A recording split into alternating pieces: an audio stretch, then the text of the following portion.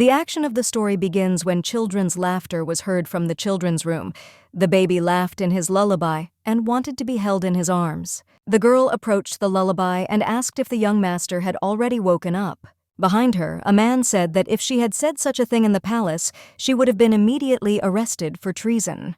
Marie, turning around with the baby in her arms, smiled and said that there were only 3 of them here. She looked at the count and did not understand how one could be so charming.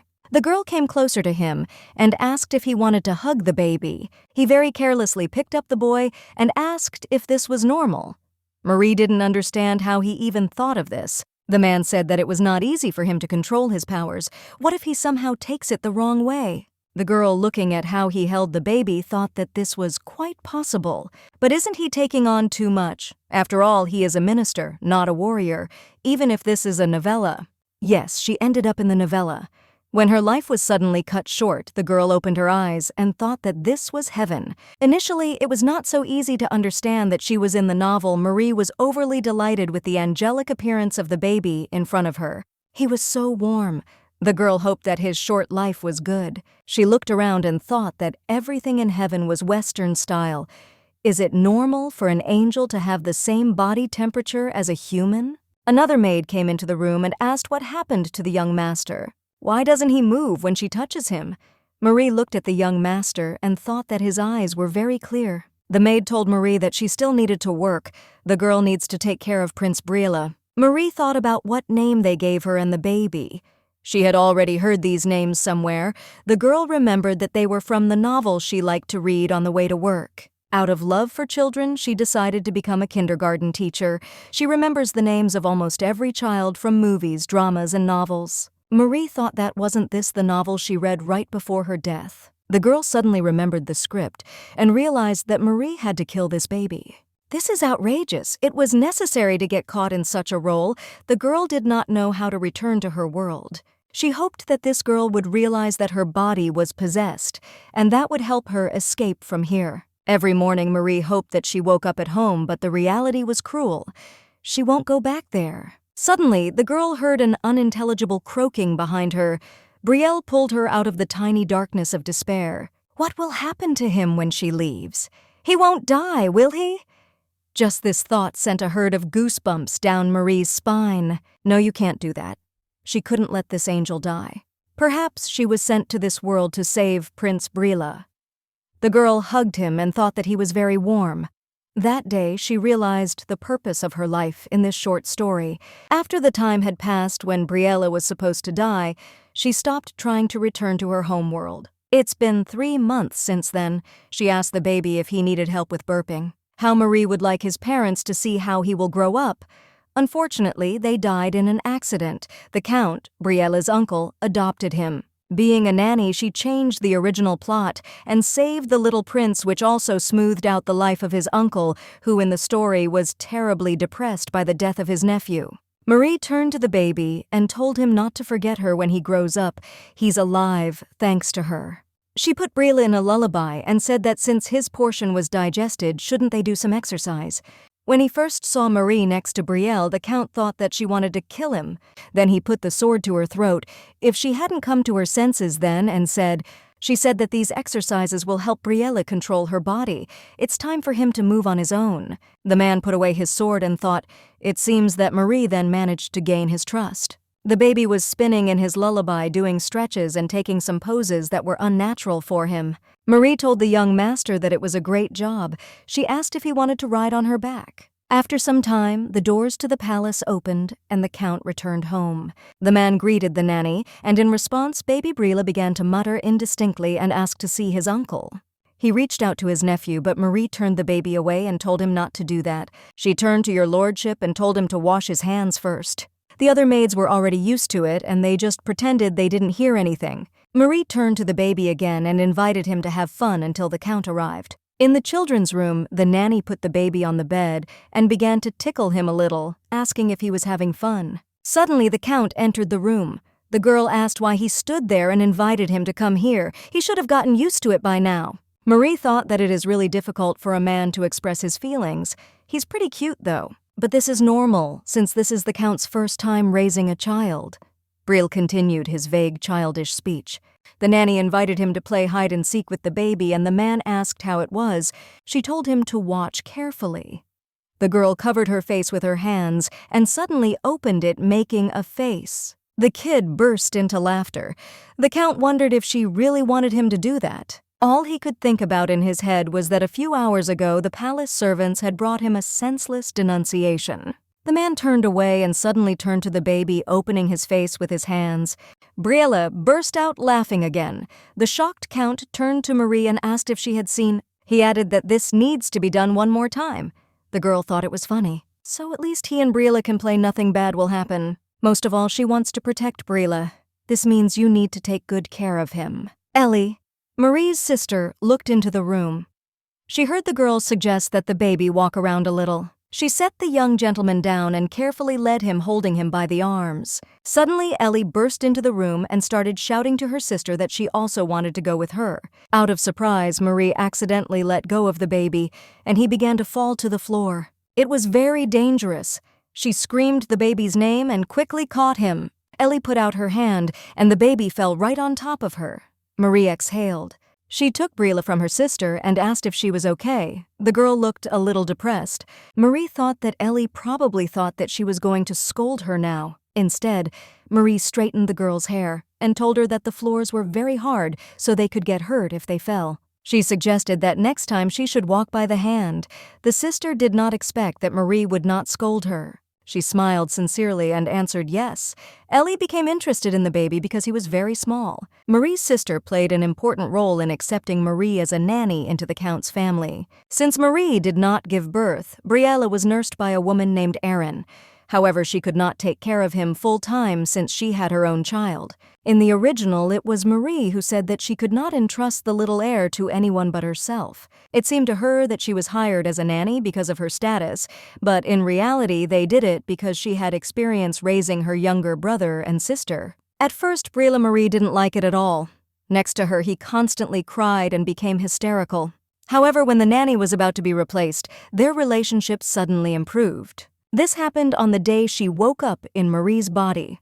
The girl didn't know if it was because of her. Marie told the young master as he walked that he had strong legs. Ellie happily said that she also wanted to watch. She touched his little legs and said that they were really strong. They live together in the Count's family, and Ellie sometimes also wants to take care of Briella. Marie told Ellie that since the young gentleman laughed, she thought he was having fun. After a while, Marie folded the towels and watched Briella crawl.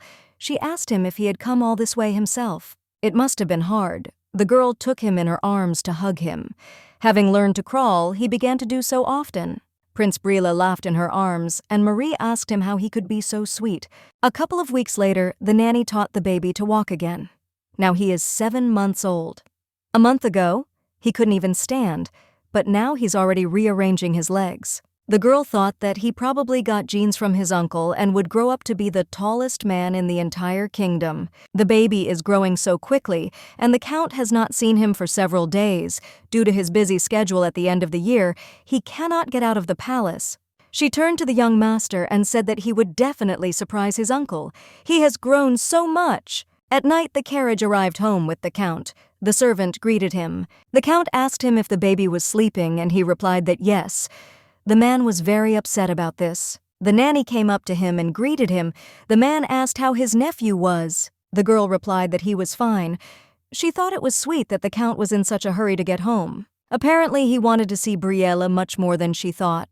She noticed that he had a strand of hair sticking out. The nanny came up to him and said that Briella was already sleeping, but he could quietly look at him. The baby slept soundly in his crib. The Count looked at him and was sad because he had not played with his nephew for a long time. The man said that Briella seemed to have lost weight. Marie said that the boy has been more active lately. She thought that tomorrow he would be surprised by how much the baby had changed. The Count wanted to touch the baby, but the girl forbade him, saying that he would wake him up with his cold hands. They probably haven't been washed yet. The man regretfully removed his hand from Briella. Marie took a closer look and noticed that the Count himself had lost weight. However, this made him even more beautiful. The man saw that the girl was looking at him for a long time and asked what was wrong. He took Marie by surprise. She thought he wouldn't notice anything in the dark. The nanny said that she would now sing a lullaby to the baby. She thought that why sing a lullaby to an already sleeping baby? Marie lightly touched the baby and began to quietly sing a soothing song. The men simply stood for several minutes and enjoyed the singing of their nephew's nanny. The next morning, when the Count came to the nursery, the baby had already woken up. The man asked Prince Brila if he was having fun. In response, the baby smiled and reached out to his uncle. The Count could not believe what he saw. The nanny said that teeth were already being cut. The man became sad because all this time he had not participated in his upbringing at all. He thought that he had nothing more valuable than his nephew, so he would like to spend as much time as possible with him regardless of his busyness. The nanny said that they could still show him something. She lowered the baby to the floor and told the Count to watch. The boy was lying on the floor, but at one moment he sat down on his knees and then moved to his butt. The man was shocked by what he saw. He couldn't believe that Brila could already sit. Marie laughed and thought that someone else said that he would be embarrassed in front of his uncle. She believes that the young master will be glad to see his uncle the Count tomorrow. Should she try to do something that they both will definitely like? The girl meant a game with textures from Marie. She has already prepared almost everything for this. She wanted Brila to try out the texture play that many kids his age love. After much thought, Marie found a solution: seaweed. The girl was surprised that this seemed to be a medieval world, and they already eat algae here. At such a time, many die of hunger, so it would be a crime to use too good food. The Count began to spend more time in the mansion. He's working from home again. She believes that after seeing Brila mature, he decided he couldn't miss out on such precious moments with his nephew. Marie thinks it's cute. Perhaps this game with textures will bring them closer together. Together with the baby in her arms, she went to look for the Count, and when she found him, she asked him to come up for a minute. The girl went into the bathroom and the man asked where she was going and if something had happened to Brila. Marie smiled and, pointing to the bathroom, said that it was algae. The Count did not understand at all what was happening. He asked if she wanted to wash it. Marie thought that no matter how hard he tried to hide his emotions, his confusion was too visible. The girl said that this is a game with textures. It is very good for muscle development and expression of emotions. The nanny undressed the baby and wanted to put him in the bathroom, but the Count abruptly stopped her. He took the baby from her. Marie said that the boy can play with seaweed while bathing in the bath. She asked to take a look and placed 2 seaweeds on Prince Brila's eyebrows. The kid took one of the seaweeds from his face and began to laugh. The man relaxed a little and said that since Brila liked this game, then so be it. He released the boy into the water and began to play with the seaweed together. The Count gave him his hand, but instead of giving him his, the boy splashed both hands in the water. All the splashes from the water flew towards the man. The girl, confused, asked if he was okay. The Count shook his head a little and said, yes. Marie took a towel to give it to him. But when she walked towards the man, she accidentally tripped over her leg. She fell straight into his arms. Nobody expected such a turn of events. Marie didn't even know how she would need to apologize now. The Count froze a little. The towel flew somewhere far from them. The girl was still shocked. She got off the Count and began to apologize. The 2 of them suddenly stood up. The man said that everything was in the water, and the girl ran to call the maids to help them clean up. She didn't understand why her heart was beating so hard. The Count didn't say anything to her because she fell on him. A couple of months later, Marie was sitting in the nursery sewing a nose on a soft toy. Her sister came running to her and asked her what she was doing. The girl replied that she sews toys and invited her to take a look. The girl was a little upset because she thought that they were both for the young master. Marie patted her on the head and said that the bear was really for him. Ellie asked who the bunny is for, then her sister laughed and said that for her, of course. She added that it is a little larger, so she will make it a little longer and she will need to wait a little. Ellie began to nod quickly, agreeing to wait. Marie thought that she was already quite an adult, but sometimes she still seemed like a small child. This behavior on Ellie's part reminds her of how shocked Marie was when she first saw the house where they lived before. It was a dilapidated hut and they wore rags instead of clothes. Toys are out of the question. She used the money she earned from the Count to provide her brother and sister with better clothes and food. However, they still couldn't even dream about dolls. Of course, what shocked her most was that while she was working, they were left completely alone at home. It hurt her to look at them, so she asked the Count for a favor.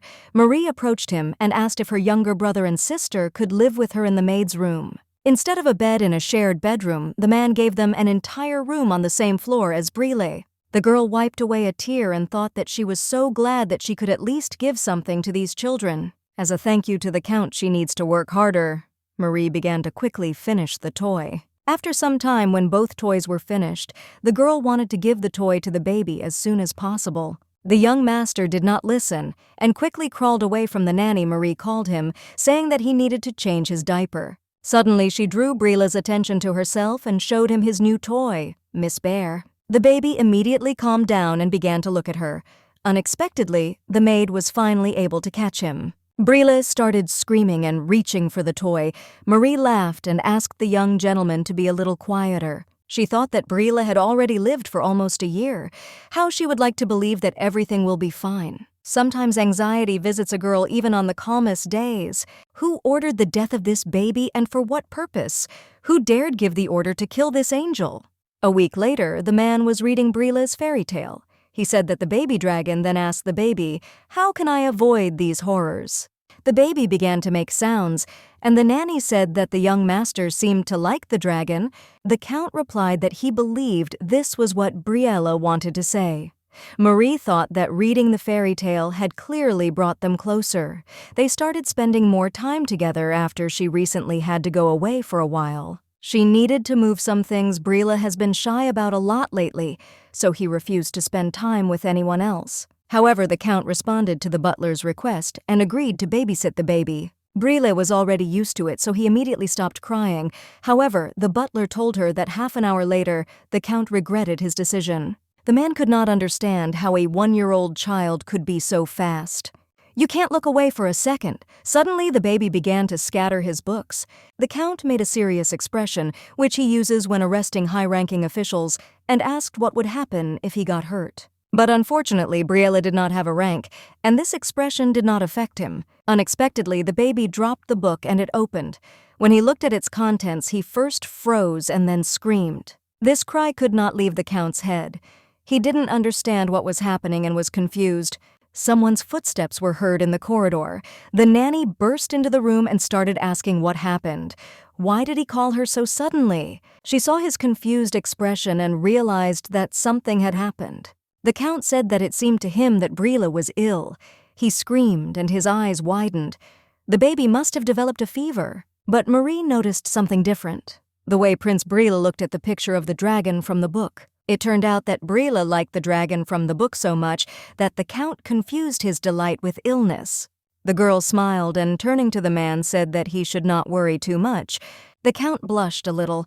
This incident led to the Count beginning to read tales about dragons to his nephew. The nanny looked at the man and thought that he looked very worried. She just smiled and pretended not to notice his excitement, but then it was clear that the Count was shaking with fear. The death of his older brother, his wife, Brille's parents. These events were not described in detail in the novella. It was just said that they died in an accident while on their way to see the Count. If he had arrived a couple of minutes later, Brille would have died along with his parents. When the baby sneezed, the man immediately stopped reading and asked if he was okay. Marie believes that this is precisely why the Count is so worried about his nephew. Even an ordinary sneeze bothers him. Apparently there was a huge wound left on his heart. The next day, the screams of the maid were heard in the palace.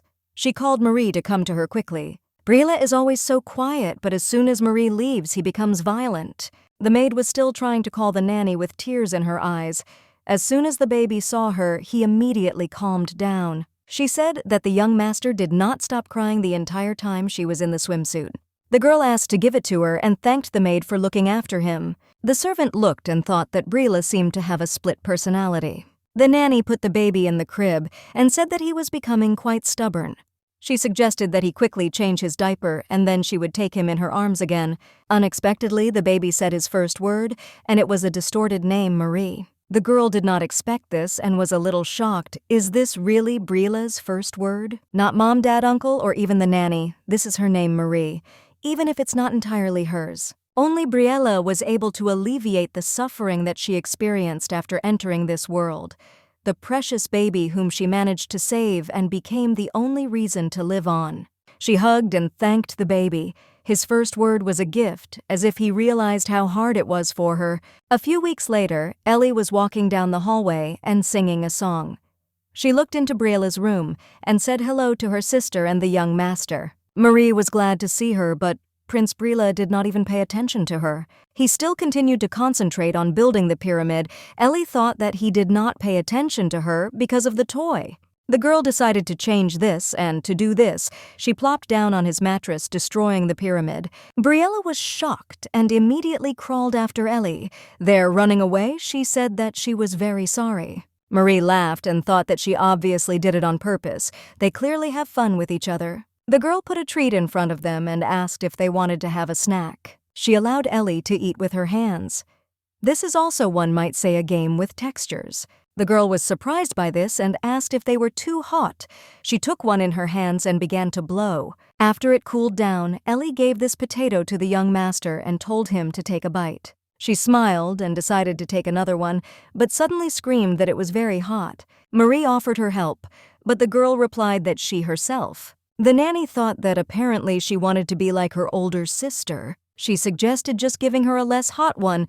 Ellie said she could cool things down. Suddenly, Briela shouted Ellie's name and began to laugh. Marie asked them what they wanted to do after snack. Ellie suggested reading about dragons. All this time, a boy, Marie's brother, was standing outside the door. The girl said that she would bring them something to drink and asked Ellie to keep an eye on the young master. The girl said that she could take her time. When the nanny came out, she saw her younger brother Barry outside the door. She was a little surprised. The boy greeted her and apologized for distracting her. The girl said he didn't distract anyone. In fact, she was waiting for him. Marie asked if he wanted to play with the young master. Without waiting for an answer, she pulled him into the nursery and told him to be with Ellie. At first, the boy looked at her with frightened eyes, but then he smiled and promised that everyone would have fun. He approached Ellie and told her that he would also like to play with the young master. The girl left the room and told herself that she needed to quickly bring drinks and join them. The boy asked the prince if he wanted to play ball with him, and the baby immediately drew attention to him. Briela crawled towards Barry, and because of this, Ellie was angry with him because she was playing with the baby. Barry testified that he brought him the bear and said that he would have more fun with it. Ellie said that the young gentleman is already used to her, so she is sure that he will be much more interesting with her. She even cooled sweet potatoes for him.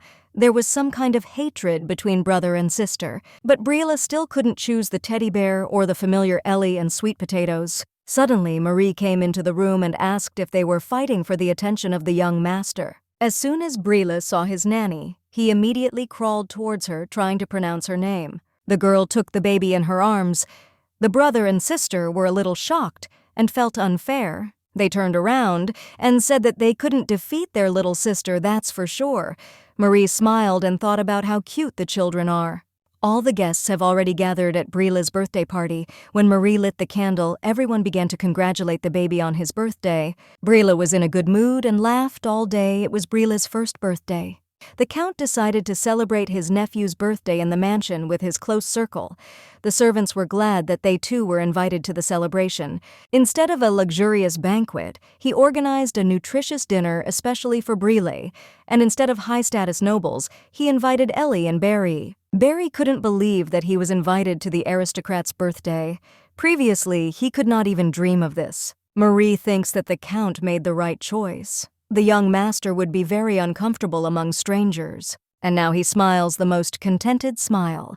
The Count stood up and said that he thought it was time Marie agreed with him. He invited her to blow out the candles together. At first, the girl did not believe what she heard. She blushed a little when the Count asked her to come closer to him. The girl stood next to him and they began the countdown.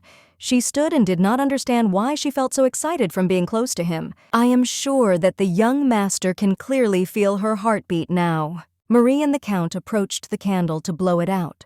The Count looked at the girl. Suddenly, the word 3 was shouted at the guests, and they both realized that because of their thoughts, they almost forgot to blow out the candle. Finally, they blew it out, and Marie congratulated the young gentleman on his birthday. She said that she would swear he would be just as healthy. Before she could finish speaking, the baby suddenly crawled towards her. Unexpectedly for everyone, Prince Briela kissed the girl on the cheek. Everyone was simply shocked. They couldn't believe it. He kissed his nurse! The maids burst with envy because some of them also want this. In the evening, the girl walked through the palace and thought about what a significant day it was today. In the original story, Brila did not live to see his first birthday. This time, he succeeded. Marie was very touched. She was so happy that he managed to achieve the goal that she had set for herself by getting into this short story. She hopes that he will continue to grow quietly. As she walked, she saw a light in the room. Marie thought that the Count was still awake. Should she bring him coffee?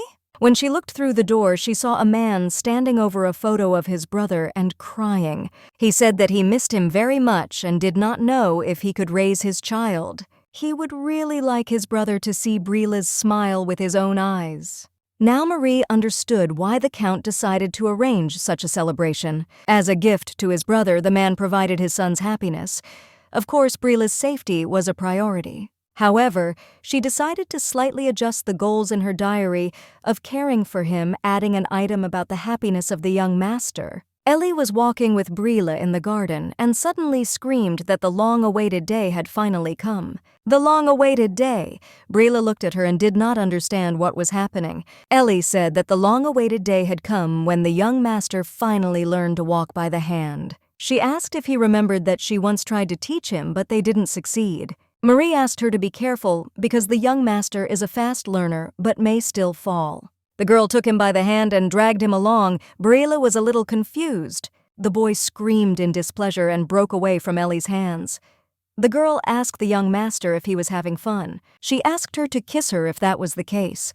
But in response, Prince Brila only turned away. Marie looked at them and couldn't stop looking at them. They were too cute. Someone knocked on the Count's office and he allowed entry. Marie entered the room. The girl said that she would like to discuss something with him. Kentrail didn't really understand what she was talking about. The man tensed a little and stood up.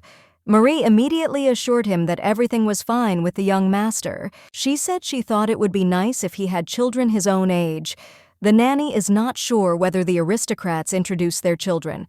This has not happened in their family for a long time. Kentrail said typical kids make friends at parent-teacher reunions.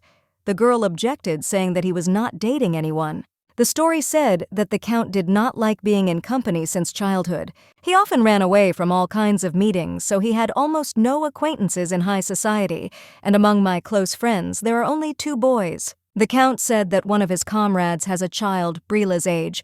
He will talk to him. Marie was glad to hear this and decided that she already needed to leave. But suddenly the Count stopped her. The man gave her a small red box and told her to take it. The girl opened the box and saw a very beautiful brooch. She asked what kind of brooch it was. Kentrail said Ellie said Marie bought the brooch for herself, but didn't wear it while she was courting Brila, and then it went out of fashion. The nanny blushed and wondered what brooch Ellie was talking about. She remembered one. It was she who was on Marie when she got into her body. I had to remove it, as any accessories can be dangerous for small children. Just think, Ellie remembered. Suddenly the girl noticed how much her sister had changed. She and Barry lacked love and attention, so they accepted such changes quite easily. The girl thanked her for the brooch. Kentrail asked if she didn't like the brooch. Marie didn't understand what he meant. The Count said that he chose her himself, so she may well not be her type. The girl was very surprised that he chose it himself. The man said that this was the first time he had to choose a woman's brooch, so he couldn't be sure how good it was. Marie smiled sincerely and said that the brooch was lovely. The Count became embarrassed and said that it was nice to hear this. In the evening, when it was time to read Brila a fairy tale, the 3 of them were in the library. The baby suddenly shouted to his uncle. It was a little unexpected for the Count that he called him uncle. He turned to Briella and asked what happened. The kid started hitting him on the leg and screaming for him to move away from Marie. Kentrail was embarrassed, and Marie just laughed. She picked up Brila from the floor and told him that they were choosing a book for him. They had already read about dragons. She asked if he wanted to read about other animals, maybe about deer or tigers, but Prince Brila made it clear to her that he only wanted to talk about dragons. Marie said that apparently they will read about dragons again. The Count asked if there were any other books about them. The nanny replied no, only if they write it themselves. She asked him how good he was at drawing. The girl suggested that he write a book for children. He asked if she would write, After a while, they were already reading a book to the baby about a baby dragon. After this interesting story, the baby immediately fell fast asleep and the Count put him to bed. Marie said he is doing great with the baby. She thought this was compared to how things were when she first came into this world. The two of them left the room and headed down the corridor to his office. Suddenly, the Count stopped abruptly, and Marie hit her forehead painfully against him. The man turned and asked if she was okay. The girl froze and could not answer. She admired his facial features and suddenly realized that he was too close. She quickly pulled away and said that of course she was in pain, and ran down the corridor. The Count apologized and thought that he had been too close. Marie said that everything was fine and offered to go until the little gentleman woke up. The nanny thought that handsome men were especially dangerous at night. During the day the children played in the playroom, Ellie picked up 2 horses and began to clatter. She asked the young master what he thought which horse would win. The boy pointed at the horse with the blue scarf. Ellie laughed and said that was wrong. The one with red won. Suddenly, Barry approached Ellie and hit her with the elbow. She screamed, asking why he hit her. The boy told her not to dare to make fun of their master. She herself led this horse to victory 3 times. Suddenly, Prince Brila jumped up and hit Barry on the leg, calling him stupid. Nobody expected this from him. Barry blushed. He looked at the young master and he was very angry. The boy asked the young master why he hit him. In response, Brila began waving his arms. Ellie hugged him because he stood up for her.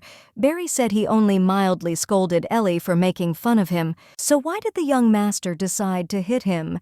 The boy was a little upset. Meanwhile, Marie finally finished drawing the insect cards. This method should help the young master remember more of everything. The girl was proud of herself that she had done such a job. The Count approached from behind. The man asked if she was drawing or if Brila had drawn it. Marie was simply furious. She asked if it was really so bad head, chest, body. It's an ant. The man thought about it and said that the ants he saw didn't look like that. He drew a new card with an ant. The girl didn't understand why he was doing so well. She asked the butler about the Count's grades during his studies. Marie asked where he ranked in the exam results. The butler then smiled at her and said that she took first place in every discipline. Marie admitted that he was also the best at drawing. She began to sort through the cards she had drawn. The Count put his hand on one of these and said that he would take it. The girl asked why he needed her card. The man said that he would collect them as memories will show Brila when he grows up. Marie screamed that she would not give it up. Kentrail didn't understand why because she herself wanted to show them to him. The girl meant that she didn't want him to show this to Brila in the future. The man raised his hand with the card high. The nanny tried to take him away, but nothing worked. Then she shouted that it was a scam. Suddenly, the two of them realized that they were very close to each other. Suddenly, the girl fell on Kentrail, and he did not notice how he lowered his hand. The man did not understand what was happening and how she could have slipped. A second later, he understood everything, when a satisfied Marie finally took the piece of paper from him. Kentrail was disappointed, but Marie was again proud of herself for catching her masterpiece. The girl walked with the young gentleman along the corridor and said that a friend would come to see him today. She thought that he would probably be very happy to see a child his own age. His world will become a little wider. After entering society, life changes a lot. The boy asked what it meant, and Marie replied that it was nothing special. He already has a fairly wide vocabulary. The Count asked Brila to come here because he wanted to introduce someone to him. He pointed to the boy and said that this was now his new friend Jaden. This is the son of Viscount Jake, a comrade of the Earl. The two boys greeted each other. The Count told the nannies that they would leave for a while. Marie leaned over to the young master and asked if he wanted to play with his new friend. She gave them toys and thought that children at that age usually liked toys, so it would be easier for them to get along. After 10 minutes, children could be heard screaming and crying from the room. The Count immediately came running and asked what had happened. They saw Jaden crying on the floor. Jake asked what happened here. Marie said that Jaden liked the young master's favorite toy while they were choosing something to play with. It was Miss Bear. A few months after its creation, people who are allowed to touch the toy are Brila, Marie, Ellie, Barry, and no one else. They both liked her too much. Brila said that touching his Miss Bear is prohibited. Marie asked to accept her apology and said that Brila really liked her. Jake replied that it was no big deal. Jaden took it himself without asking. It seems that the first attempt to make friends failed. In the evening, Marie walked along the corridor and thought that it was good that nothing terrible had happened. Brila is growing safely, but one problem is still not solved. When the girl woke up in this world under the bed, there was already money that Marie received as the first payment for the murder of Briella. She was wondering why those who ordered the murder had not yet come for her soul. She carefully examined everything that surrounded her and did not find anything suspicious. What should she do now if this assignment has already been transferred to someone else? She really wouldn't want things to be as peaceful as they were. Perhaps it is worth telling the Count that someone wants to kill Briella, but how to do this? The girl didn't know where to start. Unexpectedly, the Count behind her asked her what was happening. What brought her here at such a late hour? Marie was confused and didn't know what to answer. The Count asked if everything was okay with Briella. The girl replied that he was fine. She said she just wanted to discuss something with him. This applies to Briella. In Kentrail's office, Marie asked the Count to place a personal guard for the baby. After a while, she asked if he had already selected knights for the young master. The girl could not tell the Count everything, but she could guide him a little. Kentrail said that it seems that Jaden is already under guard. She remembered the man next to Jaden's nanny. The Count asked if she had really come to him at such a time to talk about this. Marie replied that she was very forgetful, so she was afraid that she might forget to discuss this with him. The man wondered if she was only thinking about Briella all this time. He said he had a couple of nights in mind. He will have to hurry with this because he wants to take Briella for a short walk. The woman said that while he is very small, the likelihood of various incidents is especially high. Walking is very risky. Kentrail said that the baby will be under the protection of the royal guard, so there is nothing to worry about. She asked when he planned to go, and the man replied that soon he has already requested leave. He needs at least a short break after so many years of work. Marie asked if everything was fine in the palace. The man thought that it had been a long time since he had met a person who was so sincerely worried about him. It is very difficult for him to get used to these completely new sensations. Kentrail replied that he just wanted to rest. Ellie and Barry were walking with a young gentleman on the street. Ellie shouted to her brother that it was her turn to play with the young master. The boy said that she couldn't even kick a ball. The gentleman will be bored with her. Ellie denied everything and said that they would be very interested Briella caught déjà vu, so that they would not quarrel anymore. The boy stood up and drew their attention to the fountain. They immediately ran to splash in the water. The three of them had so much fun without quarreling. Marie looked at them and was touched. She thought about how they had been splashing around in the water for over an hour. Apparently they really liked it. The girl turned her head and saw that the Count was walking towards her. She thought that he was somehow early today. The nanny drew the children's attention to the fact that the Count had arrived and asked them to finish. Unexpectedly, Kentrail also entered the fountain. The man leaned down, greeted the children, and began splashing water at them. The servants were shocked by the Count's behavior, and Marie only thought that the second round had begun. The assistant thought that His Excellency looked completely different with such a radiant smile. She couldn't believe her eyes. The woman ran up to the Count and began to beg him not to leave his service and not to go on vacation. She wanted him to return to the palace. Without him, everything will wither away. The man asked her if she knew the meaning of the word vacation. Briella touched his uncle's leg. When the Count turned around, Briella also told him what he liked. The man smiled and told the baby. Of course, the assistant couldn't believe her ears. Marie thought about her words, that without him, everything would wither. Now she understands how important the Count's work in the palace is. The subordinate ran up to her colleagues and asked them if they had ever seen his lordship smile. The man replied that he had not seen him, but dreamed that he would return from vacation as soon as possible. The Count, Marie, and the children decided to have a picnic. The girl sat and told the young gentleman that this was his first picnic. She released the baby and told him not to go too far from her. Kentrail that they talked about security and he took care of it, but it seems that everything is going smoothly for them anyway. Briella pointed his finger and said that he wanted to go there. The girl replied that she didn't know this area well, so she couldn't. The man stood up and said that then he would go with them. Marie was embarrassed. Briella was very fast, and the nanny could barely catch up with him. She couldn't grab the baby's hand. The girl screamed at him to stop, but the baby was too fast. It turns out that he left so quickly because he saw a rabbit. Marie exhaled and realized that he was simply chasing an animal. Suddenly, the girl froze. She had a very strange feeling. It feels like they are being watched. She rushed to the baby and covered him with herself. The Count came up from behind and asked what happened. Marie said she felt like they were being followed, a very nasty feeling. The man said he didn't notice anyone. He believes that if there was someone in the bushes, they have already escaped. The Count will ask the knights to watch the surrounding area. He told her that she could give him Brille. The baby did not want to let her go, but she told him that she would come. Soon Cantrell said they would go inside. The girl was sad because the knights did not find a single suspicious person in the park. They were really lucky that no one was there. Then why is my heart so heavy? An unknown man sat down to pet the rabbit. He blamed himself for letting them slip away. He asked Marie if she was doing well after the betrayal. Time passed, and Brille's second birthday arrived. This time the Count decided to invite the nobles too. There were a lot of people.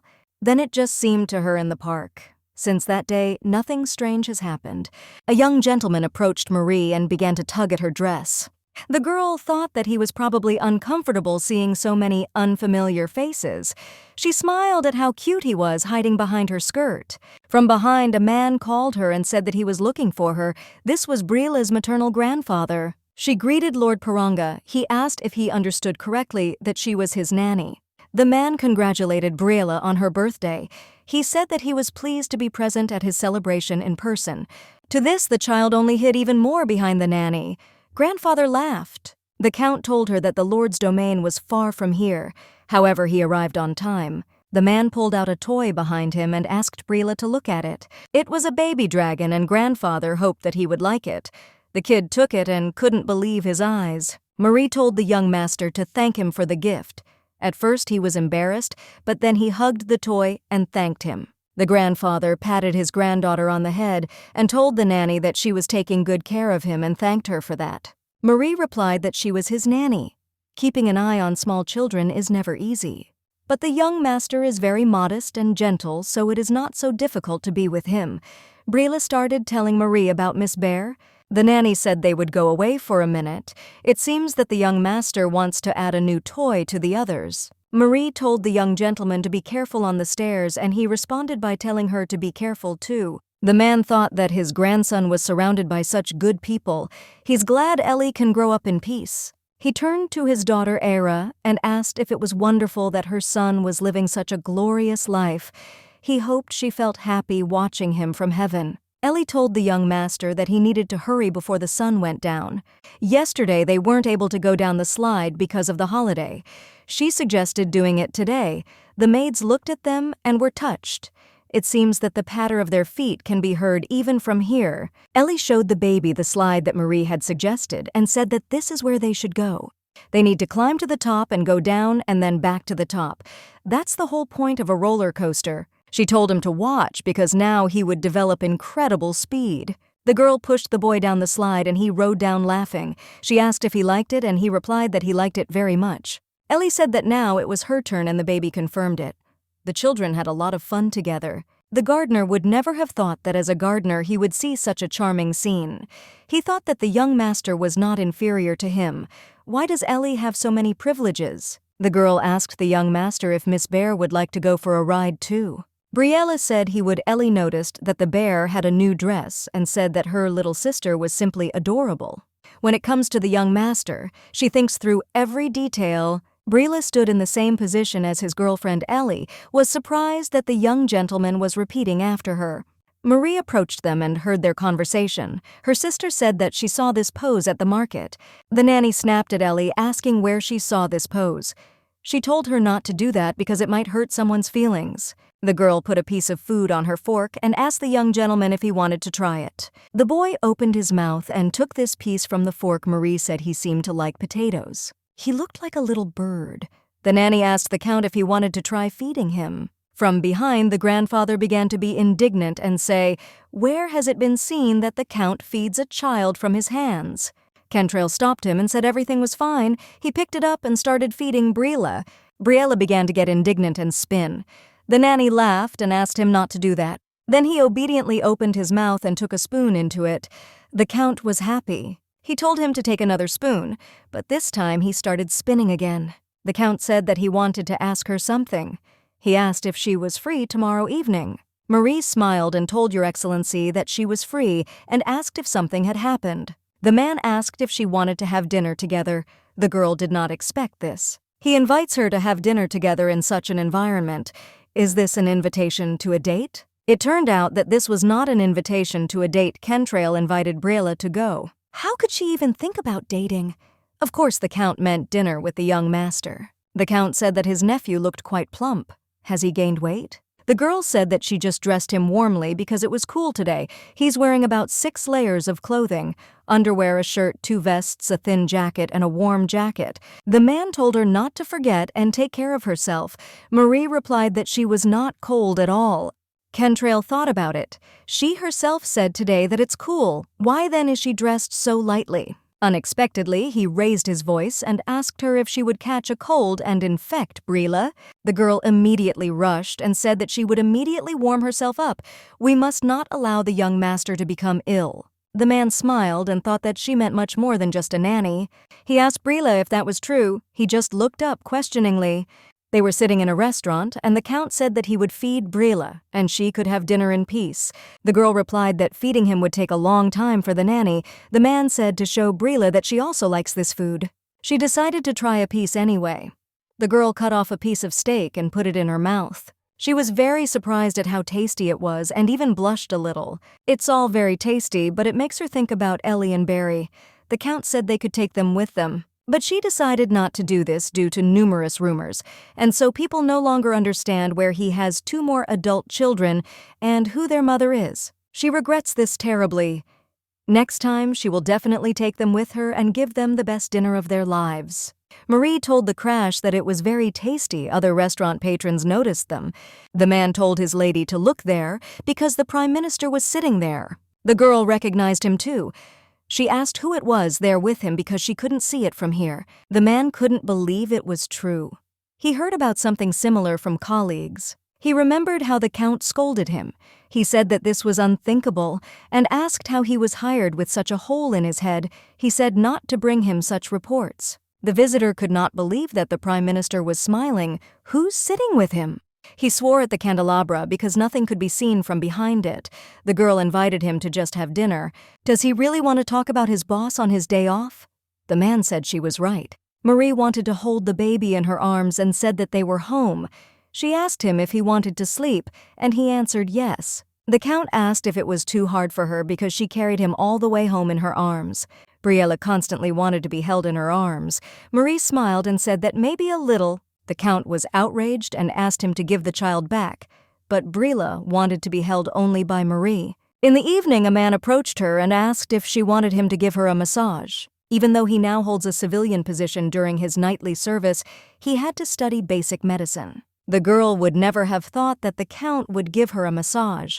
As soon as he started, she felt pain. Marie asked if he really served. Kentrail replied that almost all middle and younger sons join orders of knighthood. He just left him early. The girl asked why. The man thought for a bit. She thought that the novella didn't say anything about him wielding a sword. Graf said he thinks it's time for Brela to hire teachers. The nanny smiled and said that she had been thinking about this for his birthday. Then the baby put a new toy to Miss Bear, and Marie said that they were very cute together. The kids saw the cards that Marie had drawn and asked to show them to him. She took out one of the cards and asked if he remembered what it was, and the young gentleman replied that it was an ant. Marie replied that it was true. Ants have 6 legs. The child asked why. The nanny answered because they are insects. Almost all insects have 6 legs. The kid never stopped asking why. For every answer, Marie realized that he had reached this curious age. Because of this, he never stops asking questions. She suggested asking his uncle. At the celebration, Brela approached his uncle and he asked with a smile what he wanted. As soon as Kentrail answered one question, Brela had hundreds of others. During those half an hour, the Count turned pale. Marie asked if anyone was coming to see them. The man replied that yes, the one who took first place in the exam at the Royal Academy should come one day. They say that every time he tries to get a job, he gets a stomachache. He added that it was simply incredible. So he decided to take up tutoring for now. Marie said it was great. Surely he would be able to answer the questions of their curious gentleman. Marie brought the baby tea and said that the teacher would come to see him today. She hopes everything goes well. Someone from the bedroom started screaming. The girl turned very pale and thought that this was not the case. She burst into the room and asked the young master if he was okay. When she entered the room, what she saw was not at all what she expected. A young man stood next to him. He held a fountain pen in his hands and looked at Marie with a surprised face. She asked him what was wrong, and he replied that he was trying to teach the baby letters. But suddenly, Brila screamed, "The man himself does not understand what is wrong." Brila's teacher's name was Yuyes. Minutes earlier, the teacher was teaching Brila how to count. The man noticed that the baby was having a hard time concentrating. To interest Briella, he suggested that he learn how to spell his uncle's name. The baby didn't want his uncle's name, but Marie. He remembered that that was his nanny's name. He thought that the young master simply adored her. Apparently, she is a good person. Come to think of it, this girl looked pretty cute. Briella was already on the verge of anger, and suddenly the baby screamed and began throwing pieces of paper around. He shouted at the teacher to leave. Yujes was a little scared because of such suddenness. He said there were only 2 words left. The kid stood his ground, even when the teacher told him about 1 word. That's when Marie heard screams. The nanny took the baby in her arms. It will be difficult for Yujes and Marie to understand what happened. Marie thought that maybe Briella had been scolded a little. She believes that he is simply not used to doing things without her. Yujes asked if the young master might like some words. Maybe he just said something wrong. The girl replied that there seemed to be nothing like that, but there is something he likes. Dragons, apples, bananas. Brila likes almost all fruits. Prince Brila laughed and had fun asking Barry to spin him even more. Marie looked at them and thought that Barry often plays with the young master. She believes that Brila likes to play with him because he is physically stronger than Ellie. Ellie came running to them and asked them to look. Her sister was glad that Ellie was no longer angry, but was looking for a way to play together. The girl asked the young master to take a look. She herself wove a wreath of beautiful flowers for him. Briella didn't like this gift very much, and the girl was already sad because he didn't like it. The baby felt embarrassed that Ellie was sad because of him, so he leaned over and accepted her gift. Barry laughed and asked the young gentleman if he really fell for her acting skills. Marie thought that she would need to find a game that the 3 of them could play. Last time their game with water made even the Count smile. It would be nice if he could play with Brila more. At this time, a guest came to the Count. The king greeted him and asked if he had at least eaten before work. Kentrail dryly replied that yes, continuing to go about his business. The king laughed and said that of course he couldn't believe it, but since he said so.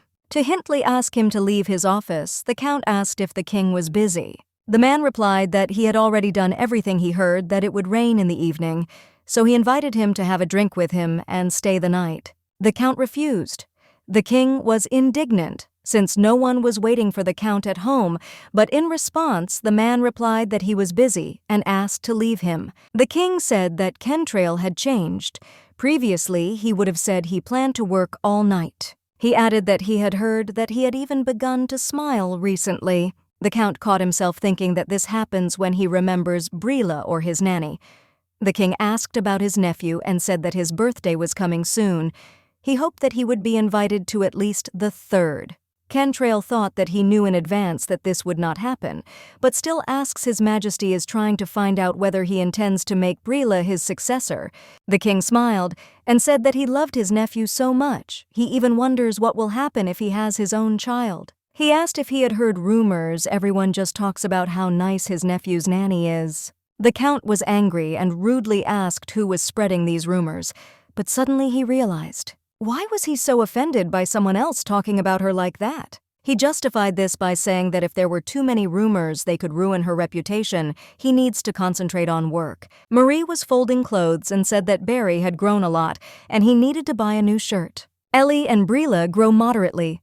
These kids make Marie so happy. Suddenly the girl outside the window heard a sound. She thought it was a bird knocking. She is not allowed to open the windows, but suddenly the bird was injured. Marie looked a little closer and was shocked. She suddenly opened the window and at that moment realized, this thought gave me goosebumps. She realized that the man who ordered the murder of Brila had reached her. The girl felt someone's gaze on her and goosebumps ran all over her body. The feelings she felt in reality and then in the books were completely different. Nevertheless, through her trembling, the girl was still able to ask the stranger who was there. Literally, a moment later, the shadow that had previously stood among the trees simply disappeared. Meanwhile, the action moves to the same rainy evening. Ellie was sitting under the door. She noticed that her sister and brother were late today and everything would have been fine, but she didn't have a key. Thus the girl sat for a very long time, and her brother and sister still did not return. As a result, on this one rainy day, Ellie could not wait for her family to return. After this incident, the girl finally found herself, but she was not quite at home. She began to call her sister in surprise. At this moment, when Ellie jumped up, people were saying that Marie had abandoned Ellie and decided to only care about Barry because raising a boy was much more beneficial. Just like these people said, the girl just took all her money and ran away. Ellie was incredibly depressed. The next day, the girl returned home shameless. She didn't even say hello to them. Marie really was such a person. She didn't care at all about the welfare of her younger brother and sister. There was nowhere to live. There was not enough money for anything, so she abandoned Ellie. The worst thing was that the girl began to think that it was normal that her sister hated her because she only bothered her. But one way or another, the children never went against Marie's will. When Ellie didn't finish her food, saying that she was full and couldn't take it anymore, Marie told her to eat because it was not easy for her to get this food. The girl told her sister that she really couldn't, but Marie, looking at Ellie, began to threaten and say that she would not leave the table until she finished eating. The girl began fattening the younger ones as soon as she learned that the Count was looking for a nanny for his nephew. She knew that the well-fed appearance of her brother and sister would play into her hands. Marie was mired in debt, and when the moneylenders came after her, she simply ran away, leaving Ellie, but she still needed to earn a living.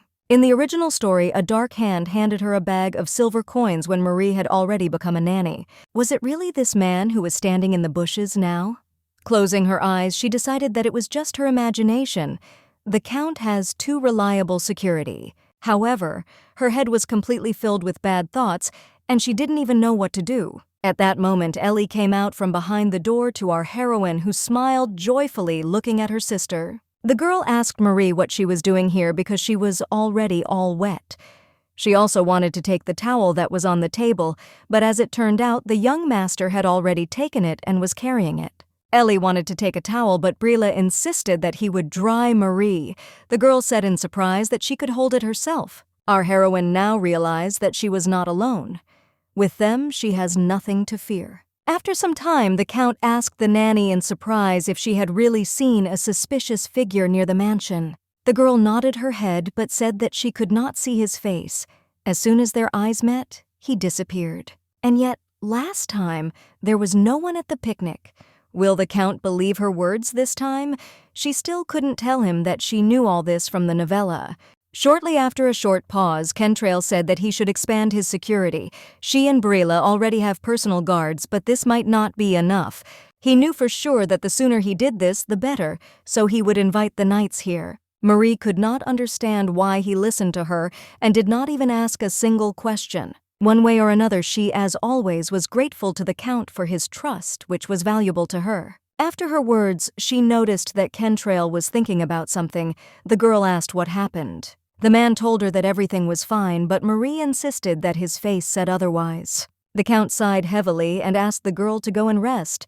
Soon after, he began to think again. The king's words about the rumors about the Count's nephew's sweet nanny simply could not get out of his head, and yet he couldn't even tell her about it. He himself didn't understand why he felt this way. He was also interested in the question of who could be the person Marie saw, who is watching them. A couple of days later, the action takes us to the dining room in which Brila, for some reason, was unhappy. The nanny could not understand what was happening because it seemed to her that the young master would become less capricious when he grew up.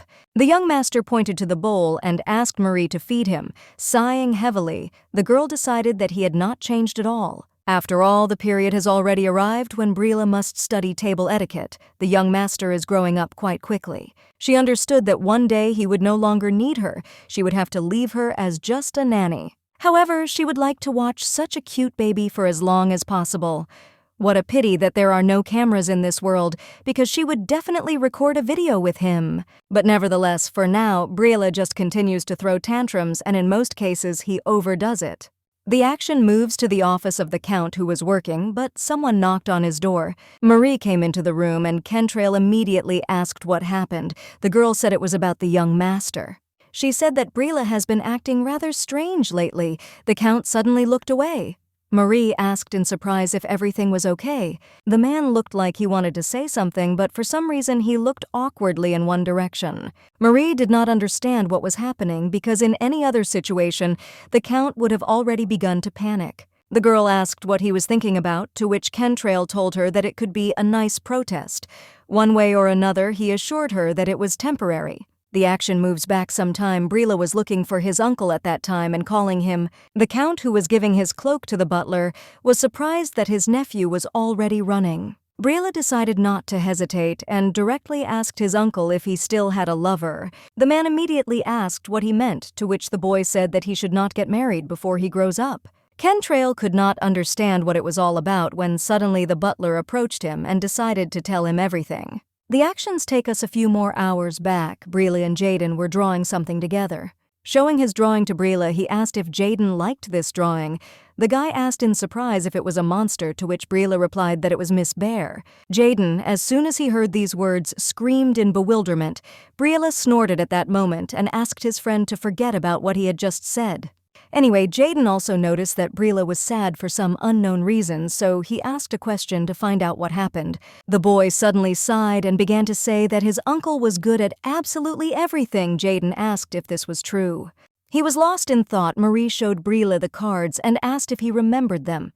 These insect cards were drawn by the Count. The girl thought that he was truly delightful, and sometimes it seemed to her that Brila's uncle could do absolutely anything. Remembering all this, and especially Marie's words, the guy said that he also wanted to be like that. However, Jaden said his uncle was probably struggling with some things. Brila asked in surprise why. After a while, he remembered the word and said that the Count couldn't do it with love. His father said that Uncle Brila was good at work, but bad at love. The guy nevertheless said that this could be for the better. Brila asked why in surprise. Jaden immediately asked his friend if he liked the nanny. In this case, he said that if his uncle found a wife, the nanny would have to leave. Brila, having heard these terrible words, definitely decided for himself that he could not lose Marie. In turn, this entire conversation was overheard by the butler, who eventually told everything to the Count.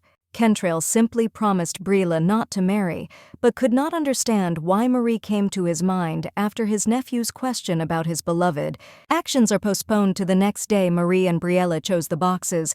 The boy chose yellow because Ellie liked yellow. On that day, the Count, although with difficulty, told the reason for these scandals. Fortunately, everything worked out since Brila did not suit them.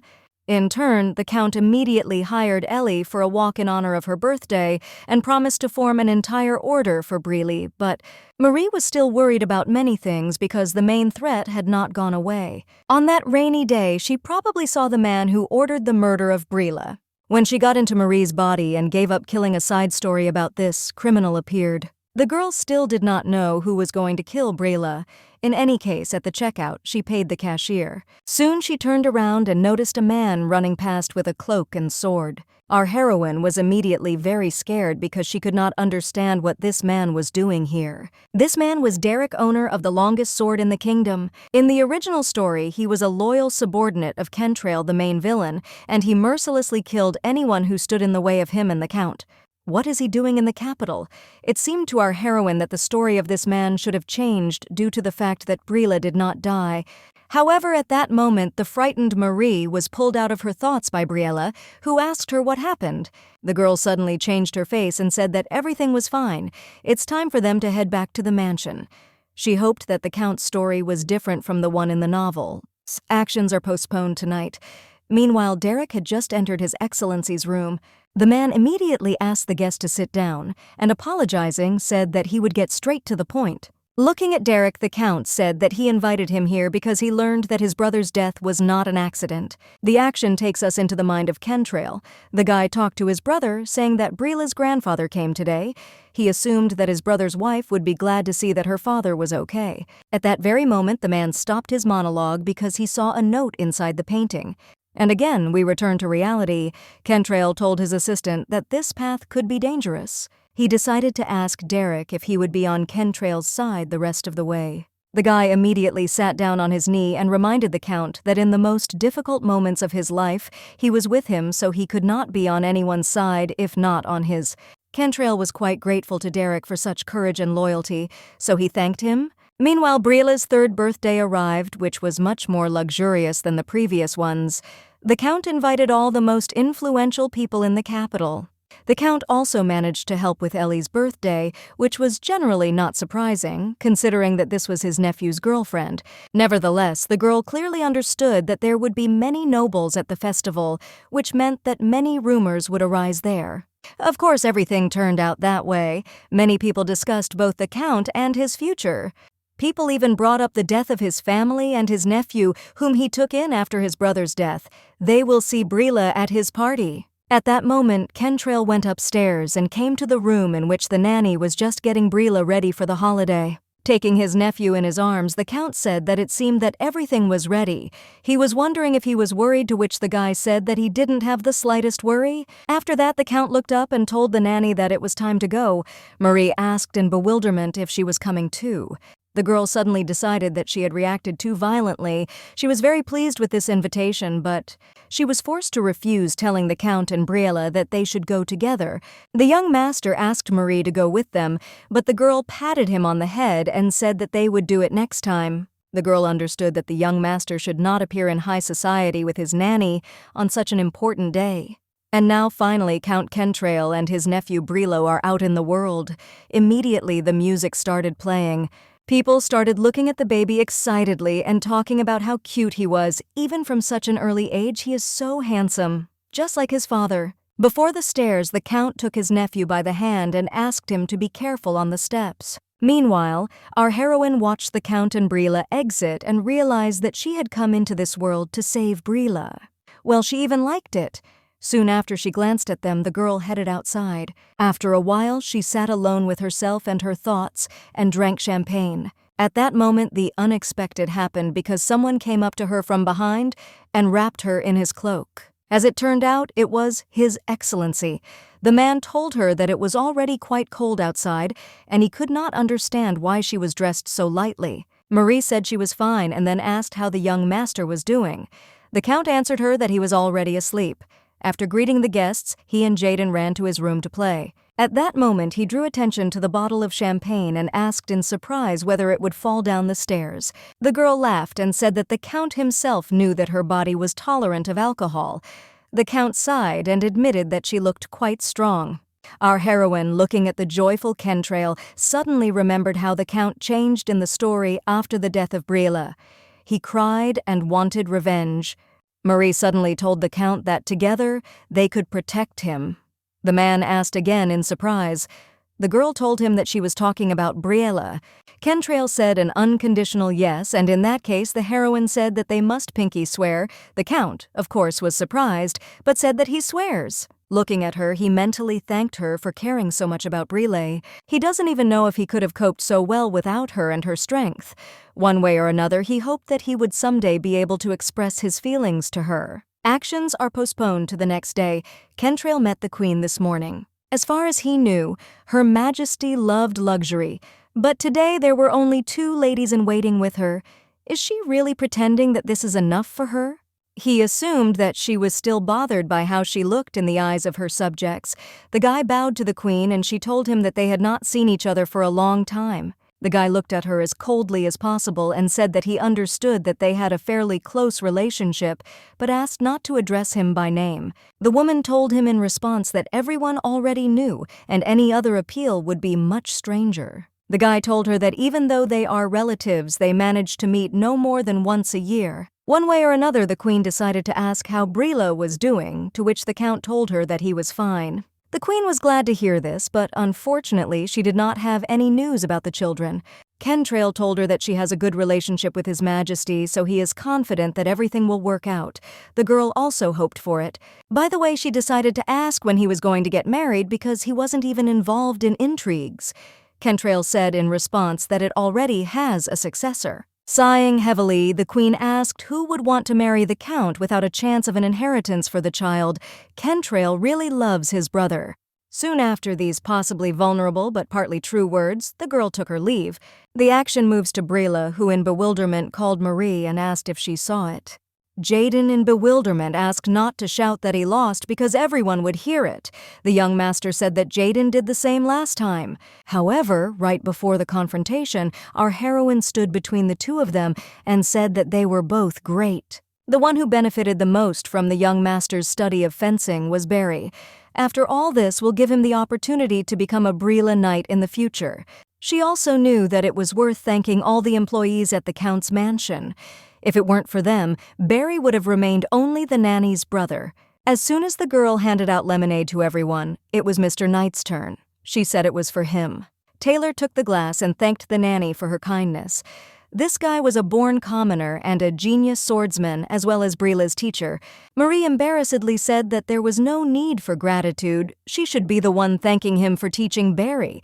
The guy said that it's not a burden to him because Barry is trying. Meanwhile, Briella, who was drinking lemonade, noticed strange behavior between Marie and the teacher.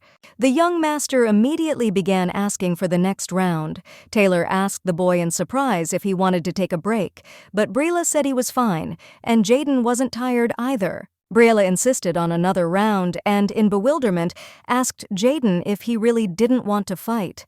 Marie was surprised by the energy of the children. After some time, it was time for riding lessons. Brila, in horror, asked his uncle to let him down. People also told the Count that they thought it would be better to start with smaller horses. Kentrail nevertheless said that everything is in order because he is watching. At this time, our heroine tried not to laugh, but still the young gentleman was very nice. She wanted to hold on to him. Kentrail told his nephew that once he had ridden a high horse, he would never be afraid of a low one. This will make learning to ride faster. The nephew said that he understood, but in a trembling voice, he also said that he was scared. Sighing heavily, Kentrail said that he understood him, and a moment later sat down next to his nephew, saying that they could go for a ride together. After just a couple of seconds they set off. Brila turned around and delightedly told Marie that he was riding a horse. Our heroine was very happy for the young master, so she waved her hand to them. Meanwhile, Kentrail remembered his childhood, in which his older brother said the same words about a tall horse. He said they would do it together. At that moment, a horse suddenly approached our heroine, which seriously frightened her. The man suddenly smiled and told the nanny that he seemed to like her. He is usually not very friendly with other people. The girl was very surprised by this. As Marie began to stroke him, she thought that this horse looked gentle. At that moment, the man asked the nanny if she wanted to go for a ride, but she in turn said that she didn't know how. Within a moment, Taylor appeared behind her, asking her if she needed help. The guy said that this horse's name is Dan, and he really doesn't usually like to ride anyone too much. However, he noticed that Marie really liked the horse, so maybe they could ride together. The owner, Dan, proudly said that this horse has an excellent pedigree, and no one has ever managed to curb him. Marie asked if she could really try. Taylor said it was true. He was supposed to teach Brielle, but since the Count himself was busy with this, then he most likely could be distracted. In this case, our heroine decided to agree, because unfortunately in her previous life, she was never able to ride because of the rain, so this chance should not be missed. She also decided that Brielle would also have fun if she ended up on a horse. Taylor, meanwhile, said that the horse was quite tall. Soon after, he approached Marie and asked for forgiveness. The girl asked in surprise what happened. At the same moment, the guy grabbed her by the waist and lifted her up to put her on a horse. Meanwhile, the Count and his nephew were riding a horse. Brila said admiringly that he wanted Marie to ride too, and the Count told him that he was right. Kentrail decided that teaching the nanny how to ride was a pretty good idea and could be quite useful. At this moment, Brila screamed in bewilderment and asked the teacher who was touching Marie what he was doing. The girl said in surprise that she just wanted to try riding a horse. Brila asked why she was doing this to Taylor. The guy said in surprise that the horse was too tall, so he helped. However, Brila shouted, saying that no one should touch Marie without his permission. Soon after these words, the guy could not restrain himself and told everyone that as soon as he grows up, Marie will marry him. The action moves forward sometime.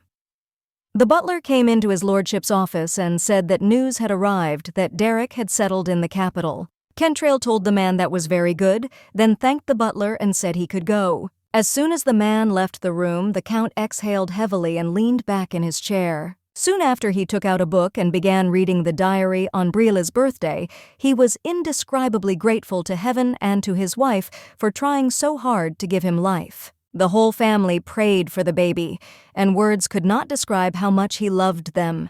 This is Kentrail's brother's diary.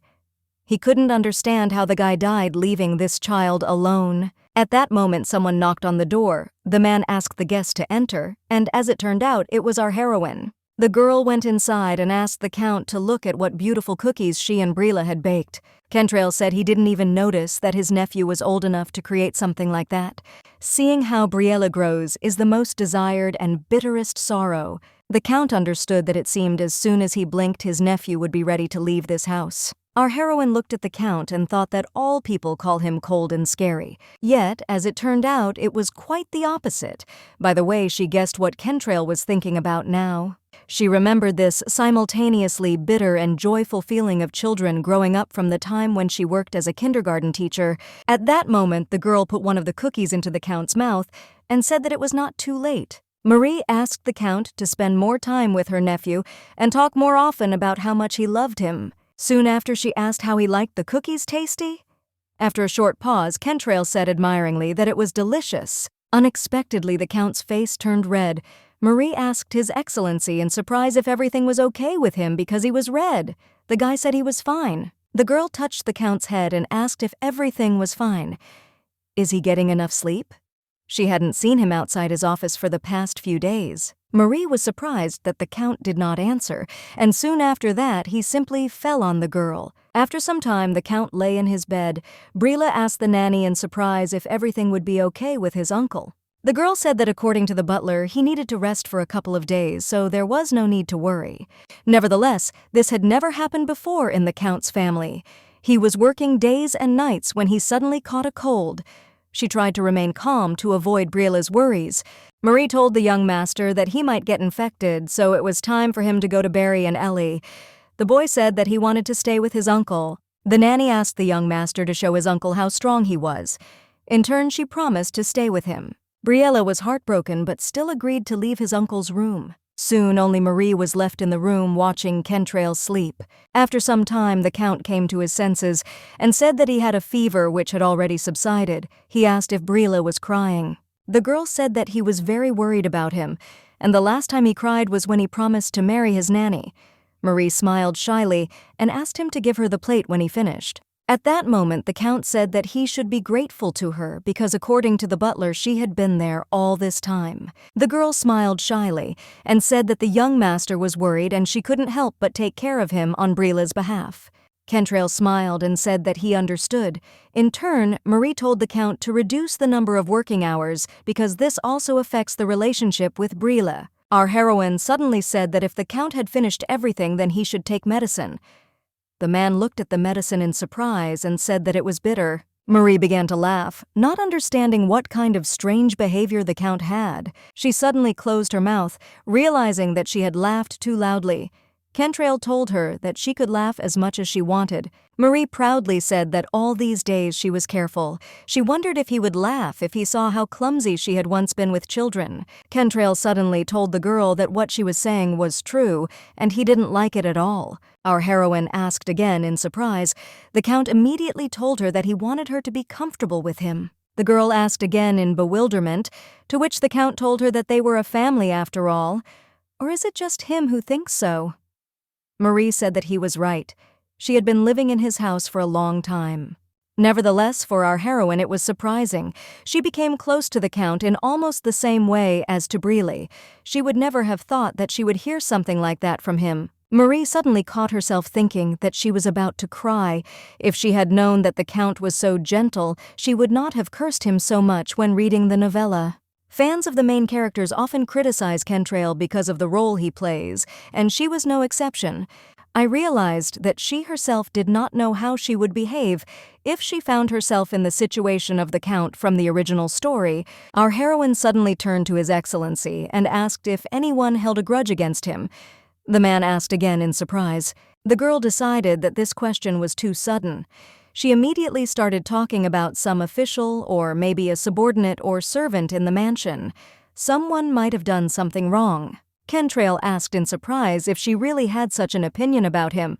The girl told him that she was not saying this as an insult at all. Marie wanted to say something in her defense, but at that moment the Count coldly said that there was no such thing as anyone holding a grudge. The girl was surprised by such a quick answer and immediately wondered if she should ask any more questions. In this case, the girl sighed and asked His Excellency to rest, and she would go. Kentrail meanwhile was thinking, was Marie asking this because of that incident? He assumed that there were those who were still angry with him from the time when he first became Prime Minister. What if they want to take revenge by using Briella? He then wondered if anyone had a serious quarrel with his brother but immediately shook off the thought. He certainly had no enemies unless someone wanted revenge on their parents. The action moves forward some time. Joyful Briella ran to his uncle because he could already walk. The boy asked if he was already feeling better, to which Kentrail told him that the rest was beneficial.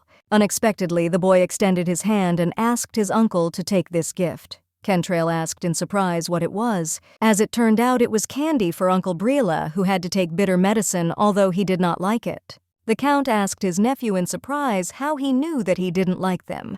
The young master proudly said that he has his own ways. At that moment, Marie caught up with them, who alarmedly asked Briella not to run away like that anymore. The Count immediately asked her if she had really told Briella about his complaints. The girl embarrassedly said that only a little. The man then thought for a moment and soon said that he would like to talk to Marie about something. Already sitting in the Count's room, the girl asked Kentrail in surprise which academy we were talking about. The man said that he would have to ask Barry personally, but he was interested in her opinion. Here the ceiling for Barry's development capabilities was quite low. Our heroine understood that for a member of a fallen noble family, the opportunity could not be better. The academy is a great offer. Due to the high costs of education, even wealthy families send only their eldest sons to academies, and knights who graduate from the academy are treated completely differently than others. Marie said that this would open up many opportunities for her brother, but they could not ask for this because the Count had already done a lot for them. However, Kentrail stood his ground and said that according to Taylor, Barry was excellent with a sword. If the skills are already that good, then with some polish it will just shine. Barry will be very useful to their family if he grows up to be a great knight. And by the way, the Count decided to remind him that he had previously said that they were now one family. Marie decided to think it over again. No one is safe until they figure out who ordered Briella's murder. It will be nice if Barry can defend himself. Within a moment, the girl said that she would really like Barry to enter the academy. The adults were still talking about something of their own, but at that moment, Briella remembered the words of the teacher, who said that the academy was located quite far from the capital and you could only come home during the holidays. The boy immediately screamed and said that he agreed, and soon after that, he ran out of the room. Marie called out to the young gentleman in surprise. As a result, Marie's family members were mired in sadness that Barry would leave for the academy, but all the residents of the mansion congratulated him well, except for one upset person. The action moves to the garden. According to those who saw Briella, he was heading somewhere here. After some time of searching, Barry was still able to find the young gentleman who did not respond at all. Looking at the offended kid, the guy asked in surprise whether Briella really wouldn't tell him anything before leaving. The boy silently turned his head away. Barry smiled and in bewilderment asked the young gentleman why he was being mischievous.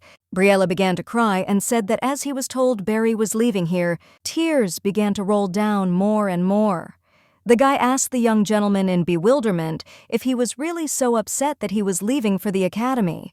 Realizing that words were useless here, Barry went down to the baby and hugged him. Briella began to say sadly that if his beloved brother left, he would have to fencing alone.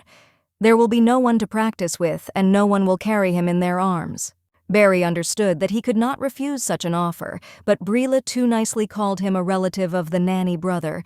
The guy said that when he returns to him being an outstanding knight, he wants Briella to become his master. The young master had more or less calmed down, but still said that he was not yet good enough to be a master. Barry didn't understand what he meant by this, so he added that it was enough to see how kind and sweet a person he was growing up to be. In this case, the baby, although with difficulty, promised his brother to become someone his brother can be proud of, and in turn he should quickly become a great knight and return. Barry was incredibly happy that someone was so worried about him and couldn't let him go.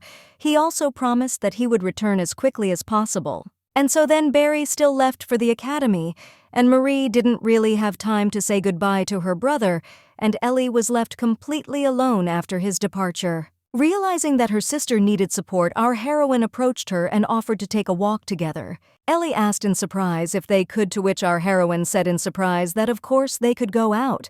The whole city is now celebrating His Majesty's birthday. During the celebration of the ruler's birthday, all the shops in the kingdom decorate their doors with flowers, and in the evening musicians take to the streets. Marie also knew that security was being expanded in the capital during this period, so they could walk together calmly.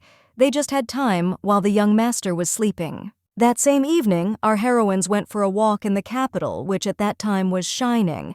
There were a lot of kind and cheerful people everywhere, and there was also a lot of delicious food. As soon as Ellie finished eating, she happily took her sister's hand and danced with her to the songs of the musicians. Luckily, Ellie was able to take her mind off all the commotion and finally smiled that evening. Suddenly, they were interrupted. Teacher Eugene noticed the nanny and approached her to say hello and say that he was pleased to see her here. The girl was no less surprised. She immediately told the teacher that they had not seen each other for a long time. Eugene laughed and said that it was so.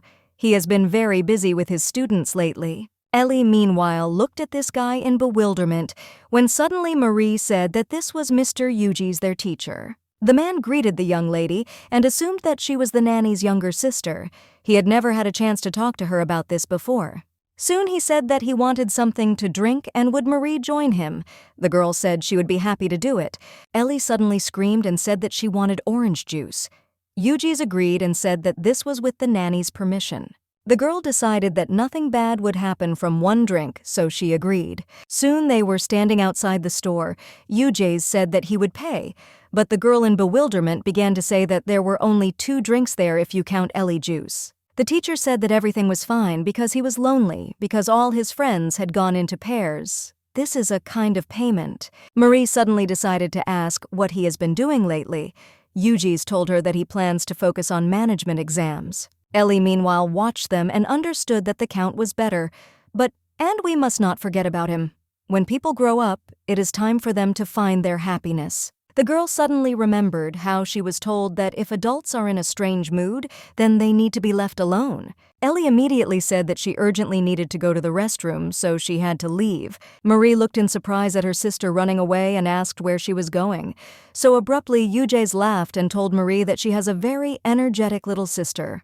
The girl smiled and said that it was true. Ellie is much more lively than her. Soon they began to have a nice conversation with each other, and Ellie, as planned, simply watched them. At this point, when talking about siblings, Eugene said that he is an only child, but to tell the truth, sometimes he thinks that Briella is his angry little brother. Marie asked in surprise if he was angry. The guy said that Briella listens attentively, but if you talk about her, he immediately starts to get angry. Our heroine laughed and understood for herself why he reacted this way. It was quite nice. Meanwhile, Ellie, watching everything, hoped that her sister would finally become happy. At this moment, the actions are transferred to the Count, who was sitting in his office, and realized that that very day would soon come. This day meant the king's birthday, and most importantly, Brielle's first visit to the palace. Meanwhile, the boy asked Marie what he looked like. The girl admiringly said that the young master was incredibly sweet, and he would be the most handsome of all those present. The boy asked if he was even more handsome than his uncle. Marie laughed and told him that the young master was incomparable. According to the classics of the genre at that very moment, the Count entered the room and said in surprise that he didn't know that he couldn't even try. Our heroine turned around, embarrassed. Noticing Kentrail's appearance, she noticed that he was much more beautiful and stronger than usual today. Nevertheless, she turned around and coughed, saying that there was nothing to compare. The Count sighed and said that this was a rather rough assessment. In any case, at that moment, a joyful Brielle approached his uncle and asked how he looked. The Count picked up the baby and examined him from all sides and said that he looked great. He then asked if everything would go well, and Brielle said a resounding yes. Marie was also sure of this, because they spent a long time learning the etiquette of high society. After some time, the Count and Brielle arrived at the palace. People looked back at the Count in surprise and said that they had not even finished the work that the Prime Minister had burdened them with. The woman also told her daughter that she would not marry a representative of the Charente family, but the girl said that she was just looking. Soon all this idle talk was interrupted by one person whom Kentrail could bear. It was Jake Viscount Jaden's father. The Count immediately asked if he was late. The guy said that His Majesty had not arrived yet, so he was not late either. The guys began to communicate with each other just like Brila and Jaden, who at that moment said in bewilderment that according to Mom, she would kill Dad if he was late. Jake smiled sweetly and covered his son's mouth. Kentrail immediately realized that things were not going so smoothly for the titular couple of the century. At that moment, a woman approached the guys and introduced them to her daughter Ayla. The man also said that it was the first time for his lordship's son to attend such an event, so they hoped that the children would become friends. The woman asked if Brila wanted to dance with Ayla, but the guy said in bewilderment that he was too young for that. Jaden echoed his friend's words. These people still wanted to say something, but the Prime Minister approached them and told them to stop. They immediately went their separate ways, saying stupid reasons for their departure. Jake laughed and told his friend that the capital had not changed at all. This is precisely why Kentrail did not want to socialize. People here do not care at all about the welfare of children and use them for their own benefit. In any case, the Count and Briella soon approached the king, who was happy to see them. Immediately, he turned his gaze to the baby and assumed that this was Brila. He was surprised at how well-mannered the boy was. At this time, Brila looked at the king's crown, and seeing how big it was, he said that his neck would hurt because it was probably heavy. Kentrail laughed and smiled, looking at his nephew. Then he said that he was right. The king looked at Kentrail with emotion because he knew that he could smile like that. However, the king looked at Brila and asked him to come closer to him. At that very moment, without any words, the king took the baby and placed him on his lap. Kentrail, just like everyone around him, was incredibly shocked by what happened. The Count snatched his nephew and said that this was too much. The king asked him not to be angry. The man apologized and said that Brila was so cute that he couldn't help himself. Everything would be fine, but the fact that the king, who has no brothers, no heir, treats the child of a nobleman this way. Well, this is all quite ambiguous, especially considering that this child is a distant relative of the queen. The Count was sure that such an incident could cause concern among the nobles. As a result, the angry Kentrail left the palace without even saying goodbye, and as a result, he refused to go to work. Our heroine didn't even know how many days Kentrail had been protesting. The absence of the Earl as Prime Minister will definitely put pressure on the royals. One of the women in the capital looked at people sweetly and joyfully asked if the whole family had really decided to go for a walk. Marie wanted to say that this was not true at all, but at that moment, Kentrail interrupted her and said that everything was true. Immediately after this, he turned to the woman and asked her to put in more. Brila suddenly decided to play along and therefore joyfully began calling Marie Mom. Our heroine, in bewilderment, asked the young gentleman what he was saying, and the woman was even more touched. She was surprised that both children looked so much like their mother. Soon she held out the bread and told him to take it as a bonus. The girl thanked this sweet woman, and after that distributed all the treats to her loved ones. The action is postponed to the next day. The butler turned to His Excellency and said that the young master had received an invitation. The man asked the Count in surprise if he really didn't want to go. Kentrail asked the butler in bewilderment if he had really gained persistence from the nanny. The man replied that he was only worried about the Count. Kentrail smiled and told him that in that case he should have stopped him when he set those conditions to His Majesty. The butler, of course, could not have imagined that the Count would demand that the king give every child the opportunity to sit on his lap as a condition for returning to work. The Count asked in surprise whether he remembered correctly who the king was and also hugged Brila. The butler said that this was true and then asked his lordship if he would go to work on the appointed day. Kentrail replied that he would think about it, but for now, he had the opportunity to enjoy the break, even if he has to do a lot of work. Anyway, the man asked how Brila was feeling. The butler replied that the young master was studying now. A question soon followed about the nanny, and the man replied that Marie was now reading books on the terrace. He noticed that the Count has been asking about her more and more often lately. At that very moment, he lowered his pen and said that he would like to read the newspaper. The butler, in bewilderment, told the Count that he had read it in the morning, but after a while, Kentrail found himself on the balcony. The guy, of course, went out there to look at Marie, who unsurprisingly was sleeping again today. Kentrail immediately asked the butler to convey to the butlers a request to bring the girl a blanket. After some time, our heroine woke up while lying on a pillow and being covered with a blanket. Soon she noticed the butler and in bewilderment asked if he knew who covered her with the blanket. The man said that his lordship asked the maids to do this. Marie asked in bewilderment if she understood correctly that he also cleared the table and brought a pillow. The man said that this is no longer entirely true. The maids were grateful to her, so they did it of their own free will. The girl asked in surprise what this meant, and the butler told her that she was kind to everyone. Marie suddenly said in embarrassment that this embarrassed her. The butler generally understood that there could be no quarrels between the head maid and the nanny, and this was a common thing. It is normal for employees to have good relationships with each other. At that moment, the man said that he too would like to express his gratitude to her. Thanks to her, His Excellency and the young master began to smile much more, which he was undoubtedly happy about. Our heroine in turn told the butler that if you think like that, then it is he who always gives her strength. The action is brought to the mansion Brila counted while playing hide-and-seek.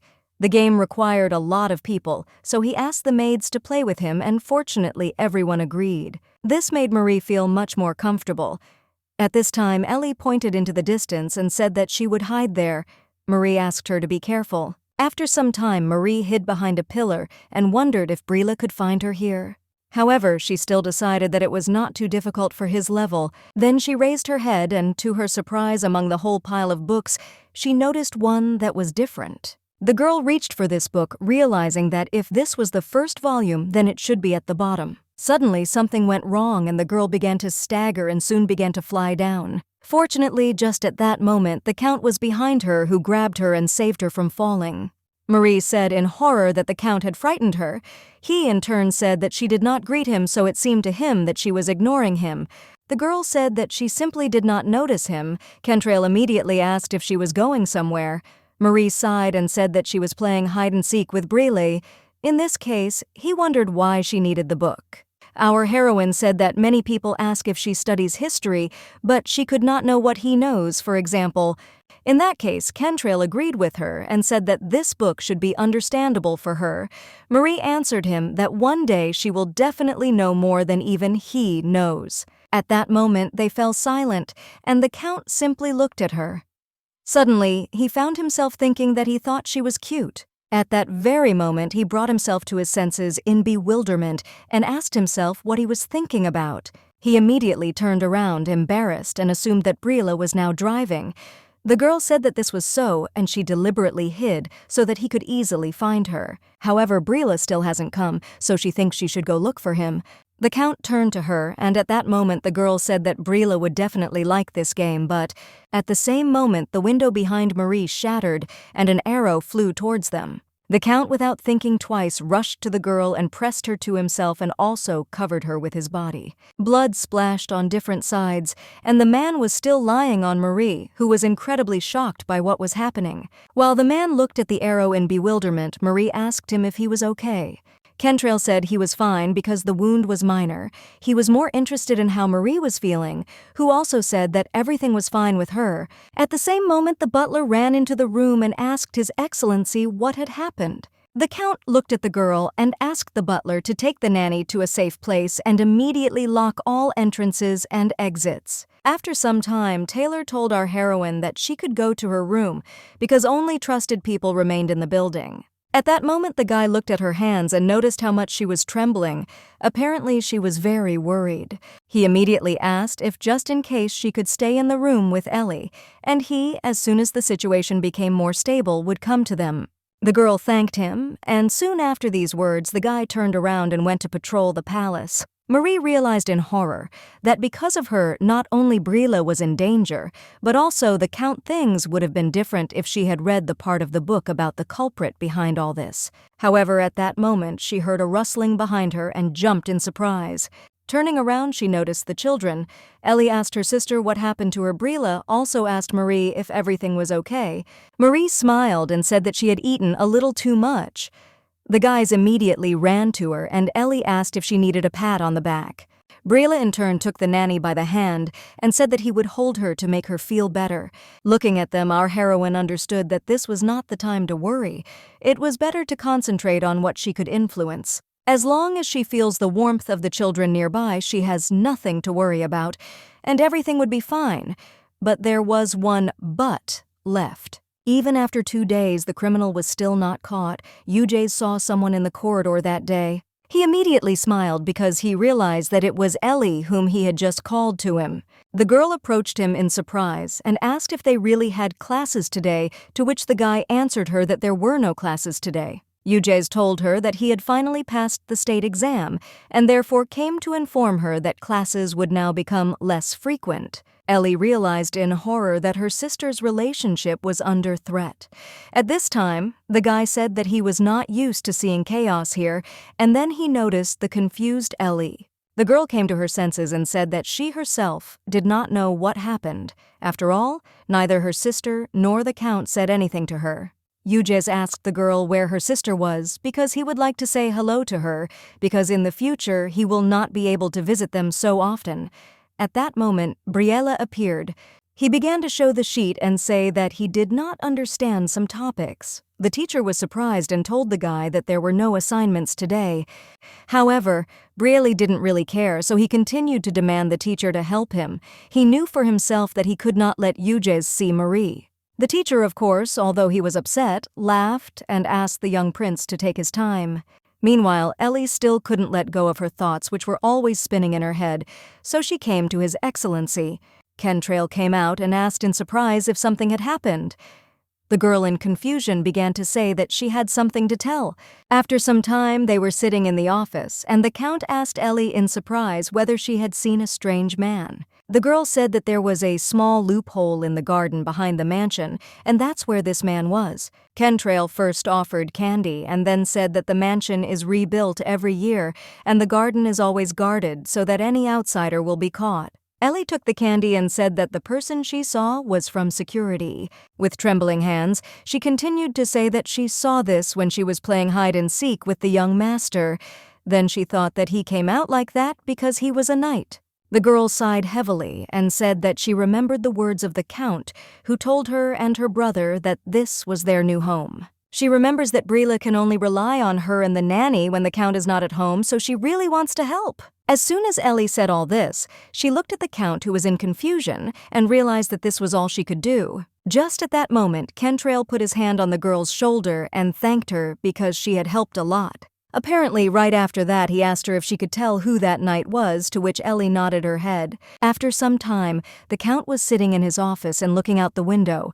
On the day of the attack, he thought the arrow was aimed at him, but it was clearly intended for Marie. But in this particular case, he could not understand why. Does he really not know something about Marie? Why was she in danger for some reason? He understood that although there were countless questions, at least the girl he saw was Marie, and she would never harm Briella. Looking at his nephew, the Count promised himself just as Marie promised him to protect them all. The main thing that he will save is Briella's childish smile, which will always shine. After some time, the action moves to the garden. Marie looked after the Count and his wound. The girl suddenly asked what the Count started talking about, but stopped while she was busy treating the wound.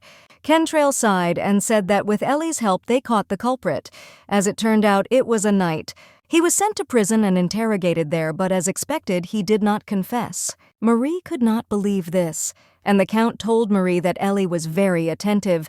She immediately realized that something strange was happening. Our heroine smiled and said that children are always smarter than they seem. Somehow she looked worried about something. Kentrail, looking at her, thought the words of Derek surfaced in his head, who in surprise told the Count that he had no idea why they tried to kill the nanny. Something is definitely not clean here. Sighing heavily once again, the man looked at the girl and addressed her. Marie responded in surprise. He turned around and said that he had previously asked her how she liked the Briella Guard. As a result, there was a criminal among the knights, so he assigned Taylor to the child. The girl asked in surprise if it was really about that fencing teacher. Kentrail nodded his head and said that although he does not have much experience behind him, he can be trusted. The guy understood that for some reason she did not tell him why they wanted to kill her, although he thought that they were close. or is he simply not aware of the whole situation? He looked at Marie and said that if he had known that she was in danger, he would have been more careful. Our heroine clasped her hands and said that she was fine. She just fell and got scratched, nothing more. At the same moment, Kentrail knelt down and took the girl's hands in his, after which he began to apply the ointment. After a couple of seconds, he said that it would be better and easier. Marie was incredibly embarrassed but still thanked the Count. Soon after, the man said that Ellie was also very worried, so it would be better to check on her. Marie immediately stood up and said that she would go to her. She also remembered to thank Kentrail for being so kind. After some time, the action moves to Ellie's room, which our heroine just approached. Marie stroked her sister and asked if she was very scared from what happened recently. The girl turned over on her back and said that she was very scared. At first, she thought that the guy was just a good knight. Marie remembered that this suspicious man who used the hole in the garden often looked after Ellie and Barry before they moved. Every time she came home late from work, he was with them and she trusted him with the children. However, she didn't understand why he didn't touch Brila when he was alone with him. In any case, Marie patted her sister and apologized to her, saying that she would like to pay more attention to her. Ellie screamed in bewilderment and said that her sister was talking nonsense because she was doing a good job. For example, she cooks delicious things every day. She also gave as an example that Marie collects her hair, buys new clothes, sends letters to her brother. Our heroine looked at her in horror, thinking that these were her responsibilities. Unfortunately, in the original, Ellie couldn't become happy because she was the sister of a criminal. The girl still wanted to say something to her sister, but Marie grabbed her, kissed her on the head, and held Ellie tightly in her arms, which confused her. Our heroine understood that at first she only wanted to protect Brila, but she is incredibly happy that she can also help Ellie and Barry. She promised herself that no one would dare to harm them, but still for this, she had to tell the Count her story. Marie thought about this all evening and all night. She was scared, will Kentrail be able to believe the truth she says, or will she hate it? Meanwhile, the action takes us back to the childhood of Kentrail, who followed the guys and was a little behind. The guy himself understood this perfectly well, so deciding to run faster, he lost his vigilance and stumbled. At that moment, a guy approached him and extended his hand. Kentrail said that he could stand up himself, to which the figure told him that he knew and just wanted to give him a ride. After some time, Kentrail held tightly to the boy who decided to help him. In the depths of his soul, he felt a feeling that he was happy, and then he discovered in horror that it was just a dream. Hugging his brother even tighter, Kentrail said that he misses him terribly. Continuing to walk across the endless field, it seemed that everything would continue like this.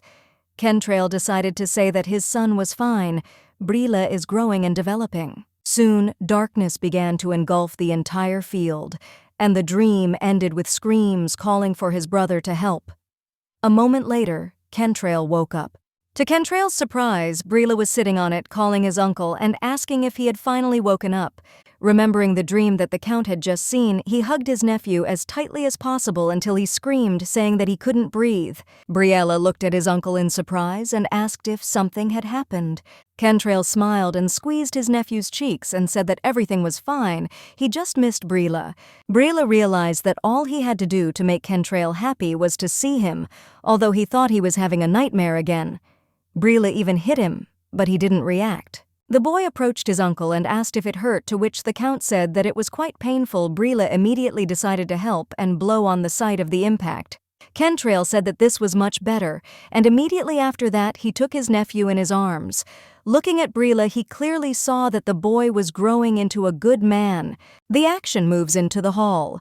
The children Marie and the Count were there. The Count in turn played the piano. Marie could not let the children go outside because of the threat of danger, so the Count decided to at least entertain them this way. Having finished playing the composition, he laughed and said that fortunately there was still gunpowder in the flasks. The children ran to him and started saying that he was cool. He stroked their heads and then turned his gaze to Marie, who was also pleasantly surprised by the Count's skill on display. At that moment, Brila ran up to Marie and asked her if she could play. Our heroine, looking at him, thought a little. After all, when she worked as a teacher, she learned several children's songs, of course, out of keen interest. The only problem was that the piano here is a high-class instrument, so if she said that she could play, she would look strange. In this case, the girl still shook her head and said that she did not know how to play. Brila thought it was rather sad. At that moment, the Count turned to the children and said that he would teach them to play Brela, and Ellie were happy. Only our heroine was a little surprised by Ellie's reaction, because just a second ago she looked somehow strange, or did she just imagine it? One way or another, meanwhile, Kentrail was already seating the children with a musical instrument. Marie also decided to throw stupid thoughts out of her head, thinking that the main thing is that the children have fun. Actions are postponed for the night.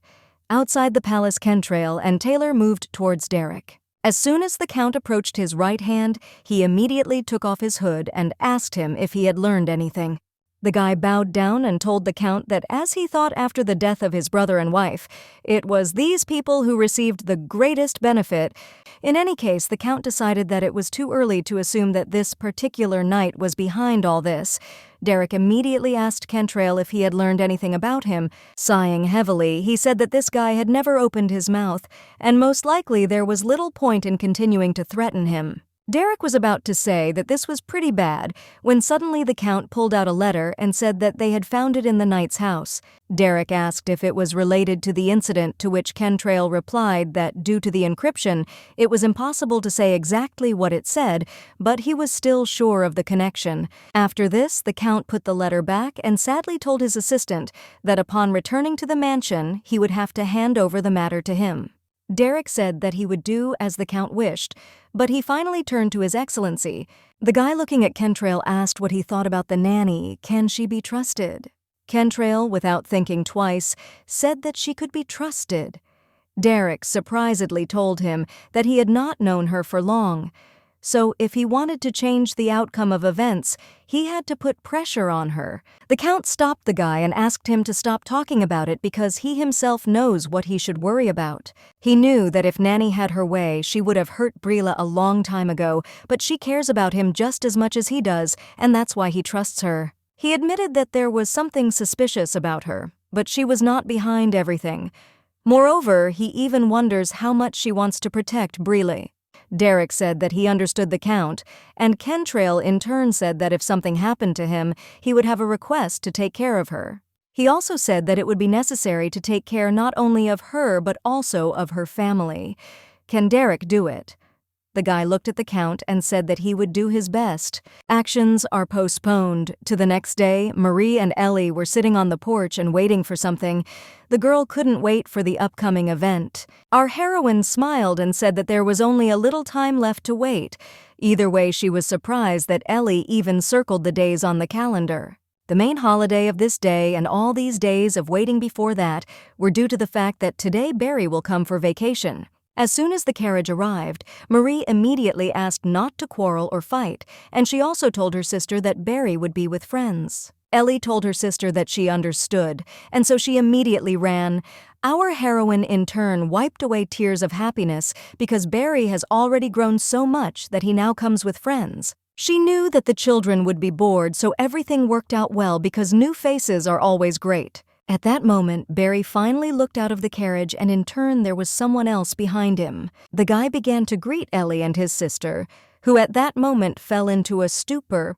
Barry asked his sisters how they were doing, and soon after that, a guy got out of the carriage whom Barry introduced as his friend. This is Siege Kaler. Our heroine looked at this guy in horror only because Siege Kaler is the main character of the original novel. Hair sparkling like threads in the sun, divine beauty Siege. Kaler was the main character and lived up to the role. But besides, it was at the hands of this man that Count Kentrail was killed. Taylor, meanwhile, kept an eye on Brela and at the same time watched the visiting faces.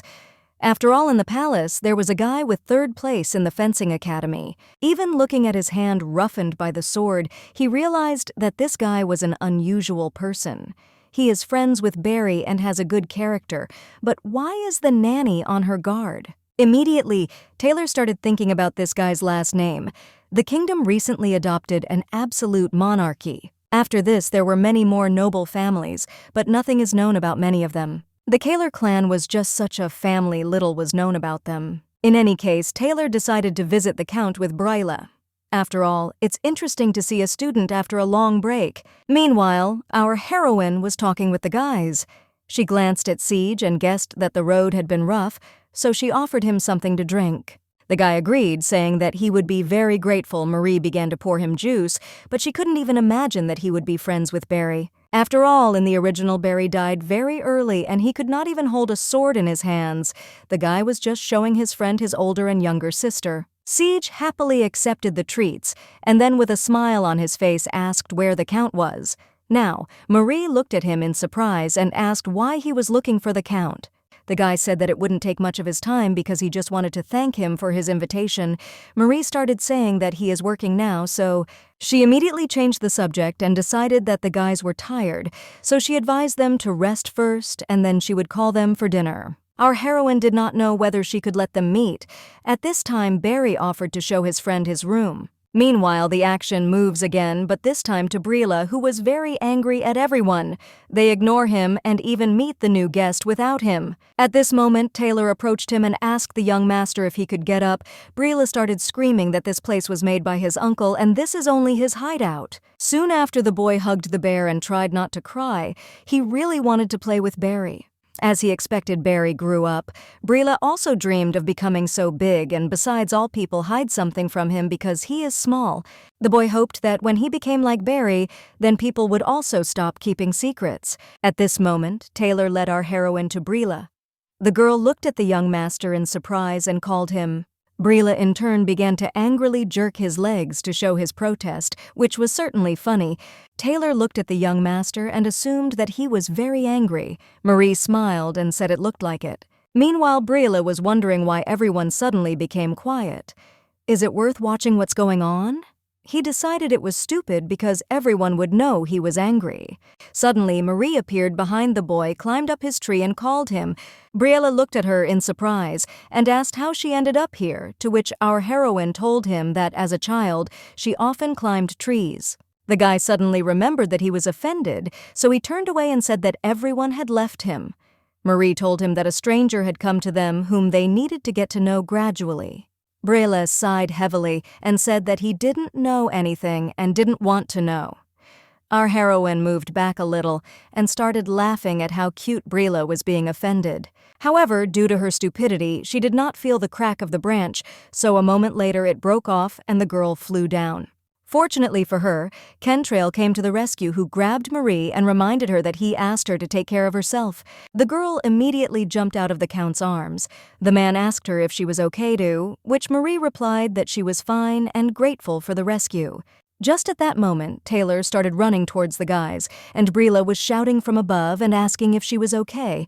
Kentrail asked Taylor to look after Briella, who was just starting to descend. The nanny immediately told the boy that he needed to be careful, otherwise he would fall just like his nanny. Brielle said that he is as careful as anyone, but she needs to be more careful. Kentrail laughed and took his nephew in his arms, saying that he had scolded her enough. Brila said he was scared, and then asked his uncle where he came from. He said he saw them from the window and became concerned for the nanny when she climbed the tree. He didn't think the part would break because it seemed solid. In any case, the Count laughed and told his nephew that his nanny was probably very athletic. At that moment, our heroine noticed sweat and decided that he was running here. Kentrail looked at Brila and asked what they were talking about. The boy said that it was about the new guest because he also wanted to see him. In this case, the Count suggested going together since lunch was soon. Anyway, Brila started shaking his head and saying that he agreed. Breathing out a sigh of relief, our heroine decided that everything ended quite well. At least Brila is no longer offended. Soon the action is postponed to the next day. Brila, who was spending time with Ellie, suddenly stopped in a stupor. Looking at his little sister, Brila screamed in horror, asking if it was really Marie's birthday tomorrow. He immediately asked Ellie what kind of gift she had prepared because he could not prepare anything. The girl smiled and said that her sister would be happy even if Brila just congratulated her. However, the boy did not want it that way because Marie was caring for him. Of course, he couldn't just leave it like that, so he literally immediately ran to his uncle. He started jumping up and down in bewilderment and asking him if he knew it was Marie's birthday. Anyway, he looked down and said that he would also like to give her something. The guys invited Briella to walk together and choose something. The very next morning, confetti began to fly in different directions in Marie's room. Ellie and Barry congratulated their beloved sister on her birthday. At that moment, Briella came up to her and, holding out the gift, said that it was for her and that she and her uncle had been choosing it for a long time. The girl laughed and embarrassedly asked Briella if they had chosen exactly. Taylor smiled and said that the young master could not choose just one thing. So the Count simply bought everything Briella remembered, that Marie loved scented candles. Ellie thought that there were too many gifts, but Marie didn't even know if she could use all these gifts for the rest of her life. Briella told the nanny that if the gifts ran out, she could tell him, and he would give more. At this moment, Kentrail approached. Handing over the box, he said that it was a gift from him. Last time she didn't even wear a brooch, so he decided that accessories weren't her taste. Our heroine smiled shyly and said that she was afraid that the young master might get hurt. She couldn't even imagine that the Count was worried about this. Kentrail then asked if he understood correctly that she liked the gift. The girl looked at him admiringly and nodded her head. The Count turned away in embarrassment, when suddenly, at that moment, Ellie ran up and asked her sister to look at her gift. The gift was a cute hat, which our heroine immediately liked. In general, there were a lot of gifts on her birthday which she was happy about. She thanked all the people close to her, and also especially thanked the young master. Marie kissed him on the cheek and said that she would use everything carefully. In a past life, our heroine's parents did not get along with each other. They had to get married because of her. One way or another, she doesn't remember the last time she was congratulated on the holiday with all her heart. She tried to forget about this day because it seemed to her that it did not belong to her at all. But still, thanks to all these people who surround her, she wants to always remember him and look forward to her next birthday with joy. After some time, Marie tried on the dress and hat and then asked if it suited her. Ellie smiled and told her sister that she was cute. In any case, she asked her sister where she was going because they weren't allowed to go out. Our heroine said that she was already an adult and was going to one person. Ellie looked in surprise and asked what kind of person we were talking about. Marie smiled and said that this was just a close person. Looking at her sister, the girl knew for sure that no one dresses like that to meet just a loved one. She was definitely sure that something was planned. Meanwhile, in our heroine, she was thinking that she felt better when the criminal was caught and that she had not been out for a long time. After some time, the action takes us to the city. Marie walked towards the woman and called her. It was Erin Brilla's former nanny. The woman smiled and said that they had not seen each other for a long time. Our heroine looked at the baby and said in surprise that her baby had grown a lot. Erin said that's understandable since it's been a year. In any case, she was wondering how Briella was doing. Marie told her that he was fine. Every day he looks more and more like a Count. Erin suggested that in this case he would grow up to be a handsome man. The woman then looked at Marie and told her that she looked incredibly beautiful, and it was all for the sake of meeting her. Maybe she should go on a date. Our heroine laughed and said that she had no one to go with, and she just put on the hat that Ellie gave her. Erin told her that the hat suits her. Marie also said that the head maid will look after the master, so she is free until the evening. Erin immediately told her that she would treat her to dinner. At that moment, the girl jumped up in surprise because she noticed Euge's in front of her, who was no less surprised. Marie was surprised that he lived so close, and she was even sad that she did not have time to say goodbye to him. The guy sighed and said that he was pleased to meet her. Our heroine immediately introduced Euge's to Erin and said that he was the young master's teacher. The woman said that they worked in the same place and offered to sit with them. The guy asked if he wouldn't interfere. After all, they hadn't seen each other for a long time and would like to be together. Erin said everything was fine and there was no need to be embarrassed. Our heroine smiled and also said that he could sit down. Euge's was glad that they were so friendly. Before sitting down, he looked at Marie and told her that she was especially beautiful today. And again, the action moves to the palace. Briella was just asking Ellie where Marie had gone. Meanwhile, the Count was busy with his own affairs, and at the same time drinking tea. Unexpectedly, Ellie said that her sister went on a date. From what he heard, Kentrail spat out everything he had drunk. Both Kentrail and Brielle began to ask in bewilderment who Marie had gone with and where. Ellie didn't pay much attention to their cries and continued reading the book, saying that she didn't know where her sister was. At that moment, Brila grabbed the book and started shouting that this couldn't be done. "Marie him!" The Count thought that Marie looked joyful when she asked for leave, and Ellie told the master that her sister should also find her happiness, and they should not take it for themselves. Kentrail turned to Ellie and asked her if her sister had told her who she went for a walk with. The girl said in surprise that she had gone for a walk with some close friend. Brila was actively furious, but the Count in turn was only confused, which Ellie of course noticed. Already that evening, Taylor ran into the gentleman's room and said what he had found. The Count immediately jumped up and asked where she was. The guy smiled and said that it was near the market. Besides, there are a lot of knights in the area, so he doesn't have to worry. And by the way, it was as if he had been waiting for news all day. The Count looked at Taylor with eyes that said for him that he needed more information. The guy in that case said that there was a man next to Marie. This news seriously shocked Kentrail. Confused, the Earl thanked Taylor for the information.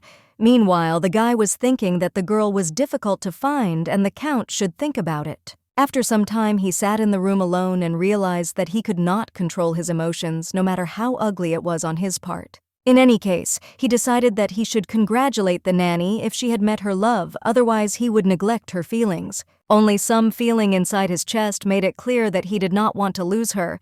He doesn't want to let her go. However, if their feelings are not mutual and she has a lover, then he can understand her.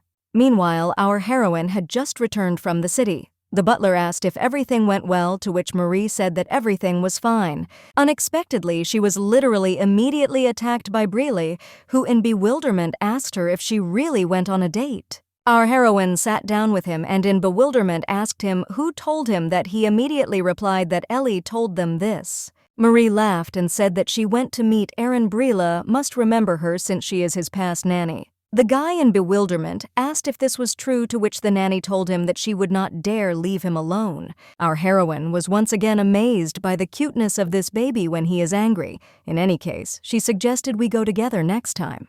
Marie at that moment realized that as she thought Ellie had misunderstood her, which means that if Brila knows, so does the Count. He in turn was like the wind. Marie, as soon as she saw him, wanted to talk to him, but he in turn ran away. She said that she would like to talk about Brila's lessons, and the Count still ran away and said that he allowed them to be conducted at her discretion. Marie was upset that the Count could not be caught, and at that time the guys were watching all this. Ellie said that the Count liked their sister, and Barry asked not to talk nonsense.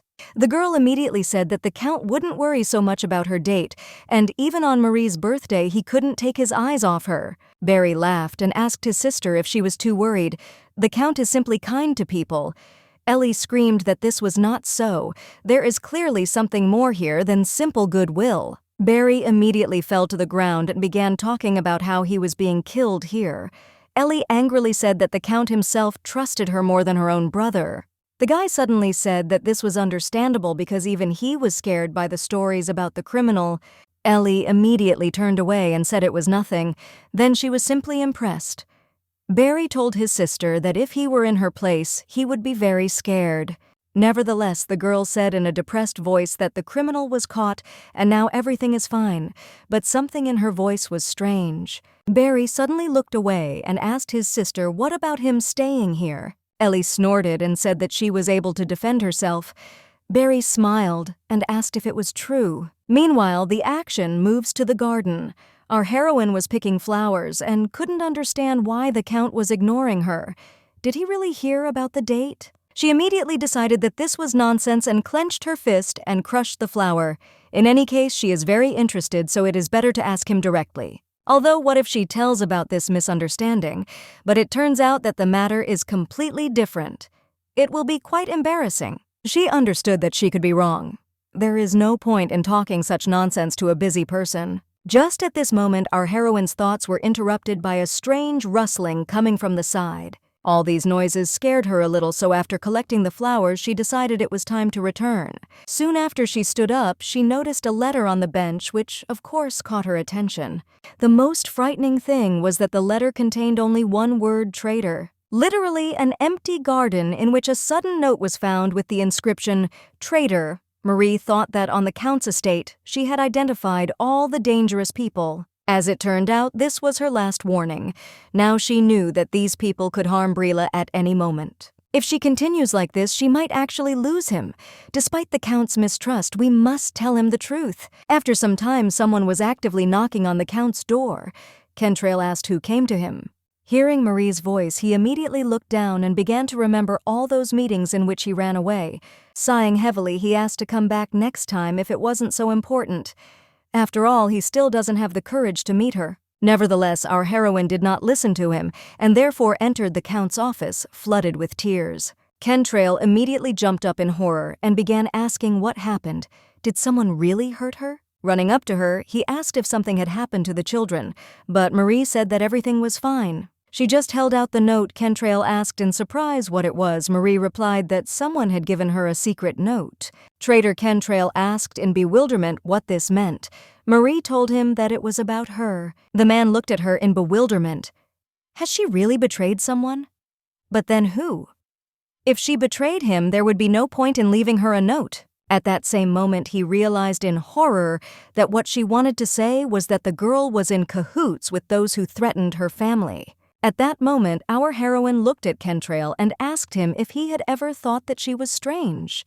The Count asked again in surprise. The girl said that he is very attentive and especially to Brila. She couldn't believe that he didn't feel how in an instant she seemed to become a different person. Remembering the past and the beginning of the whole journey, Marie said that everything happened in one day. Kentrail looked at the girl and asked if this was important. Our heroine told him that this is very important. The Count immediately became thoughtful. He remembered looking at Marie's resume. He saw that this man had experience working with children and there were no questions about it. The butler looked at the Kentrail and asked the Count if anything was bothering him. The man said everything seemed fine so they could hire her. As soon as the girl got to work, the Count began to hear his nephew crying too often. Seeing how Brila couldn't stop crying while rejecting her made him think about his choice dozens of times. But at one unexpected moment, something changed and Brila began to smile next to her. Then he thought about the dramatic change from that moment. There was not a day that Brila did not smile. In this case, there was no longer a problem. But at the same time, he clearly felt that Marie now was different from herself in the past. Our heroine was still glad that he had such thoughts. The Count told her that he thought it might have been a simple mistake. In this case, the girl immediately told the Count that the story she was about to tell him was completely true. When the Count was young, he loved to fish with his brother. Kentrail did this to be with him. When he ran away to avoid social events, his brother scolded him. When his parents jokingly talked about changing the family coat of arms, he decided to draw it himself. She didn't know how many facts she needed to tell her for her to believe in all this. Next, she spoke about Derek's subordinate whom he could trust. The girl was trembling all over and said that this guy was tall, his eyes were red, and he, Kentrail, at that moment stopped her and said that she might not continue. He himself knew that literally no one knew about Derek except Taylor and the butler. He couldn't believe what he heard. Is the story that Marie told for hours in a trembling voice a world that in turn is just the usual plot of a book? Is it true that Marie is an assassin hired to kill Brila, but she was possessed by someone else? The man immediately asked why Marie asked again in surprise. Kentrail asked why the real Marie wanted to kill Brila and who ordered her to do it. The girl said that everything is explained after the incident, so she also does not know the reasons and the identity of the customer. The girl understood that this person appeared in a side story, but how could she explain that she simply did not read up to this point? Unexpectedly, Kentrail came up to her and hugged her, saying that he understood everything and there was no need to talk about it further. Looking at her, he said that everything was fine. After all, now he and Brila are alive. Our heroine immediately asked the Count if he hated her, because after all, she tried to kill him. The man said that he did not feel these feelings at all because it was not she who wanted to do this. If she was still planning the assassination, she would not have said anything. Although it was all a dubious story, more like a lie, her trembling proved that it was all true. Even so, he couldn't hate her. At this moment, Kentrail was wiping her tears and decided to ask Marie her real name. The girl said her name was Hay-Rin. The Count smiled as he looked at her and told Hay-Rin that she turns out to be a very sensitive girl. The man decided that she had been through a lot and suffered a lot, and also that she was lonely. Marie asked in surprise what it was about to, which Kentrail told her that in a past life she had loved ones who were not here. Everything would be fine, but these relatives were not particularly reliable. For example, parents were always busy. She also doesn't remember all the faces of her friends because they didn't really manage to meet. She doesn't have good memories. Then why is she crying? However, she decided that if she met her friends, she wanted to talk to them as if they had never left. Before the accident, she and her mother wanted to go on a trip. Soon after these thoughts, Hayren's eyes closed and she collapsed on the couch, only thinking about how she missed everyone. After some time, a seriously frightened Kentrail moved the girl to the ward so that she could sleep. Barry approached his sister and said that 3 days had already passed, so she needed to take a break, otherwise she would get sick. She just nodded her head. The guy turned around and said that he would bring her something to eat. She'll have some food and she'd better go to bed. Ellie thanked her brother. As soon as he left, she fell into her thoughts. She thought she had noticed some strange things about her sister. Remembering the day when the Count played the piano for them, she remembers how Brila asked her sister if she could play, to which she said that she could not, although she had known before. Also, the brooch she received from an important person had not been worn for a long time. And what is most important for Ellie is that at some point, her sister began to smile every time she called her by name. Ellie asked her sister why she didn't wear a brooch, to which Marie replied that the young gentleman might get hurt by it. The girl assumed that her sister loved the young master. Marie smiled and said that she loved both Brila and her and Barry. She loves them all. Only Ellie immediately saw that this was a lie because her sister always said that the young master and she were a way to make money. On difficult days, she returned home angry and said that she would not live like this if things were different. Ellie couldn't understand why at some point her sister started lying.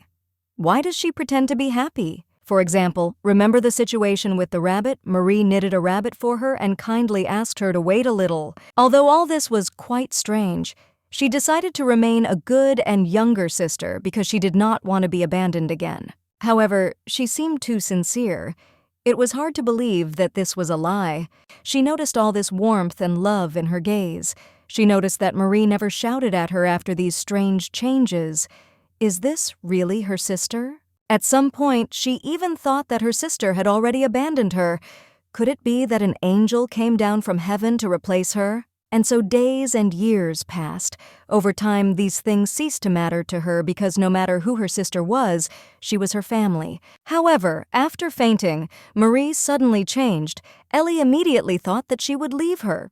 With tears in her eyes, the girl held her sister's hand and asked her not to leave. All this monologue and Ellie's actions were observed by Kentrail, who saw himself in her as he also felt about his brother. Anyway, he had heard enough and didn't want to watch anymore, so he turned around and went to his office.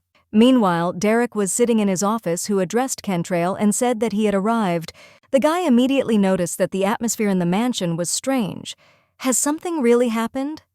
The Count answered him that Brila's nanny had fainted. Derek wanted to say something, but Kentrail interrupted him and asked, what about his request? The guy answered the Count that he was almost finished. These words could not but please him, because it seemed that he could no longer wait for the moment for the enemy to show his face. Meanwhile, Brielle came to Marie's room accompanied by Taylor. The boy looked at the nanny and asked Taylor if it was because of him that Marie got sick. Taylor asked the gentleman in surprise why he thought so. The guy said that all the people he loves are leaving him. It happened with both Mom and Dad. Taylor was shocked by what was said to the little boy. Anyway, he said it wasn't their fault. The guy turned to the gentleman and said that there are truly evil people, and he is certainly not one of them. He has nothing to blame himself for. He said he would swear on his own words, and shortly thereafter, at Briella's request, Taylor lifted him onto the bed. The boy moved closer to Marie, sat more comfortably, and opened his notebook. He immediately took up the pen and began to write. Taylor surprisedly told him that he could rest today. Briella said that he was afraid that he would forget everything he wanted to say to Marie. The boy spoke from himself and addressed Marie. He said that according to his uncle, she was fine, but he knew that his uncle was lying because he was shaking. Also, by the way, in the mansion they say that there is a suspicious person who is watching them. All the people whisper to each other, but they hide this information from him. Is it because he is small? With tears in his eyes, he wrote that he wants to grow up and help everyone.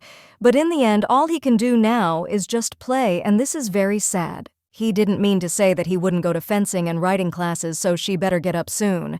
By the way, he said that when she wakes up, they will go to Erin as she promised, and then they will go with Uncle Ellie and Barry to the market. The boy turned to Taylor and asked him if he could stay here a little longer. No matter how sad it was for him to watch the young master's revelations, he was forced to shake his head and refuse him. Briella sighed heavily and said that he understood him. In that case, they will come here tomorrow. Taylor took the young master in his arms and said that they would definitely come here tomorrow, and now it was time for him to rest. Taking one last look at the nanny, Taylor told her to himself that if this continues, Briella will grow up too quickly. Wake up quickly, nanny. As a result, 5 days have passed since our heroine lost consciousness. As soon as Marie woke up, the young gentleman ran to her as fast as he could. Soon after, the mansion was once again filled with laughter and a positive atmosphere. The very next morning, Marie was walking in the garden only to her surprise, Kentrail ran towards her. The man caught up with her and said that Briella had been looking for her for a long time. He also recalled that he asked her to rest more because he had just woken up. Our heroine said that she went out to get some fresh air, to which the Count still said that it was dangerous to walk alone. The girl replied that that is why she does not go outside the yard. In any case, Marie looked at the Count and asked him if he could do something more for her. The man asked what in surprise. The girl grabbed his face and began to say that apparently it was he who needed rest. Just look at how much weight he has lost. Marie laughed and asked if he was really that worried. Kentrail told her that it was. By the way, he was wondering why after their explanation she fainted. He thought that he did not have time to tell her everything he wanted. Marie asked the Count in surprise what he wanted to tell her. Nevertheless, the atmosphere was strange. Is this really a declaration of love? At that moment, the Count told her that if she liked someone, then he wished her happiness, but still it would be good if she stayed with Briella until he grew up. Our heroine said that she decided to visit Erin next time with the young master, but she thinks it will be difficult to arrange now. Kentrail understood who she was talking about, but why did she talk about her? Marie said that Briella was offended by her because she went to see her alone. She also said that that day she went out wearing a hat that Ellie gave her. Marie said everything so that Kentrail would understand her hints and realize one could only hope. Kentrail, which had slowed down for just a few seconds, was suddenly struck through by lightning. He looked at Marie in horror and asked if she really went to Erin. Marie happily nodded her head and said that she even asked him for leave then. The guy was absolutely perplexed and didn't even know how to react to this. At that moment, he turned around sharply and cleared his throat.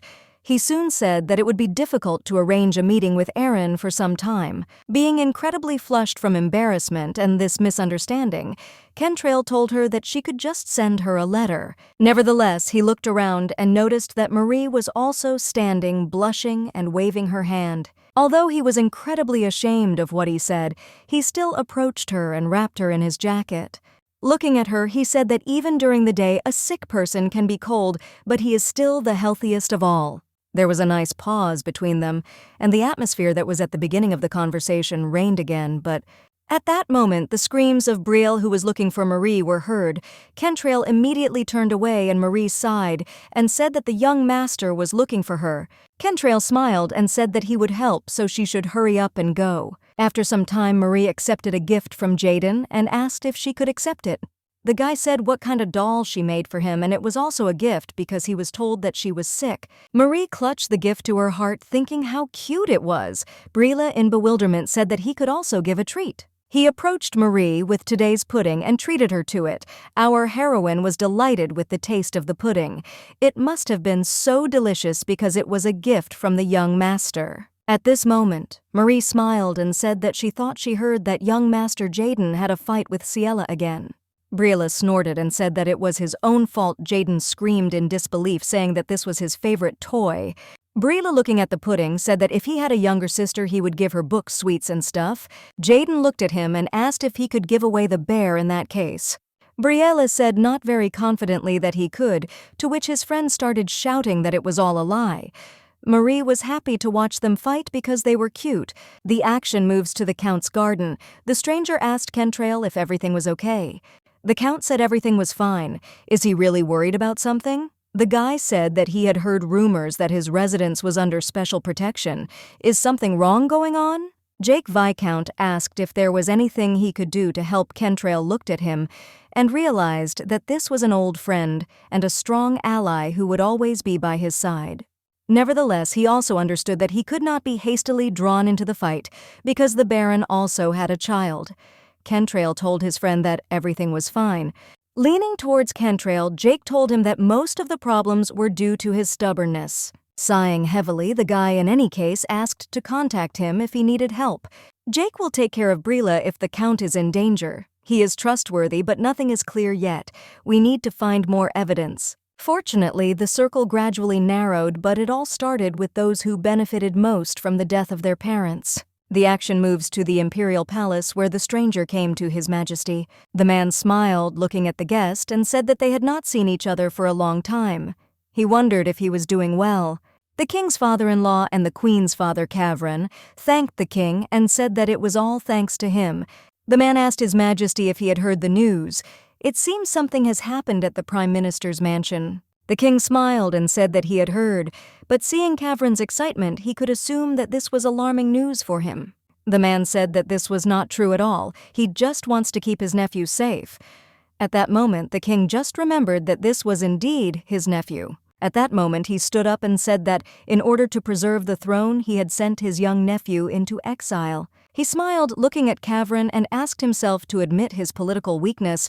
How could he even mention it out loud? The king simply asked to support him because, after all, the king's actions cannot be criticized. At this moment, the king's wife sighed in surprise and asked if everything was okay with Kentrail and with Brila. The man looked at her and asked her not to act like she didn't know anything. Did she really dare to turn away from him to help her father? The girl wanted to say something, but the king told her to shut up. Turning to them, he said that they were very similar. Kavran turned to His Majesty and said that he had urgent business to attend, so he would take his leave. The king said that he could leave, and besides, it was time for his wife to go too. After some time, Kavran and his daughter left the throne room.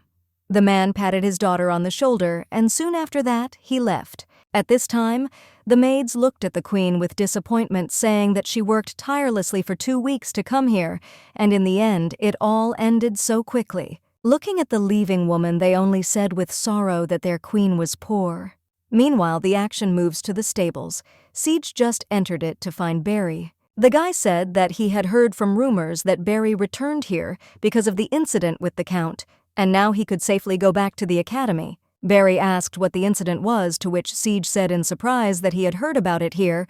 The guy told his friend that there was nothing like that here. In any case, Siege asked if everything was safe, to which the guy said that everything was fine, but at first he was very afraid to leave his sisters. The action takes place in Barry's flashback to just a few days before Barry's departure. He came to the Count's room, who was just talking with the butler. Kentrail immediately assumed that the guy came here to refuse a trip to the academy. Barry asked the Count in surprise how he knew this. Looking at the guy, Kentrail said that he knew that he was worried about his sisters. Barry replied that Ellie is still just a child, and although Marie says that she is fine, he is worried, which is why they are thinking about staying. Kentrail smiled and told the guy that Ellie may seem like a baby to him, but still she is stronger than he thinks. Looking at him, he said that perhaps it would be better if he stayed close to them, but if he went to the academy, then instead of just being close, he would also protect them. In return, Kentrail promised that he would temporarily look after them for him so he could not worry and focus on his studies. That's how the Count insisted on the academy, and the sisters also want Barry to graduate from it. Siege told a friend that he would be bored alone, so he is glad that Barry is with him. The guy laughed and told his friend that he had previously advised him to find more friends. Still, he was worried that his sister wouldn't get better. I wish the holidays were longer. Siege laughed and said that he always wanted them shorter. The guy said that even if he is not as diligent as Barry, he still prepares for everything. Barry replied that if he were a teacher, he would not be happy. Barry told a friend that he was jealous that he as the best student could graduate from the academy. Early Siege immediately told him that he did not know what to do if he graduated early. After all, he's happy with everything now, but it's hard to think about finishing his studies and inheritance. Barry laughed and reminded him that second sons had nothing to worry about. Siege smiled and said that it was. The guy immediately said that he thought he was a diligent student who knew he was a reveler. Barry looked at his friend and told him that he was literally proud of being a handsome genius, but this time he would surpass him and move on to the next class. Siege laughed and said that dreaming is not harmful. He thought to himself that Barry was indeed very sincere. He didn't even know if he was completely satisfied with his abilities. At first he thought that he was a hard-working nobleman from an impoverished family. However, if there are those who need to be protected, you want to quickly become stronger for their sake. When Siege visited his house, he suddenly became jealous. Meanwhile, Briella sat and looked out of the window in surprise, watching the falling leaves. Suddenly they turned to the gentleman and said that you shouldn't be distracted by anything during exams. After the dismissal of teacher Ujays, it was difficult to find a replacement, and thus a gap was created in Briella's knowledge. Our heroine tried to teach him writing on her own, but there was one thing. At just 4 years old, Briella was going through his biggest crisis. He was incredibly bored. He said that he wanted to play chess with Ellie, but Marie told him that this was not possible. He promised her to write 10 sentences first. The children have not left the mansion for several months now, but they have no time to be bored. The motivation to play with Ellie was quite good, because after a while he finished, and Marie gave him permission to play. Nevertheless, our heroine began to gradually worry about Ellie's education. After all, it's not comparable to the academy, but she went to school with the neighboring children, of course, before the ban on leaving the mansion. Actions are moved forward sometime.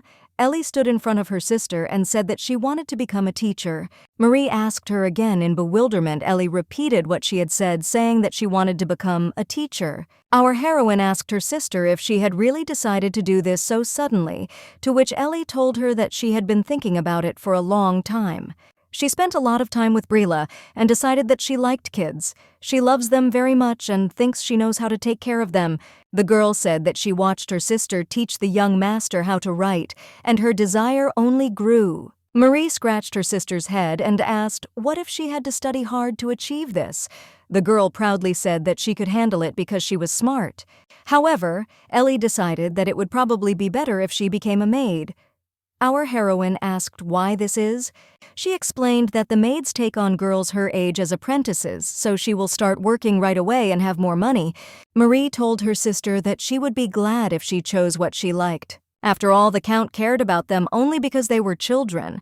If they stayed here, then. At that moment, there was a knock on the room, and as it turned out, Kentrail immediately entered.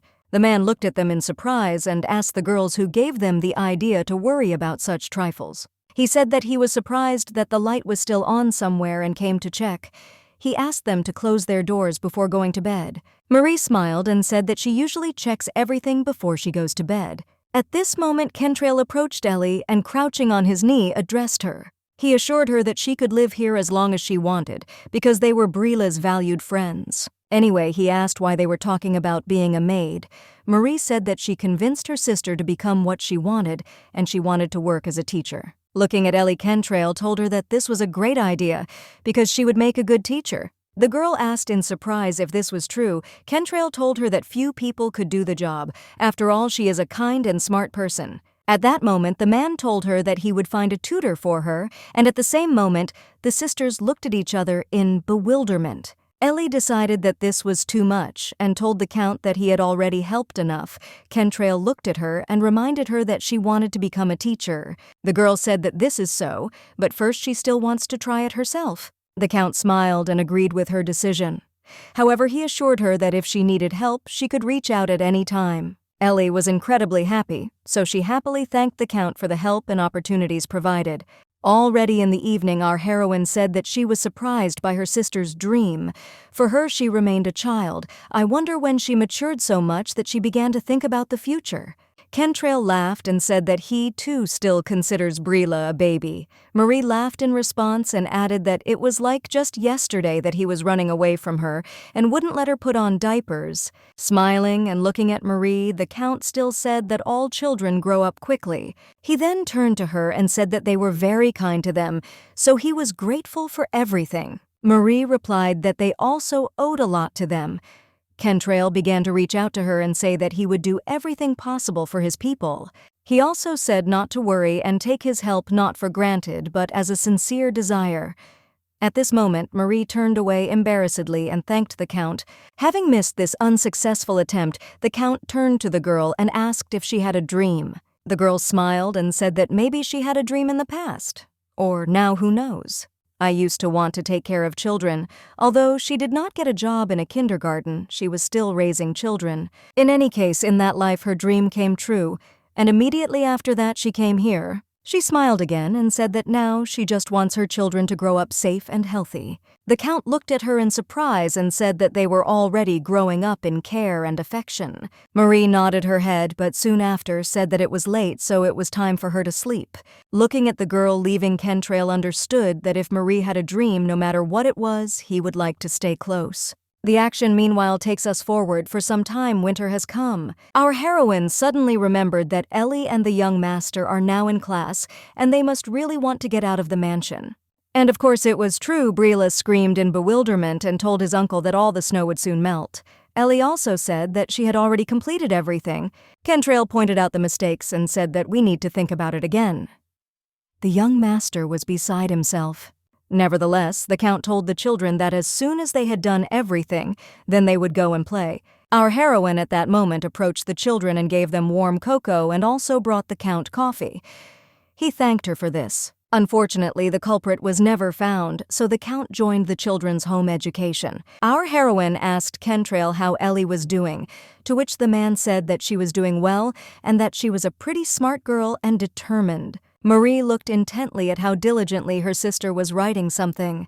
Kentrail noticed this and in bewilderment asked if everything was okay, to which Marie thought a little. The Count immediately began the topic of not leaving the mansion, and so he himself took up teaching the children. Although the girl understood this, he still provided a lot of material. Kentrail suddenly said that in order to become a teacher, you need to pass an exam. At one time, he passed the state exam, so it's better to study with him. Just at that moment, Brila screamed and said that he was done.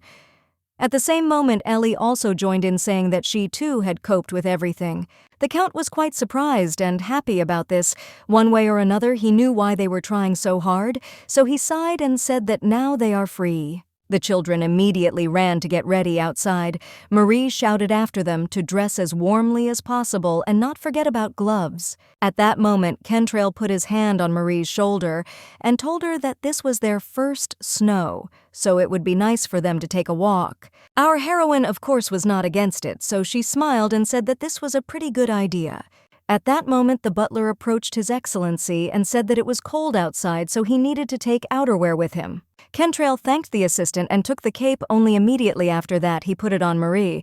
The girl was definitely surprised. She immediately turned around and told the Count that it would be better if he put it on himself, but the man said that he did not get sick as quickly as she did. Our heroine was quite embarrassed that this was happening in front of the butler. The man at this moment said that he expected this, so he grabbed several raincoats. Kentrail appreciated the butler's work, and Marie kept thinking to herself whether the Count was being too kind to her. In any case, another layer of clothing will not be superfluous. After a while, the guys went outside, and the first thing they noticed was how happy Brila and Ellie were with the first snow here. After all, this was the first snow for Marie, but she remembers like yesterday how she held the young gentleman in her arms when he still could not walk. Now Brila runs very quickly, but the Count, who seemed heavy, is perceived completely differently. They even walk side by side. At this moment, the Count turned to Marie and said that he wanted to talk about something. Our heroine, meanwhile, thought that although the Count was kind to everyone, but maybe he. Only the girl didn't have time to finish her sentence because at that same moment, a shell was flying behind the guys. Kentrail noticed this, so he turned around sharply and shielded the girl from the cold snow. Brielle spoke admiringly that his uncle lived up to the role of the Count, while Ellie ran after the boy in horror. Within a moment she was dragging him away, saying that they would be better off playing with each other. Kentrail sighed heavily and turned around, after which he said that they would talk later. Looking at the departing Count, Marie smiled and said that they could talk a little later without any problems. After all, there was no hurry, because now the most important thing is their health and safety. After some time, the guys were home. Ellie was watching Marie, and Marie in turn was doing something. Just at that moment, Brila arrived and asked in bewilderment what Marie was doing. Ellie told him that this design was for puppet shows. She suggested that the puppeteer should arrive soon. The boy was incredibly shocked and delighted because he had never seen anything like this before. Just at that moment, a certain voice began to greet everyone present, and soon the Count came onto the stage. The action moves into the past. Our heroine looked at the table in bewilderment and asked what all this was. The Count asked her if she remembered how they made postcards for Brila. Looking at one of the carved bears, she said she remembered. At this moment, Kentrail sighed heavily and said that the children were most likely already tired of the mansion. He said that he decided to put on a show for them. Marie assumed that he already knew how to do this. She suddenly spoke about the moment with playing the instrument, to which Kentrail told her that at first he wanted to become a traveling musician. Looking at the girl's surprised face, the Count asked if this really didn't look like him. The girl said that this is not true at all. Either way, she will help him. She asked if he could play other instruments, to which Kentrail smiled and nodded his head. He then looked at Marie and asked what about her because she said she couldn't, but that was a lie. The girl asked in bewilderment how he knew. Looking at her, he told her that her expression that day said it all. Marie smiled shyly and said that it was true. Where she lived, musical instruments were much more accessible, and you could learn to play just by going to school. She assured the Count that next time she would show him the music of her native place. Kentrail smiled and accepted this promise again, summing up what she had promised. And again, the actions returned to reality. Meanwhile, the play was already being shown in full, and the children were delighted. Marie watched the performance with the children all this time and was no less interested. The entire play was accompanied by music and poetry. If you give flowers to the dragon, your wish will come true. The dragon told the warrior a lot more, which Brila and Ellie listened to very carefully. The performance went on for quite a long time, so not surprisingly, Ellie and Brila fell asleep. The butler took the boy in his arms and said that he would carry the gentleman to the bedroom. The Count gave the go-ahead to the butler while Taylor was about to take Ellie to her room. Once the children had gone to their rooms, Kentrail approached Marie and said that they had done a good job. The girl smiled and told the Count that he had done well.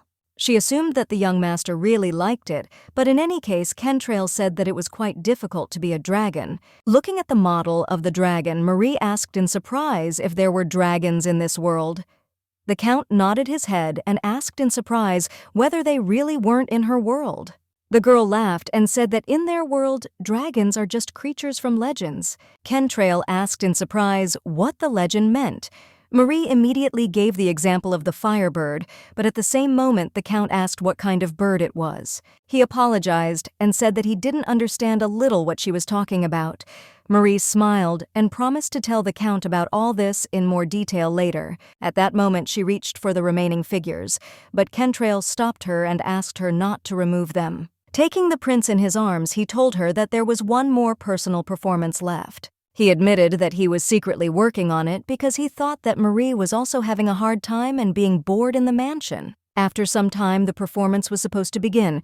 All the spectators were in their places, which meant the Count's exit. At that very moment, he began to speak on behalf of the dolls.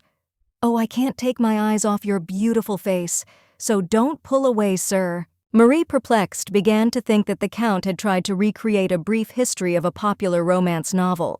She understood that this was most likely the first experience in such a matter in the Count's life, so this caused tenderness and joyful laughter. He really thought so, and he couldn't even understand whether the audience liked his play or not.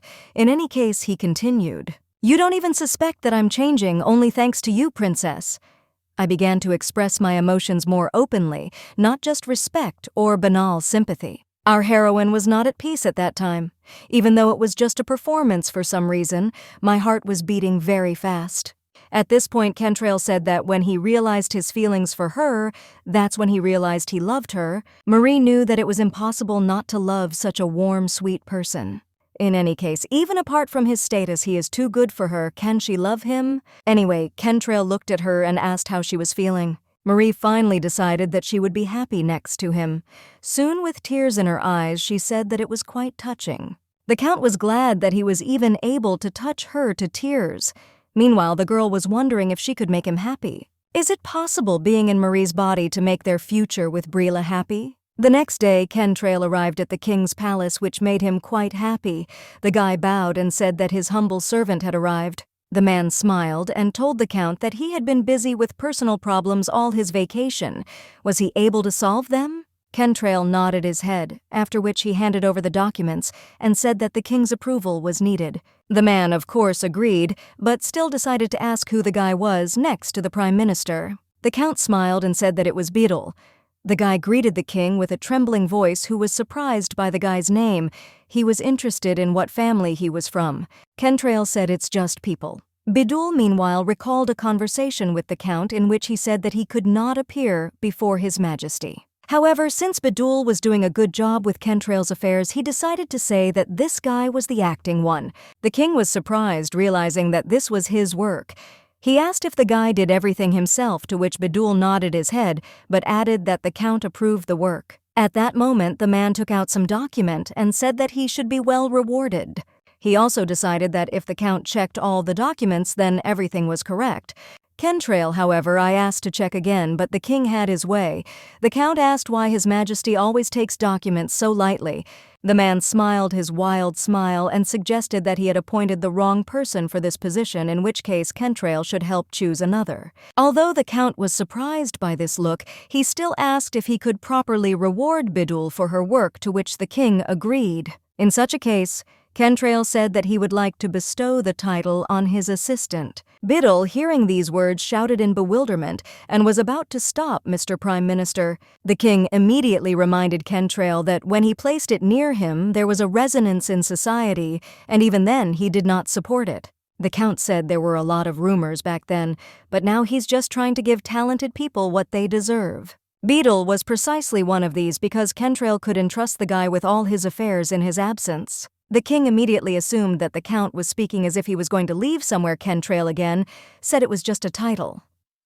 Just think, bestowing a title on a commoner. Kentrail knew and understood that royal power was unstable. Even when he was appointed prime minister, the aristocrats could not calm down for a long time. Most of all, the king now needed talented people, and perhaps this was not an easy decision, but still he had to agree. He also understood that he could not help but worry when he was away from home because he himself needed an effective striker.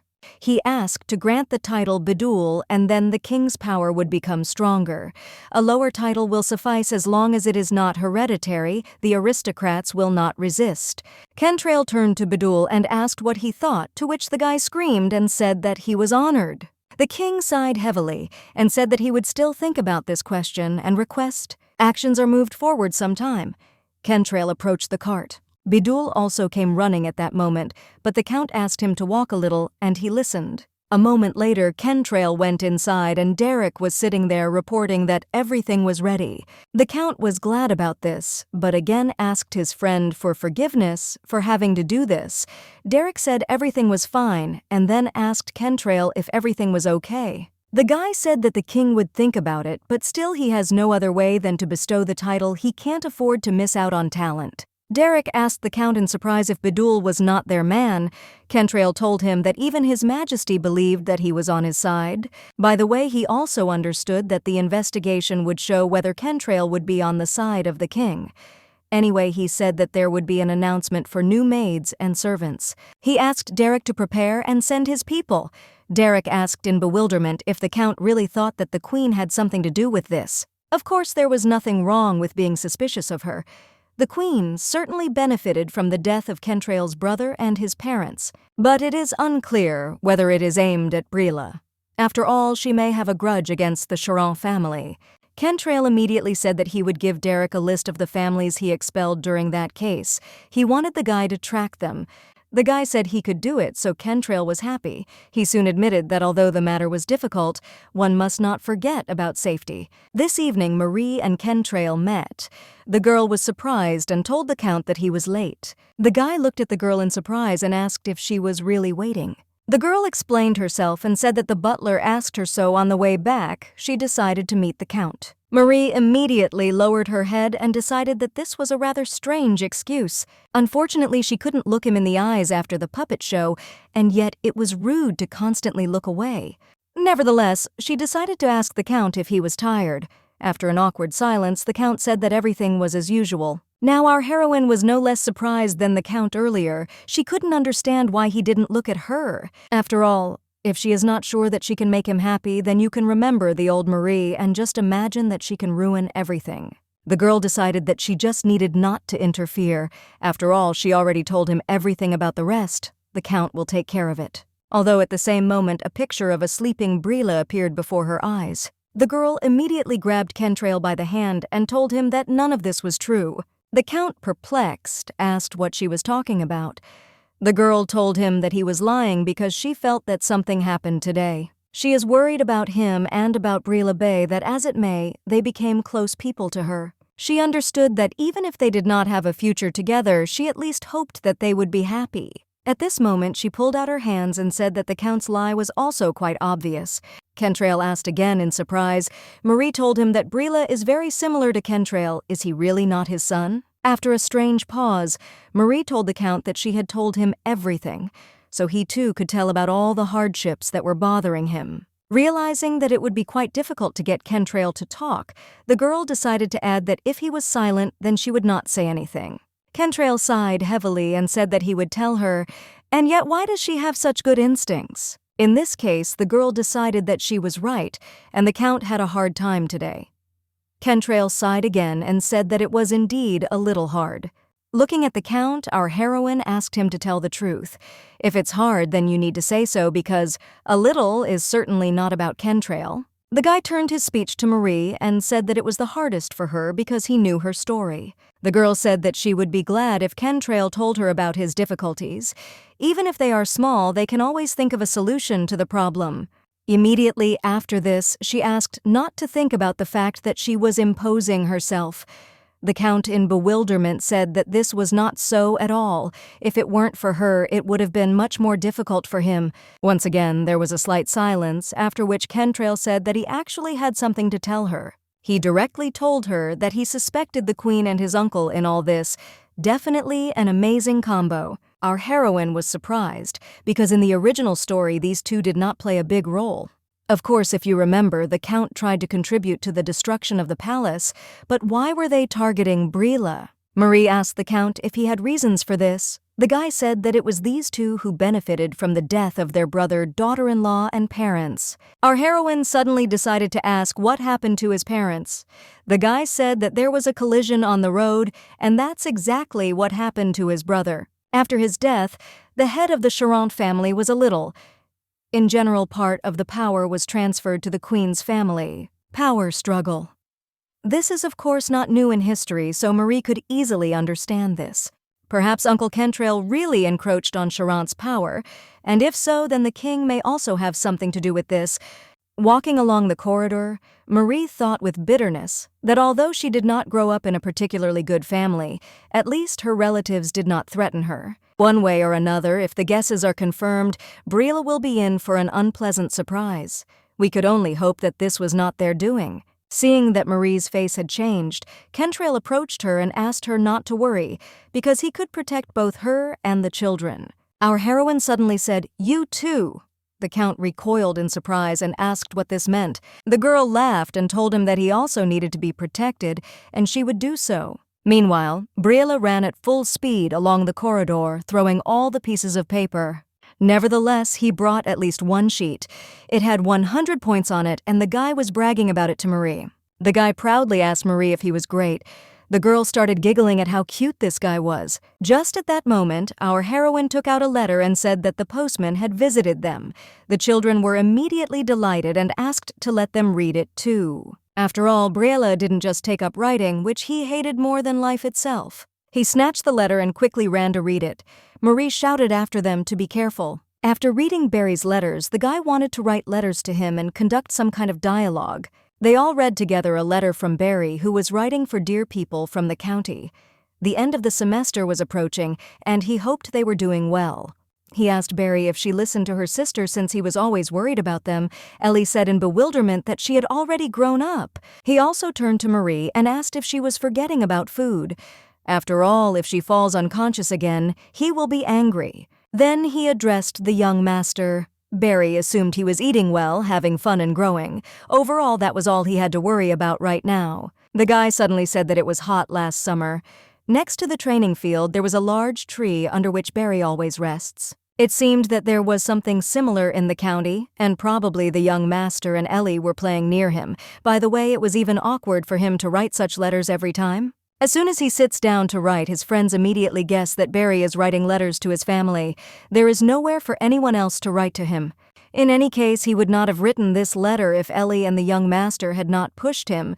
He also said that he would return in a semester. He endlessly thanked the Count for everything he does for them, and the most important thing is that Barry misses them all. After some time, Kentrail came to Brila and Ellie, calling them to him. The Count smiled and told them that if they went with him, he would introduce them to someone.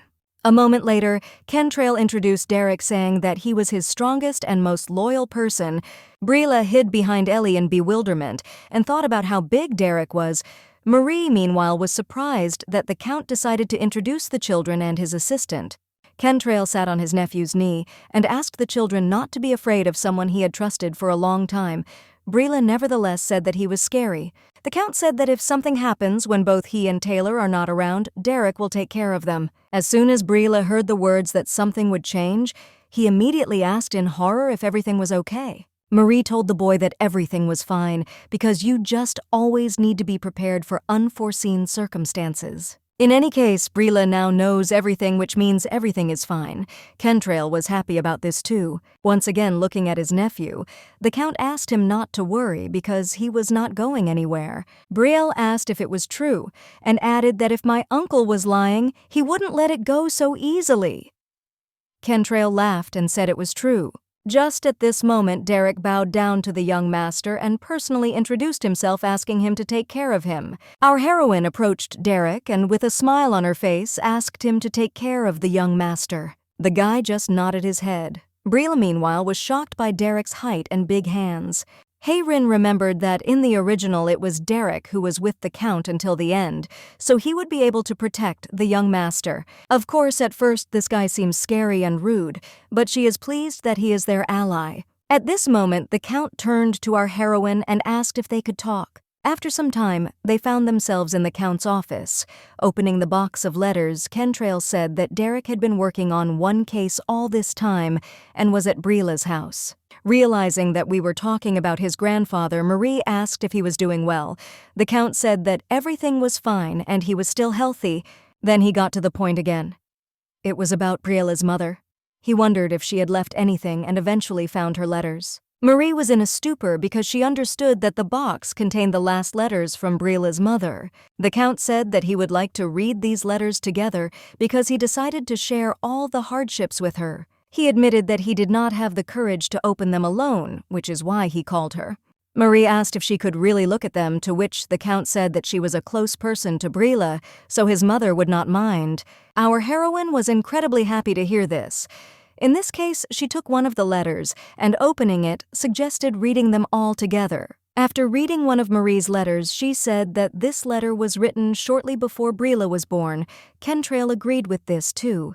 The content was ordinary. This letter contained gratitude for the birth of a son, the story of why she decided to name him that. The Count, listening to all this, understood that this was different from his brother's diary. This was followed by a joyful letter about how the child opened his eyes for the first time, hope for his healthy future, and a list of gifts that he wanted to give his son.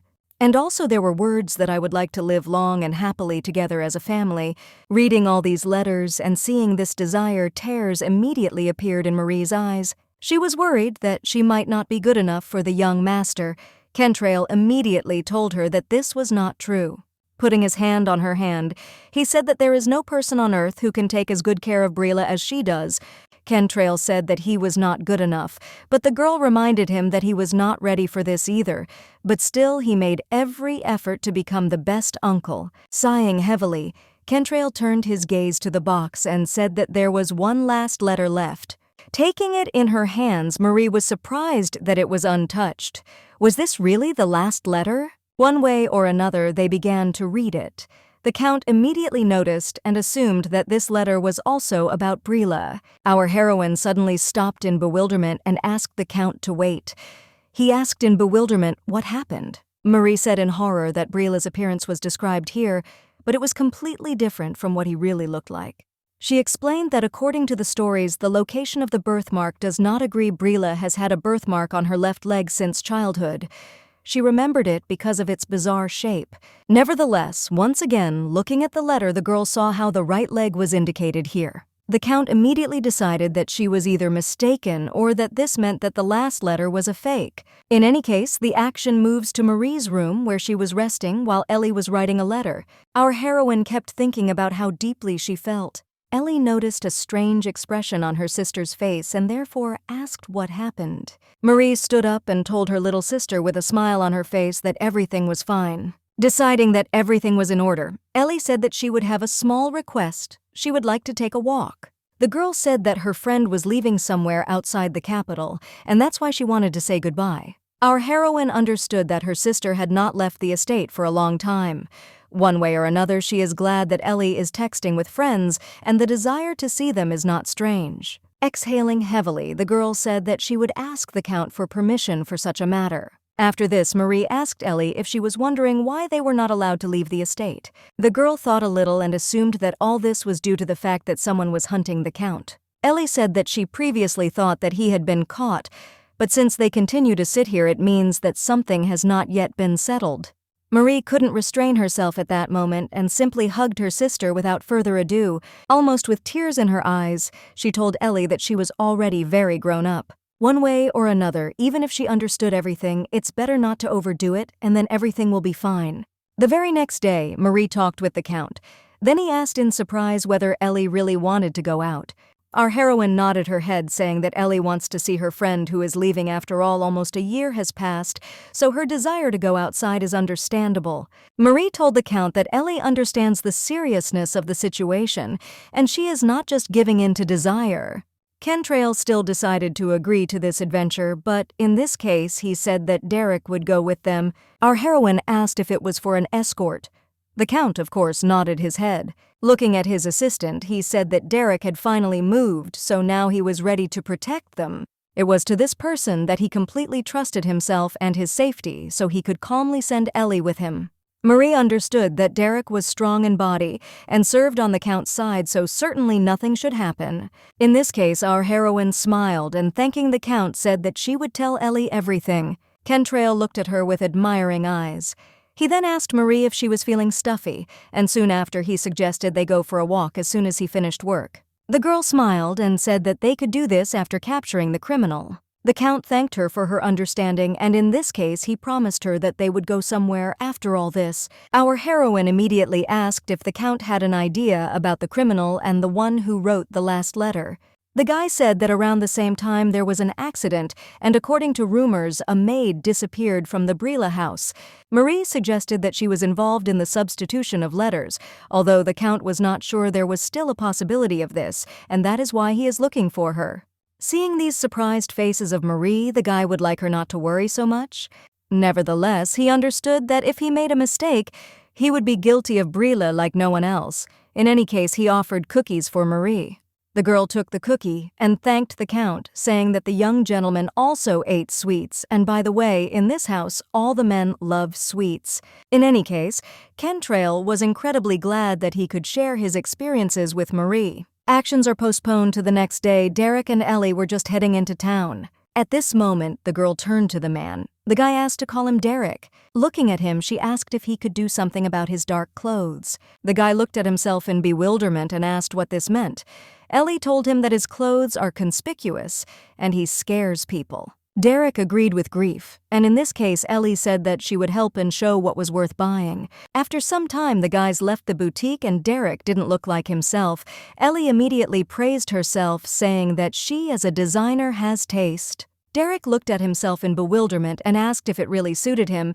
Ellie said that this is definitely a super costume, and now all the ladies are wearing it. For some reason, these words struck the guy as if lightning had struck him. The girl was just thinking about how cute this guy is. In any case, she headed forward and, pointing into the distance, said that they should meet there. Ellie looked around in surprise and said that her friend was late. Nevertheless, Derek had an instinct that never failed him, and so he said that their meeting was canceled. A moment later, he stood in front of Ellie and added that he didn't even know that this meeting would happen so soon. He asked the girl to listen carefully. On the count of 3, she should hug him tightly, and they would run to the store where they bought the clothes. He explained that there was a door at the back, and from there she would need to run straight to the Count's estate.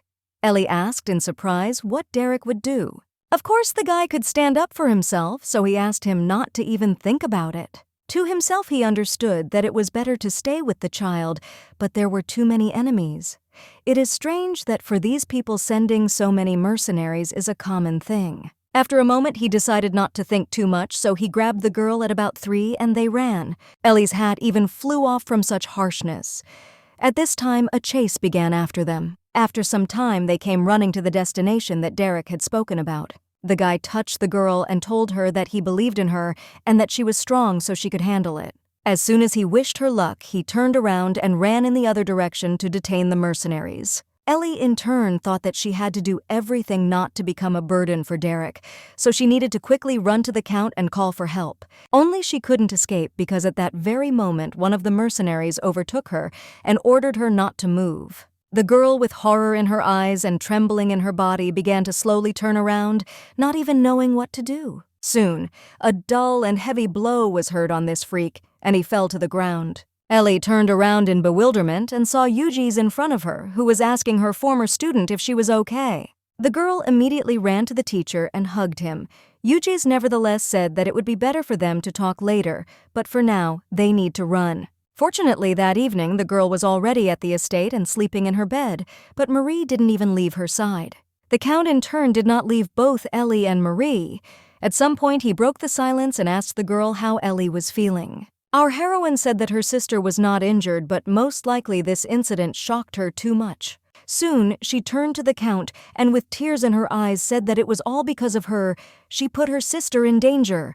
Kentrail calmed her down and said that it was his fault Marie rejected this, and said that he had nothing to do with it because it was she who accepted the offer of those people. The Count immediately asked not to say that because, after all, it was not the real her. Actions are moved back some time. Yuji's brought the girl to the estate. The Count apologized in horror for sending Derek alone because he did not know that there would be so many people there.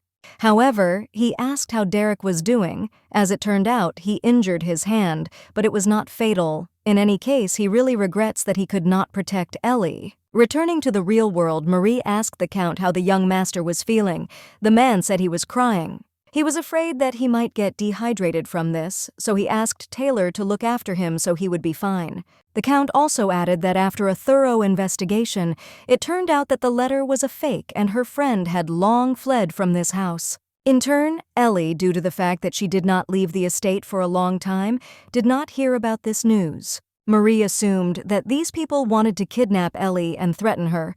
Kentrail said he thinks so too. After a short pause, our heroine said in horror that Barry was most likely also in trouble because he was now on his way home. Immediately I asked if he was alone. Marie replied that he was not alone. He will reach the capital with his friend. Kentrail said that he understood in this case and would send guards on the day of Barry's return. Our heroine was incredibly grateful to the Count for his responsiveness and thanked him for it. Kentrail told her that everything was fine, but given the situation, Barry would have to take the weekend. Marie smiled and said that if it weren't for him, Barry wouldn't have studied at all. At this moment, the girl wondered if Yuji's had already left the estate. Deciding to check it out, she came to his room and noticed the teacher there, who was still there. Yuji's looked at Marie in surprise and asked how Ellie was doing. The girl said that her sister was fine, thanks to him, but because of the shock, she was still sleeping. The teacher apologized to the nanny, saying that he should have arrived earlier. Our heroine asked him again. Yuji's explained that he has a house in the center of the capital, so he noticed Ellie's arrival, and of course the Count's carriage itself attracts attention. At this moment he admitted that he always looks forward to Marie getting out of this carriage. Marie stood in bewilderment.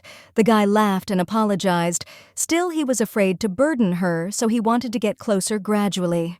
However, he can take better care of Ellie and keep strange people away from them. In any case, our heroine said that if it weren't for him, it would have been bad, so she is incredibly grateful to him. But soon after she stood up and apologized to the teacher, Yuji's of course understood what this meant. In this case, he nodded his head and said that one way or another soon he would be all busy with work and would not be able to see her, so he asked Marie to take care of herself until their next meeting. Finally, before leaving, the guy turned around and told her that she had no doubt that they would meet again. The action takes us into a snowy night, straight to a group of people walking through the forest on horseback. As it turned out, it was a group of people with Barry and Siege, who was just saying that they needed to rest. Barry said in surprise that 3 days had already passed since the planned date. Siege explained to his friend that due to such a terrible snowfall, the horses get tired quickly. The guy twisted his face and said that he also wanted to get there faster, but still. Barry looked at his friend, and especially at his hand, and realized that he was only getting worse. What happened earlier? As expected from the words of Marie and the Count, danger indeed awaited them in the form of mercenaries. Of course, the guys would not be a simple victim because, after all, they study at the best academy. Barry was so experienced at that time that in a duel against a mercenary, he was able to knock out his sword. One way or another, the guy thought about it. Aren't they trying to kill them? Then why do these people fight and not look for the right moment? He assumed that these robbers were going to take them alive. Just at that moment, one of the mercenaries swung his blade. Nevertheless, Siege came to the aid of his friend and put an end to this freak. Just at that moment, a guy ran towards them. Coming closer, he said that he had previously heard that they were the best students from the academy, and apparently the rumors were true. One way or another, Siege said that there are too many opponents. The guy who came running to them said that he would block the road and they in turn needed to run. Siege said that in this case they would die, so he is against it. The guy said that they could not leave their comrades. Meanwhile, one of the mercenaries was flying towards Siege and swinging his blade. Barry, of course, noticed this mercenary and therefore shouted in horror to his friend that there was danger behind him. After some time they were in the camp. Barry was bandaging the hand of a friend who asked Barry who he was. The guy asked again in surprise, to which Siege told him that he also asked the Count why he hired them an escort and was wrong in the end. Already putting on his cloak, Siege looked at his friend and asked him if his sister was really a simple nanny. Barry replied that he was worried about the Count because he was too kind, considering that he even sent them people. Siege asked his friend again in bewilderment, asking if he was really talking about the current prime minister. Barry nodded his head and asked what was wrong. The guy replied that he had only heard rumors in which the Count was very cold and stern. Barry laughed and said that Kentrail was actually a very nice person. One way or another, the Count is kind at least to his family, so he doesn't want to hear about how evil he is. Looking at Barry, Siege asked if he really didn't understand why these mercenaries were following them. The guy wanted to say that he didn't know, but at that moment screams were heard and soon after blood gushed everywhere. Siege jumped up from his seat. Seeing the enemy ahead, the guy told his friend that as soon as they arrived in the capital, he would buy him something tasty, but now it was time to deal with these freaks. The next morning, the butler ran into the Count's room, calling out to the Count in horror. The man was incredibly exhausted, and it was clear that he was running as fast as he could. As soon as he caught his breath, he immediately said that Barry had arrived at the estate. A moment later, our heroine went outside and noticed her brother, behind whom was his friend, and those accompanying him. The girl immediately hugged her brother and, with incredible trembling in her body, said that she was glad that he was alive. Having come to her senses a little, she moved away and asked if it was really him and if he was not injured. Barry laughed and said he was fine. Then he turned around and said that if he was okay, then his friend was very bad, so he needed to be examined. Our heroine immediately asked the butler to take care of this, and he called the Dr. Barry. In turn asked his sister how things were going with Ellie, the young master. After some time, our heroine brought her brother to Ellie's room and at the same time told about what had happened. The guy immediately sat down next to her, and our heroine asked him not to forget about food. In any case, she will ask Taylor to look after them. At that moment, the Count entered the room and, apologizing to Barry, said that he understood that he was tired after a long journey, but would like to know what happened on the way here. As soon as Kentrail asked this question, the guy shuddered once again.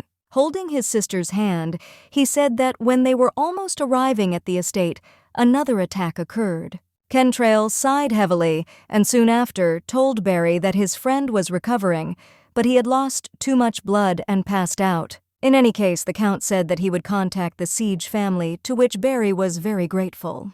At that very moment, everyone was shocked that Ellie woke up and called out to her brother. Barry jumped up immediately. Marie jumped up in the same way, and in horror began asking her sister how she was feeling. In turn, Barry hit her on the head and said that she was stupid, and asked, or rather ordered, that if anyone else writes to her, she should not dare go anywhere. Ellie wanted to say something, but saw that her brother began to cry. Barry told her that he put his best friend in harm's way and thought that he had lost his little sister. The girl was also incredibly moved by the fact that they were so worried about her, and soon they all hugged each other. Meanwhile, Siege began to come to his senses. Looking around, he realized that he was in the Count's house. The guy came to his senses a few days after Ellie woke up. It took a month for the wounds to completely heal, but now his life was not in danger. At this moment, our heroine brought the guy tea, which Siege was grateful for. Marie said that she would go to Ellie and check on the young gentleman because he got nervous and fell asleep next to her.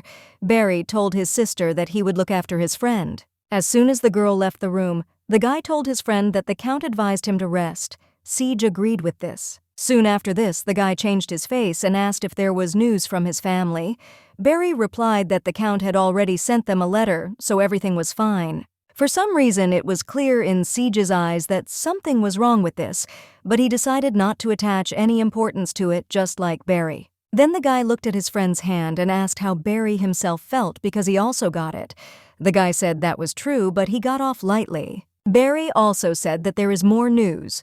Their escorts are fine, and they are extremely grateful that they fought alongside each other instead of running away. The guy told his friend that he was really good at fighting, and he was wondering why he didn't realize his potential at the academy. Siege laughed. He then again decided to ask if Barry knew why they were attacked, but the guy said that he could not find out. Looking out the window, Siege sighed and said that the walls of both his and Barry's houses hid many secrets. After some time, the guys went outside to practice. Siege watched his friend. At that moment, our heroine also went outside and called Barry.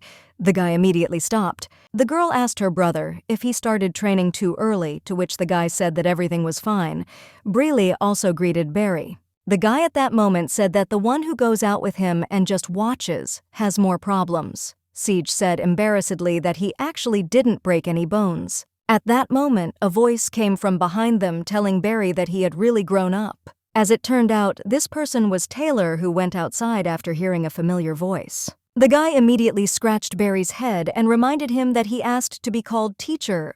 At this time, Siege realized that this man was in fact the famous Sir Taylor. He entered the academy as a commoner and was often promoted to the next class early. This is a real genius who has become so famous. Nevertheless, Siege laughed because Barry the bastard did not know about it at all.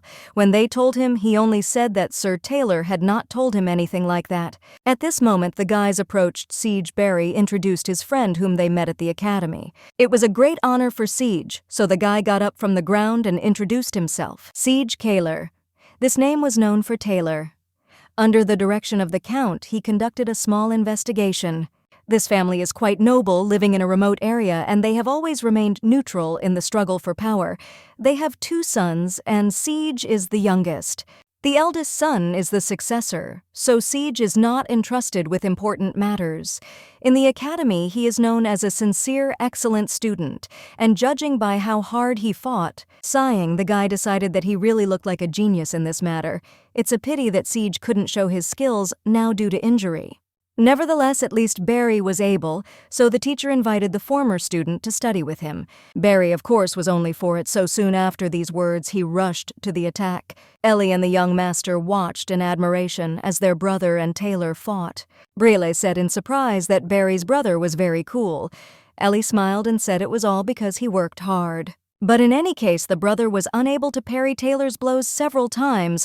Siege at that moment told her that the guy simply had not yet revealed all his abilities. After all, during all the time spent together, he noticed that Barry was stronger in attack than in defense. Just at this moment, the guy decided to demonstrate all his strength accumulated at the academy. Although Taylor defended himself from this attack, he could not help but admit that Barry had progressed quite a lot. Looking at the guy, he told him that it was even difficult to cope with him now. Barry was very happy to hear this. Soon after the training, the young master ran to Barry and started telling him that he was very cool. However, Barry said he is still far from perfect. Taylor, in turn, answered him that he lasted 10 minutes, which is already very commendable. He then looked at the young master and asked if he would show them his skills. Brielle immediately said that he was shy because in comparison with Barry, his skills were nothing. Nevertheless, the guy asked the young master to show him his skills. Sighing heavily, Brielle said that if that's what they wanted, he would show them a little of his knowledge. Soon after this, he took up the sword and began to carefully wave it and show what it could do. Brielle asked how they liked his skills. Barry smiled and shouted to the young master that he was great. Meanwhile, Siege was surprised that Barry could smile. At the academy, he always walks around with a serious face, but this is alien to his family. Looking at the young master, he realized that he was growing in love and affection. Siege couldn't even imagine that he would ever be jealous of a child. At this very moment, the guy's train of thoughts was interrupted by Ellie, who approached him. The girl thanked Siege for protecting her brother. The guy said that this was nothing and even a common thing for friends. Nevertheless, our heroine also came up and said that she also wanted to thank him. She looked down embarrassedly and thanked Siege for saving her brother because she was very worried about him. Looking at Marie, he remembered her look when they first met. He saw how she kept her distance from him just like everyone else in this mansion, and he knew it. However, Barry also stayed away from him in the first days of his studies at the academy. A good family, beauty, and talent, Siege Kaler was liked by everyone around him even if he didn't really want to. He was happy that he was treated well from childhood, but as he grew older, he realized that people were not interested in him, but in his last name. But again one day, an exception appeared in the form of Barry, which ignored him. When Siege annoyed him, instead of smiling through his teeth, he became angry and scolded him for his mistakes. It was thanks to this that Siege felt that he had a real friend. He became interested in getting to know his family better when he talked about his sisters, and therefore, during the holidays, he even went with Barry to the county. But to Siege's surprise, something unpleasant happened. In this house, they were not kind to him, and everyone was afraid of him. But right now, he received thanks, and for the first time, he received them as Siege and not as Kaler. It was so sincere in his eyes that the guy even told them that he was more grateful to them. After all, these people were very kind to him, so he was more grateful for their sincerity. The action moves to the Count's office, who was surprised to ask who attacked Barry. Derek, in turn, said that when he arrived at the place, everything was already over. In this case, Kentrail asked in surprise where this pendant came from. Derek said that this was mentioned during the attack on Ellie, but there was one but. The Count, of course, asked what this but was, and then Derek said that he could be making things up, but it seemed to him that they had done it on purpose. After all, in a case in which it is difficult to recognize the customer, they suddenly openly leave evidence of his guilt. In any case, the Count decided that it was time to find out everything. He asked Derek if he could contact those who had already been imprisoned, to which the guy nodded his head. And again, the action moves to the next morning. Ellie and the young gentleman were playing a guessing game. Looking at Brielle's drawing, he said that it was a dragonfly, and that was correct. Siege laughed and asked how it could be called a dragonfly. Barry echoed his friend's question. Brielle and Ellie proudly said that this is not just a dragonfly, but catching a dragonfly. The guys asked in bewilderment how this could be understood. Marie, to whom the young gentleman ran saying that he had won, said that last fall they caught dragonflies. Ellie pointed at the guys and told them that they lost. At this moment, Barry asked his friend why they needed victory in such a children's game. The guy, after looking at the young master, said that he wanted to squeeze his cheeks. He has no younger brothers or sisters, and this is actually his first time seeing a child. Barry at that moment asked his sister if she had really become close to the young master lately. The girl stuck out her tongue and said that they had always been close. In any case, she reminded that they had won, which means it was time for the wish to come true. The guys laughed and said that they remember. They immediately asked what they should do. The action moves to the garden where Barry and Siege are giving Ellie and Brielle a ride on their backs. The young master at this moment shouted and asked Brother Siege to speed up. Barry laughed and asked them to be careful. The workers in the garden smiled from this cuteness. Siege, sighing heavily, thought that this was just a sweet wish, but he was very mistaken. Brielle shouted in bewilderment that Barry's brother had overtaken them and they needed to speed up. Children are very energetic. Ellie looked back and told her brother that they were catching up. Barry asked in surprise if they were playing catch-up. The girl decided not to answer this question, and noticing the stairs in front of her, she asked to be let go here. After some time, the guys took a break from jogging, and Ellie and Brielle sat quietly on the stairs. Once Siege caught his breath and came to his senses, he was finally able to ask what kind of house this was. Brielle proudly said that this house was built by his uncle Siege, guessed that the young master liked him very much. Turning to Barry, the guy said that the Count was truly a good person. Barry immediately repeated his words that society was wrong about him. The guy smiled and agreed with this. After this, Siege turned to the young master and called him. The boy turned and asked what happened when suddenly Siege poked the young master on the cheek, just as he wanted earlier. He immediately screamed in bewilderment and asked him to stop doing that. Ellie asked in bewilderment why guests could touch him, but she couldn't. Brielle replied that Siege had done a good job, so he allowed him a little, and no one should do that. The girl enviously asked to let her touch his cheeks once, but Brielle was persistent. Barry, meanwhile, watched all this and could not stop laughing. Siege, who in turn stood in bewilderment, feeling comfortable next to these people, also began to smile. Returning back to the estate, Marie immediately asked the guys if they really wore Ellie and Brielle all day. The guys said that this was true and that their shoulders were dying from pain. Barry smiled and said he didn't know Ellie was so heavy. The girl began to angrily beat her brother and ask how he dared say such a thing to the girl. At this moment, our heroine asked what was wrong with the young master. As it turned out, Siege was looking after him, and that's why he said that the young master was already sleeping. The guy immediately decided to hand the baby over to his nanny because, after all, she knew better what to do with him. However, the girl told Siege that he had done a good job and that the young master seemed pleased. The guy looked at them with a smile, happily realizing what it means to have a real family. The action is postponed to the next day. Ellie was walking somewhere, but an incomprehensible figure was following her. At some point, the girl felt that something was wrong and therefore decided to turn around, but fortunately for her, it turned out that Derek was behind, which the girl was very happy about. She immediately said that they had not seen each other for a long time. Although she really wanted to meet and even begged her sister, the girl wanted to ask where he was going. At that moment, the guy took a toy out of his pocket and, handing it to the girl, said that this was her reward for helping her choose clothes. Ellie said embarrassedly that she didn't expect any reward. Derek, in turn, said that this is how he expresses his gratitude, that's all. In this case, she gladly accepted this gift and was grateful for it. Suddenly, Derek sat down on his knees in front of her and began to apologize for putting her in such danger. After that, he again held out something and said that it should be given to the nanny. He bought it along with a gift for Ellie. The girl grabbed this gift in surprise and began to look at it closely. She couldn't believe that her sister and Derek were so close.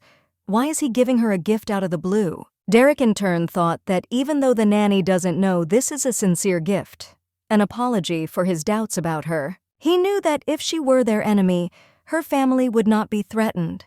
There's definitely something fishy here, but it's not Marie's fault. At that moment, Ellie called him. The guy turned around in surprise, and the girl immediately told him that she wanted to learn self-defense so as not to stand if something like this happened again. Derek told her that the main thing for her was to run away quickly. Ellie missed these words and said that if she asked Taylor about it, her sister would find out and would worry. In this case, she thought that he would help her. But if so, she apologized and said that she would not interfere with him.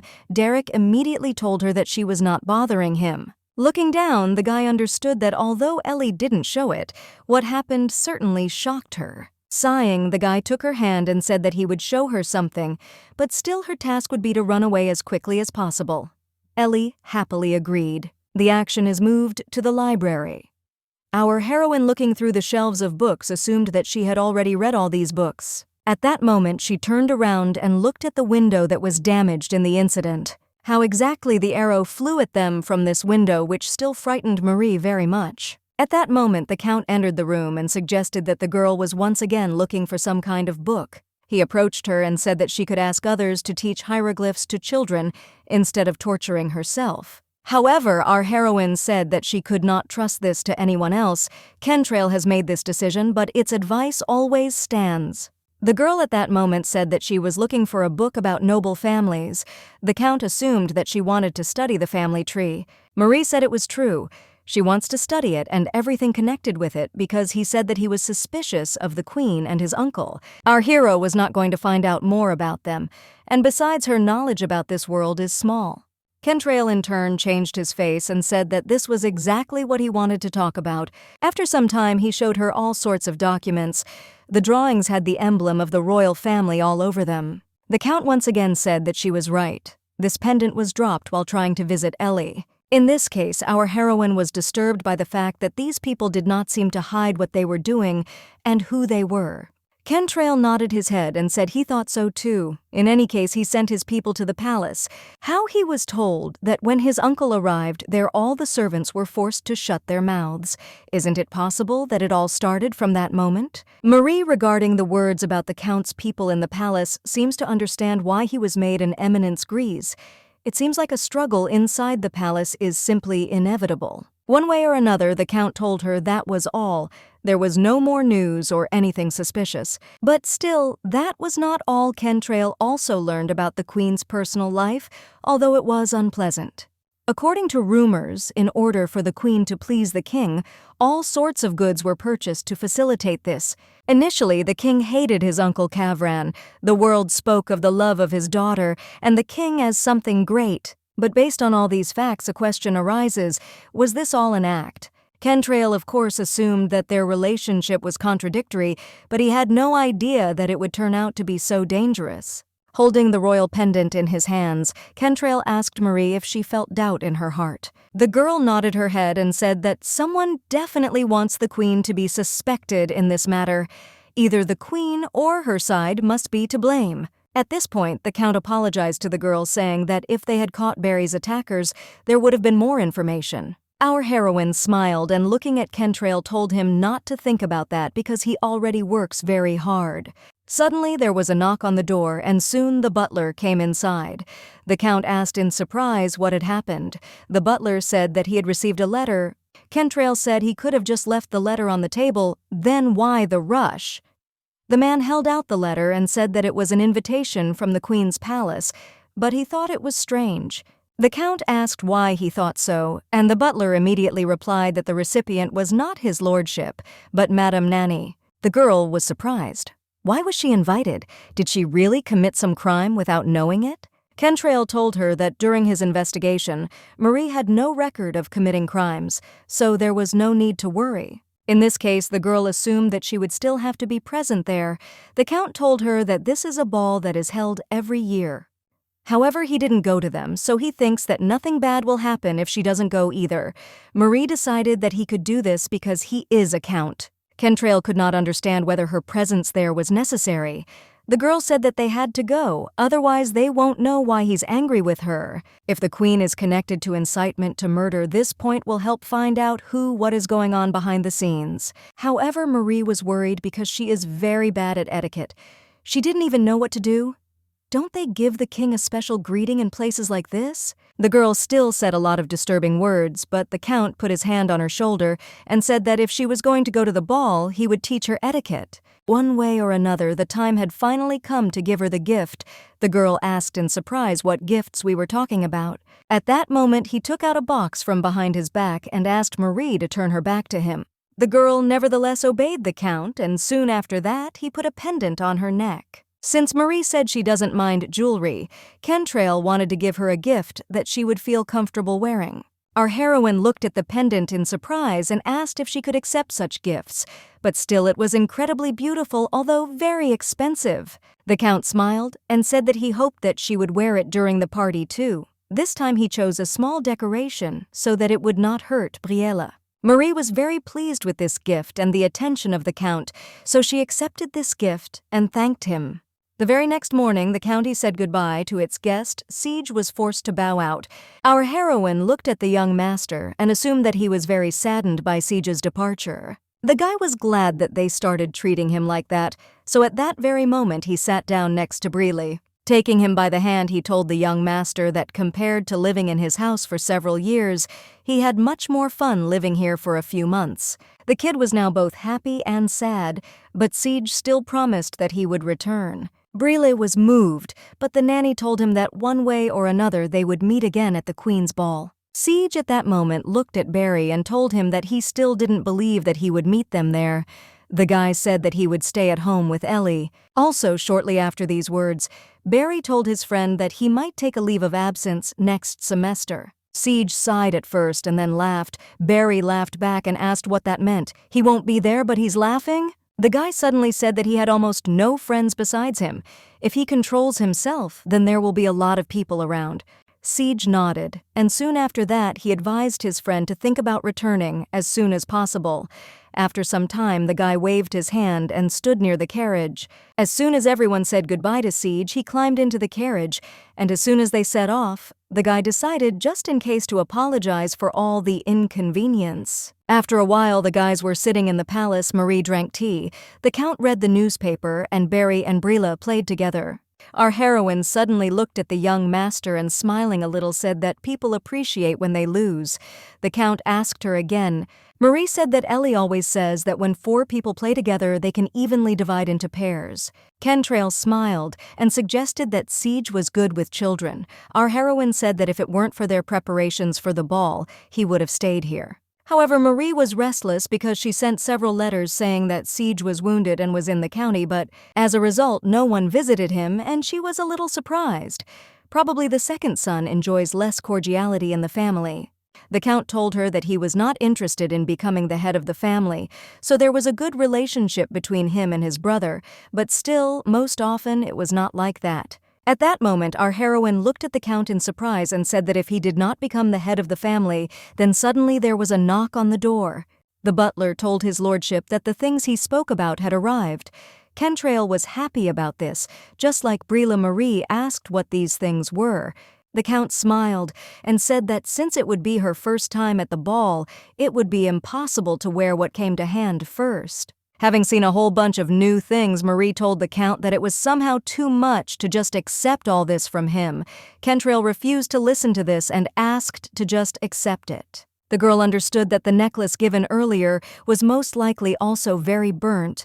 But now this? Is it possible to accept something like this? At that moment, the joyful cries of Brille were heard from behind, who told Ellie that there were things for her too. Our heroine saw how happy her sister was and was very happy about it. The girl turned to the Count and thanked him for even worrying about Ellie. Having stroked her behind the ear, Kentrail told her that her concern for her sister was commendable, but it was still better not to be shy about taking full advantage of the gifts from him. Unfortunately, the romantic moment was once again ruined because there were still children in the room screaming and looking at everything in surprise. Nevertheless, after a short pause, our heroine looked up and told the Count that she too had prepared something for him. Actions are postponed to the next day. Our heroes came under a tree and Barry was just digging a hole under it. At that moment, a proud Brille came running to Marie and told her that he had written a letter.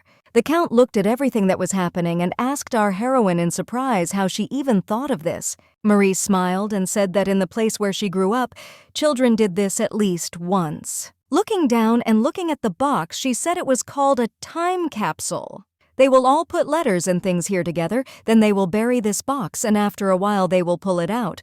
The Count asked if that was why she asked to write what they wanted to tell themselves from the future. Marie said that was true. When children grow up and open the box, they will be able to remember the past. At that moment, a young gentleman approached the nanny and asked her in surprise if he could put it down. Looking at Brille, our heroine noticed a book that the boy really values.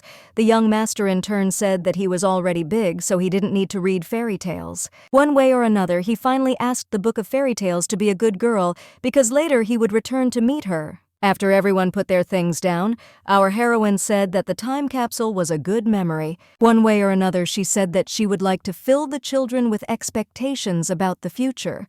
The Count asked what this meant.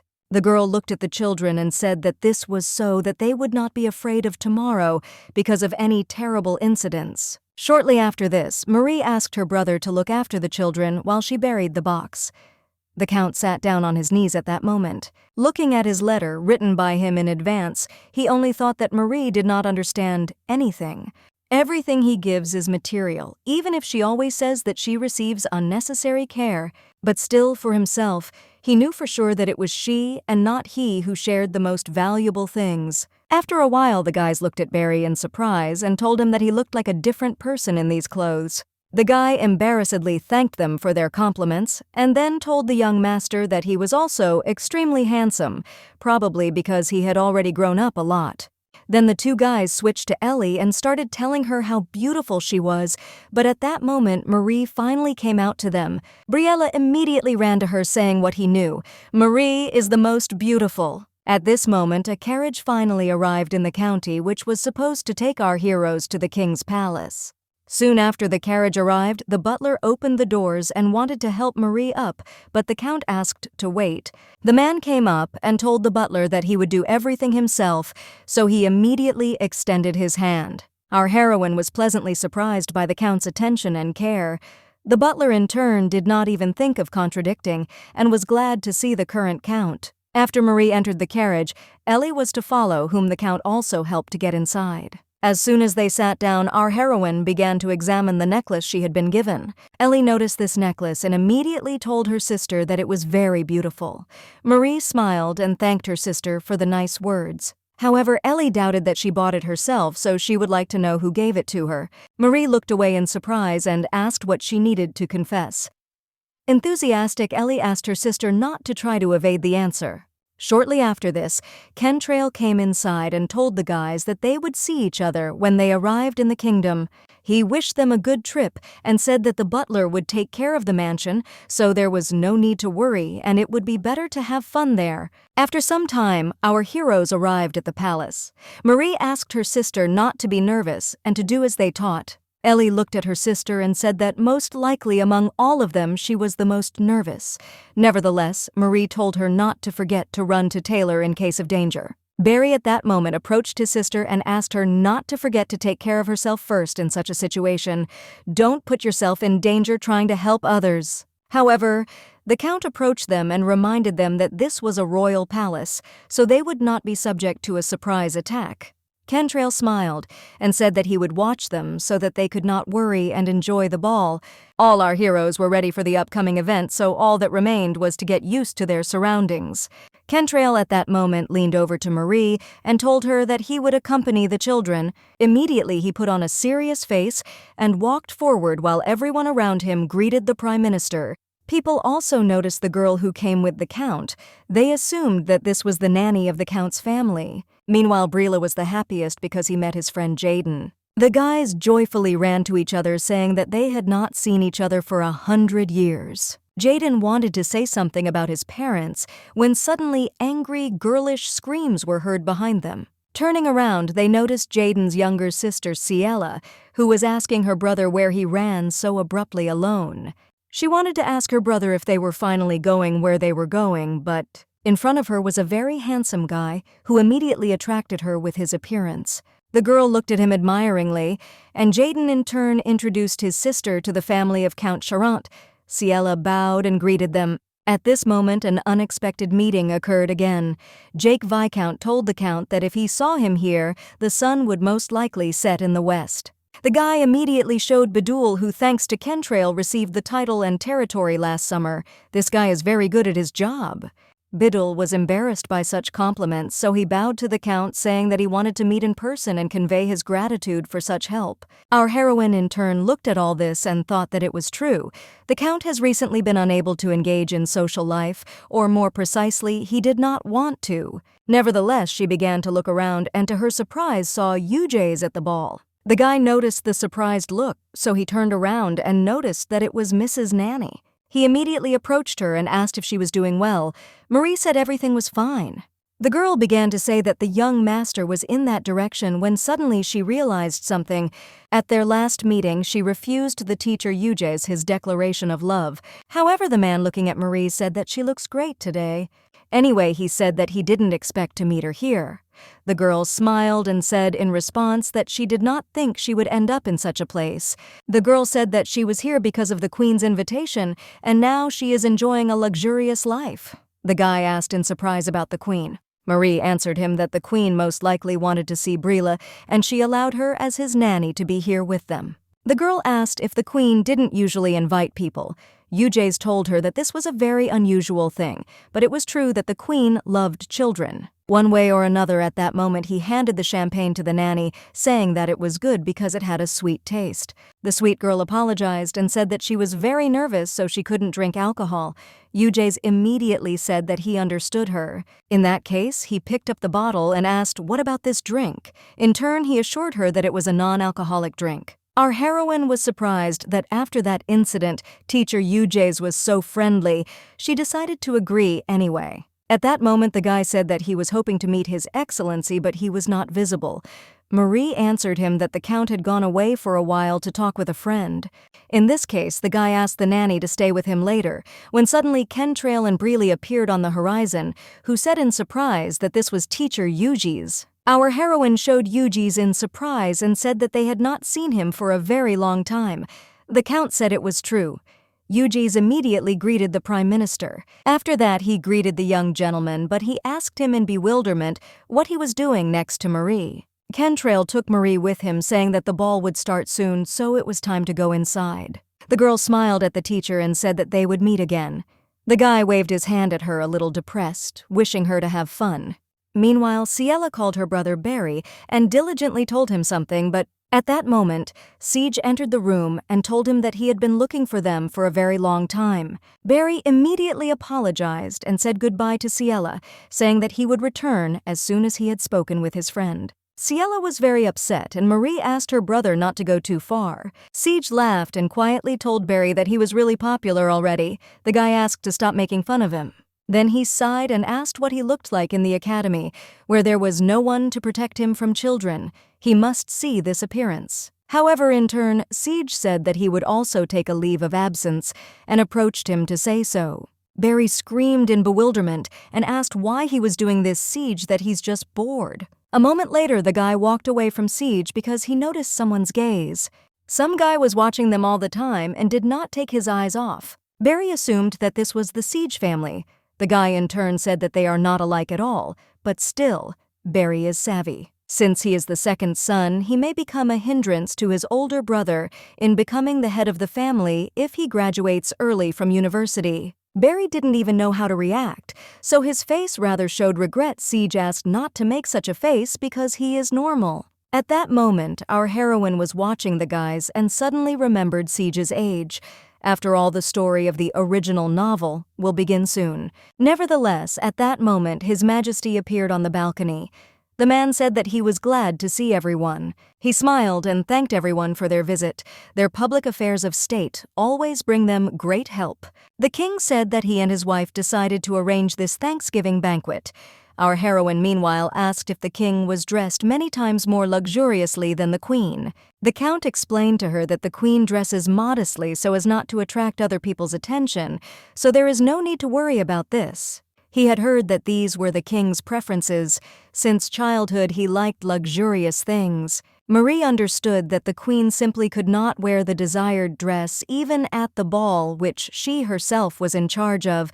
She's so beautiful, but she's trying to match someone else's preferences. One way or another, while the king was communicating with the public, our heroine clearly noticed how the queen was looking at her. Then our heroine noticed Brila standing nearby, who was delighted with the beauty of the queen. The woman smiled sweetly at the child and waved her hand. She was glad to see Briella. The boy continued to look at her in surprise, but reflexively he raised his hand and waved it too. Soon she turned around. Marie immediately became aware of a certain feeling of awkwardness. Meanwhile, the king wanted everyone to have a good time. Our heroine immediately turned to Kentrail and wanted to ask him questions about Her Majesty the Queen. Suddenly they were interrupted by a voice from behind. The king looked at the girl and assumed that she was the same nanny of the count's family. The man smiled, telling her that he called her to see her face at least once. Our heroine immediately bowed and greeted His Majesty. After that, she introduced herself. The king, looking at the girl, asked what family she was from. The girl raised her head and said that she was from the Piora family. Immediately, he said that he remembered there the possessions and positions were put in order, thanks to the condition of getting rid of the bonds belonging to the head of the family. The girl said that this was true, to which the man immediately smiled and, as always, rather creepily. Anyway, he said he only called her for one reason. He wanted to thank her for looking after the nephew of his longtime close friend with utmost sincerity. Marie looked at the king in surprise and asked if it was he who invited her. The man nodded his head and asked what was wrong with that. The girl said that there was nothing serious about it because she only thought that the queen had sent the invitation. The king approached her and said that this upset him a little. The organizer of this evening is the queen, but it was he who invited her. Nevertheless, the queen approached them and asked His Majesty to allow her to introduce herself. Our heroine looked at her admiringly and thought that even her voice was very beautiful. Meanwhile, the king sighed and gave the queen what she asked for. The woman came closer and thanked them for their visit. Looking at Ellie, she told her that this pink dress looked great on her. The girl immediately panicked, so she embarrassedly managed to say thank you. She then approached the young duke and said that she was Kentrail's cousin, and that she would be pleased to see him again. At this moment, the king told the guests that they were most likely in the imperial palace for the first time, so he could call his subject to accompany them. Nevertheless, Kentrail intervened, and thanking for the offer, refused it.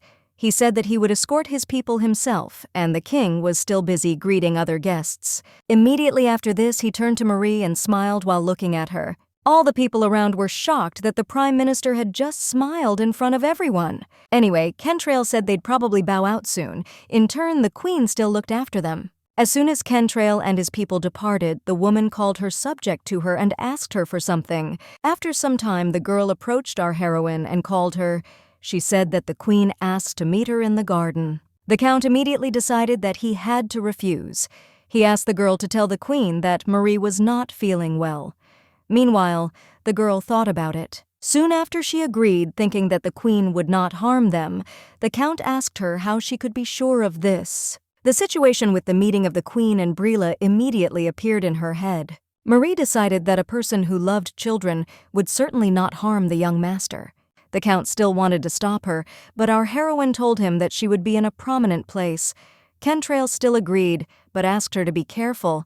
In this case, the queen's subject escorted Marie into the garden, and after some time they finally arrived. As soon as our heroine walked inside, she saw the beautiful queen looking at her. The woman broke the silence and said that she was curious to see the man whom His Majesty had personally invited. Marie replied that she thought the queen had invited her. The woman in bewilderment said that she in turn thought that Marie was the king's mistress, since he sent her an invitation.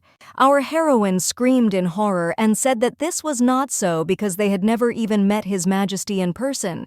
Today, she saw him for the first time. Marie asked the queen not to think about such things. She couldn't even imagine something like that. She wanted to say something on the contrary and immediately thought about Kentrail, which was just outside. The queen also noticed Kentrail closely watching them and immediately understood everything. Apparently, Marie is the very person whom Kentrail treasures. Now the queen understood that the girl was worthy of this care. Looking down, the woman said that she hadn't even received half this kind of interest. Our heroine immediately decided that, as expected, the queen was not the kind of person who would kill Brila. She just wants the king's attention. After some time of communication, the queen told Marie that she was wasting her time and Kentrail might speak badly of her because of this, so she had better go already. Coming out of the garden, our heroine was tormented by the thought that if the queen did not hire Brila to kill, then who? At that moment, she saw Siege and his brother. The guy told his brother that he went to see his friend, but Siege's brother did not believe it, saying that he was trying to look good in the eyes of his parents. He told his brother to behave as a second son should, and not even dare to aim for the place of head of the family. Marie immediately realized that he had a very bad relationship with his older brother. By the way, in the original, the main character did not have a brother, or rather, in the original story, Siege was already the head of the family. Immediately, our heroine began to be interested in the question of how Siege was able to inherit this place. At that moment, the count approached Marie and asked her in surprise what had happened. The girl awkwardly turned around and said that it was nothing serious. She asked him to go back inside. One way or another, already leaving Marie assumed that something had happened before the start of the novel. At that moment, the count turned around and told the girl that she was worrying too much. After he poked her forehead with his finger, he turned around again and said that it was time for them to return home. The girl agreed with this. Upon returning home, Marie spent a long time learning to play using the Count's lessons. As soon as she finished the symphony she had learned, the girl asked if Kentrail liked it. The man said that this was very commendable, and that this was the first time he had heard such a thing. The use of staccato technique was very original, and therefore appealed to him. He also believed that with a couple of training sessions, the skills could become even better. He then hugged her and approached her, saying that she kept her word about the performance, so next time he will play their famous songs. Realizing that he was incredibly close, the Count leaned away thinking about it, and Marie exhaled embarrassedly and said that she agreed. Then she looked at the Count and decided that the Count really loved music and knew how to play musical instruments. Our heroine suddenly decided to ask His Excellency if his older brother were alive, and he would not have received the position of head of the family, whether he would have become a wandering musician. The guy smiled and looked away, saying that this was also quite possible. Marie suddenly became thoughtful. If the Count had been a traveling musician and not the head of the family, and if they had not met in such circumstances, could she allow herself to desire this man? At that moment he took Marie by the hand and said that in any case he met her and he was glad. He then asked if she wasn't going to discuss what happened. After that evening, Marie asked in surprise what the Count was talking about. The man said that he had been telling her a lot since he decided to be sincere with her.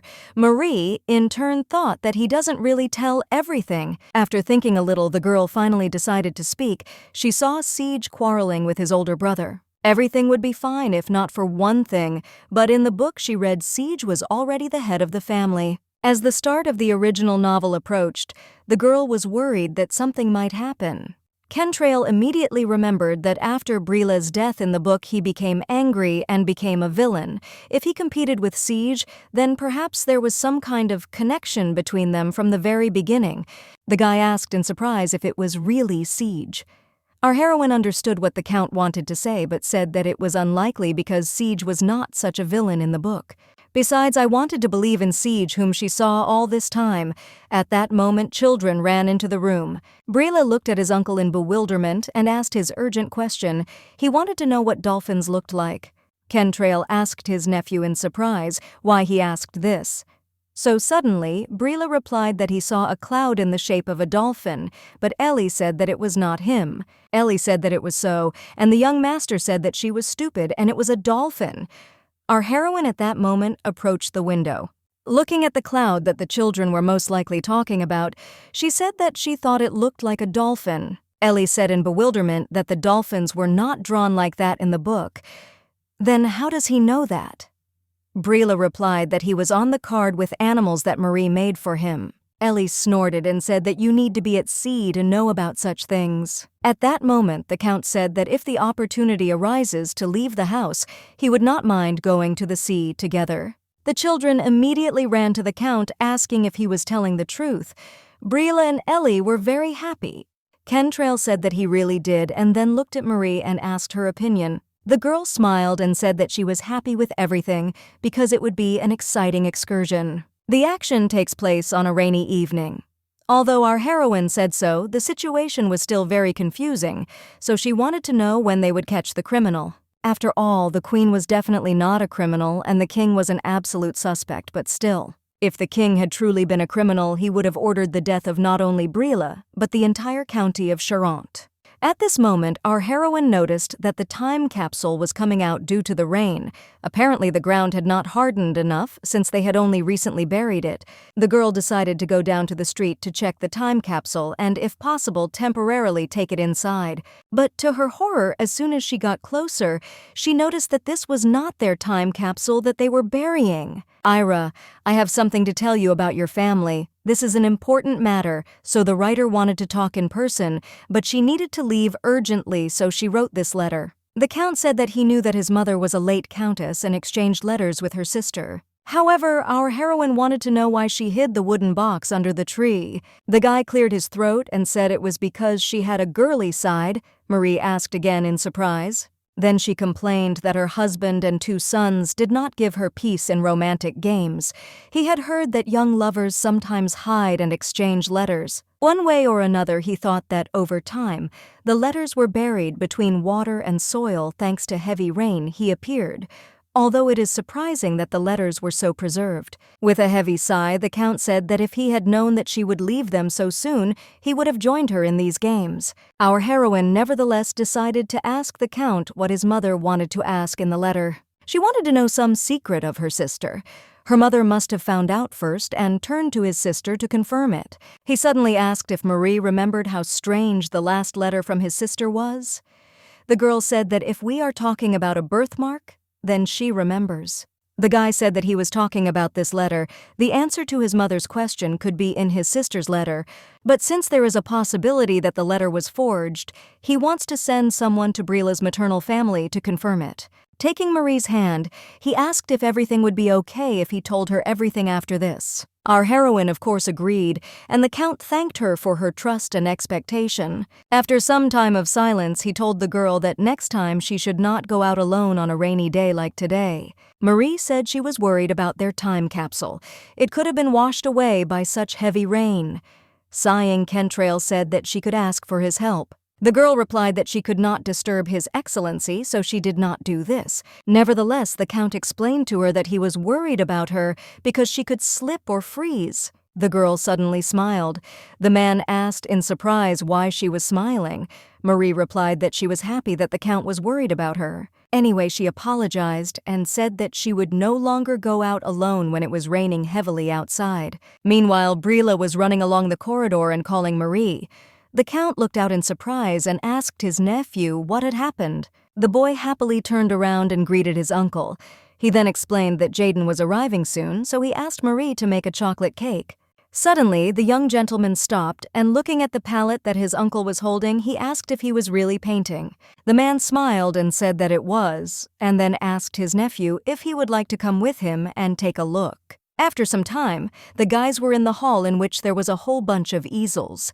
Kentrail, meanwhile, had just finished drawing, so he said that they were done for today. At this time, Briella looked at what came out and said with admiration that it was Marie. Kentrail took his nephew in his arms and asked if he had done a good job drawing her. He plans to give her this painting for her birthday. Breely thought for a while and then asked his uncle if he liked Marie. Kentrail asked in surprise why he was asking him such a thing so suddenly. One way or another, he remembered Briela's promises to Marie and decided that his nephew might cry again.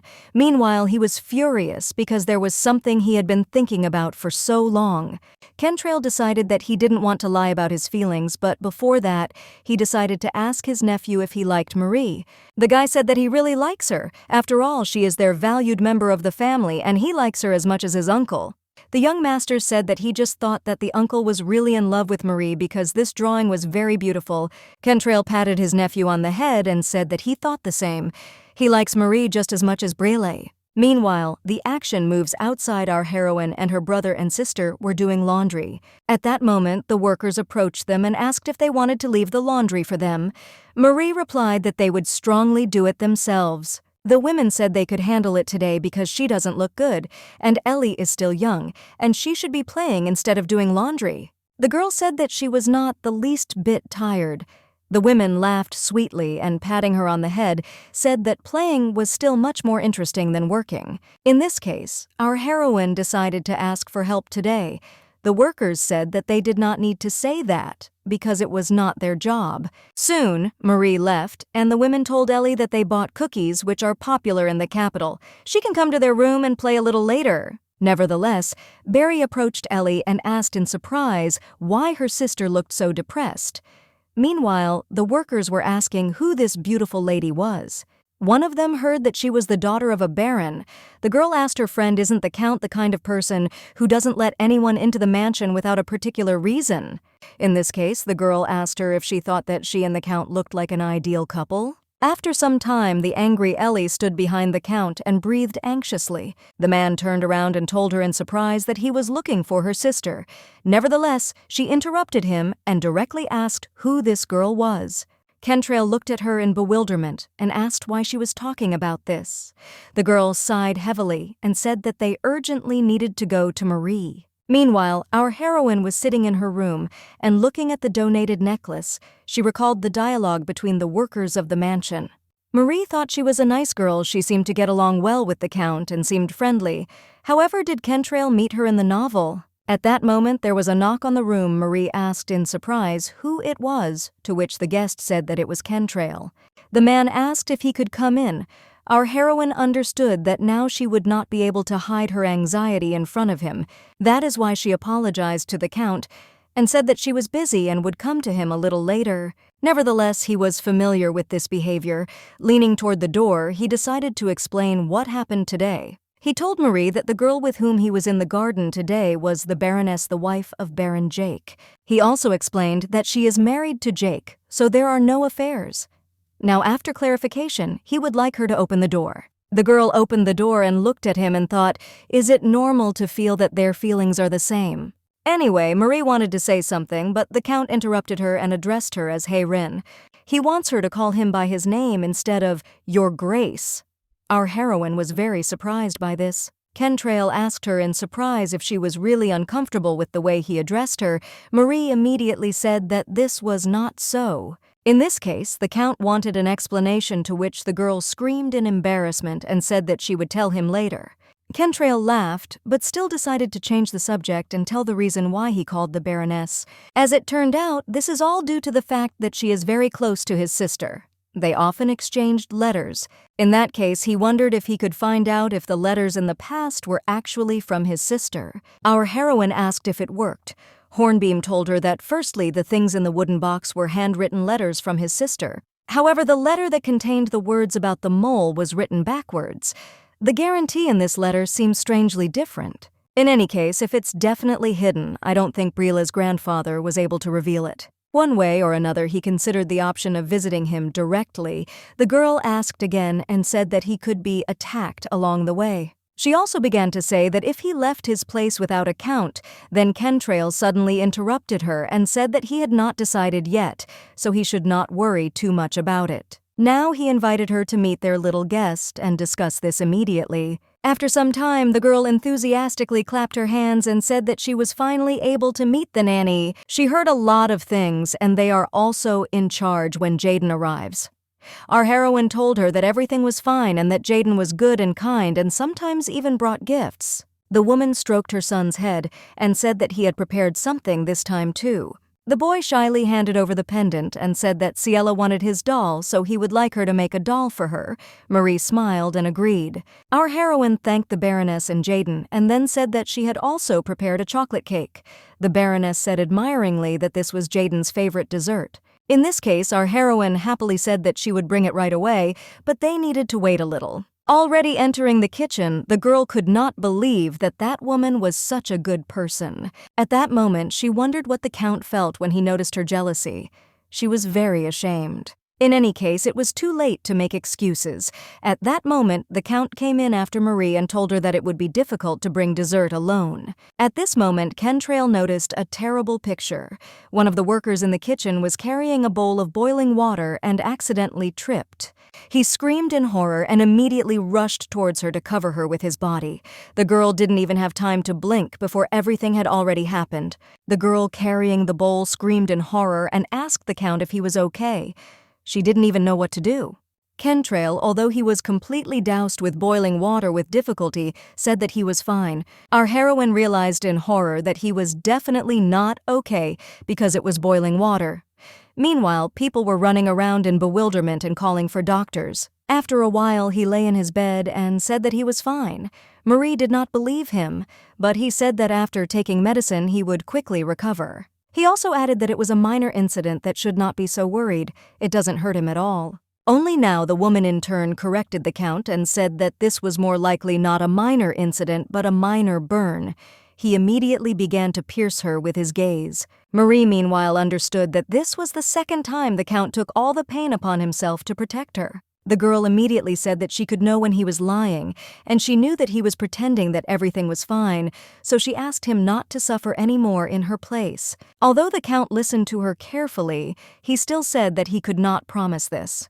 Marie told him that it doesn't make her happy when he suffers by trying to protect her in this way. The man told her that he was ready to get hurt by protecting her no matter how many times our heroine asked him not to say such things. If something happens to him because of her, then it will be better for her if she is the one in trouble, not him. Soon after she turned around and left. The very next day, our heroine was walking with the Baroness, who was worried that Jaden was bothering the Count. Marie replied that she, on the contrary, was glad that they had come for a visit. Nevertheless, the Baroness noticed Marie's worried look and did not even know what to do. She took her hand and said that everything would be fine because Kentrail is a strong person. Meanwhile, Brielle and Jaden sat near Kentrail, who said he was fine. Only the nephew asked his uncle not to lie. Marie is very worried. The man said that he was really fine and the nanny was worrying in vain. There's nothing to worry about and he can't understand why they're angry. He said, looking at Brielle, that his uncle is strong. Would it really be better if Marie suffered as much as he did? The young master said that he hoped that Marie and uncle would be okay. Marie at least thinks so. At that moment, the boy began to remember the words of people who were horrified that his parents were killed and that only he could survive. Brielle started crying and telling his uncle that he would be very sad if he got hurt because of him. Kentrail, seeing his nephew's tears, was distraught. He didn't know Brielle was so worried. Soon he hugged him and began to apologize to his nephew, saying that his uncle would get better and be healthy again. The next morning, our heroine came to the Count to apply ointment and bandage him. As soon as the girl finished, she notified the Count about this and said that she now needed to take her leave. However, Kentrail did not want to let her go just like that. He stopped her and apologized. The Count told Marie that it was not her fault that he was hurt, and he did not want to make her worry because he simply could not see when she was in pain. Our heroine turned to him and said that she thought exactly the same. She can't see him suffer. But somehow, there were times when she couldn't protect him from suffering. She knew that if it weren't for him, she would have suffered much more. The Count suddenly smiled, and so Marie, in bewilderment, asked the Count why he was smiling. The guy said it was because she said she couldn't see when he was in pain. He took her hand and said that he was very pleased to hear this. There was silence in the room. Meanwhile, the action moves to the Kaler family mansion, where apparently a terrible event occurred. At that moment, there were knocks on the door in the room where all this happened. The woman asked the master for forgiveness. Soon she opened the door. As it turned out, this was an ordinary maid who brought tea, which the master always drinks, but she noticed real horror in front of her. Siege stood around the bloody bodies and gazed at the maid. Once again, the action moves to the county of Charente. Brielle told his friend that next time he will come to visit. Jaden asked in surprise if this was true. Did the Count really give permission for this? Brielle sniffed and said that unfortunately he had not yet given permission. In this case, Jaden sighed and said that in this case, next time he will come to him again because they are friends. Nevertheless, he said that it was difficult for him to go all this way, not for him but for his escort knight. Brielle immediately asked his friend when he would come next. Jaden told him that he would come before 100 nights had passed. At this time, someone was looking closely at Barry, and as it turned out, it was Ciela. The girl looked at the boy embarrassedly and asked him if she could come next time too. Both Ellie and Barry told her that she could certainly come to them if she wanted to. Of course. Ellie told the guys that as soon as they come to them again, they will all play together. The children were happy about this. The Baroness, who watched all this, said that she would like to see them more often. The Count answered her that they had been coming a long time and were probably very tired from the journey. The girl replied to Kentrail that she could do this often since Brielle is Jaden's friend. She also remembered about the question and told the Count that she did not know about the secrets of the former Countess's family, so she was sorry. Era and she were close, but realizing that there was a secret that she didn't tell was quite sad. Kentrail sighed heavily and said that he understood her. Either way, he was grateful for her answer. The woman smiled sweetly and apologized for not being helpful and not being able to help them. Our heroine understood that if this was something carefully hidden, then most likely it was a secret that could lead to misfortune for the Baroness. Anyway, the woman decided to change the subject and asked Kentrail how he was feeling. The Count answered her that there was nothing to worry about, everything was fine. He also made it clear that although he will recover soon, it's not that he doesn't care about his injury. Looking at Marie, he added that with her taking good care of him, he was recovering well and without any complaints. The Baroness was glad to hear this, but nevertheless it was time for her to leave, so she bowed at last. As soon as the door closed, the Count looked at Marie again and told her that it was true that he was recovering well. Thanks to the use of medicine every day, he is healing faster than he thought, and it's all thanks to her. He then turned to the girl and said that since he was injured, he needed rest. He was thinking of taking a break from his prime minister duties for a few days. He also added that in order to find the criminal tracking Brila, he needs to visit the mother house of the Brila family. He also said that he would like to be with him as much as possible at this important stage of growing up. Marie said that she understood him, and if that is what he wants, then she would like him to always stay in the mansion. Kentrail stood up and asked her in surprise, why is she really worried that someone might attack them? Our heroine, without thinking twice, lowered her gaze and nodded her head. The Count said he picked her up and promised that once it was all over, he would stay by her and the children's side. The action is postponed to the next day. People in the city were buzzing with breaking news. People read them in bewilderment and wondered if anyone had heard of this family. Many people heard about it for the first time. Nevertheless, they understood that all this was terrible. Just think, the suspect who committed this murder is the second son of this family. That same morning, the Count said that the distance to the Brila family mansion was quite far. One way or another, he assured that he would return quickly as soon as he could, and Taylor and Derek would protect the mansion until then. At that moment, someone began to run to the Count and call him. As it turned out, it was Taylor who, for some unknown reason, ran towards them with all his might. As soon as the guy came running, Kentrail asked him what happened, to which he replied that the Count would most likely have to postpone his trip. Kentrail, for obvious reasons, questioned and asked why Taylor thought that. The guy stood silently. Soon he handed over the newspaper and said that a murder had occurred in the kingdom, in a noble family. Taylor said that the head of the family and his wife were both killed. Taking the newspaper into his hands, Kentrail asked in surprise who the suspect was. After a short pause, Taylor sighed heavily and said that the suspect was Siege Kaler. Our heroine couldn't believe what she was seeing. In the original story, Siege's parents were alive. Is it all because of her? Due to her saving Briella, the original story was twisted. Everything was so bad that even the fate of the main character of the book was changed by 180 degrees.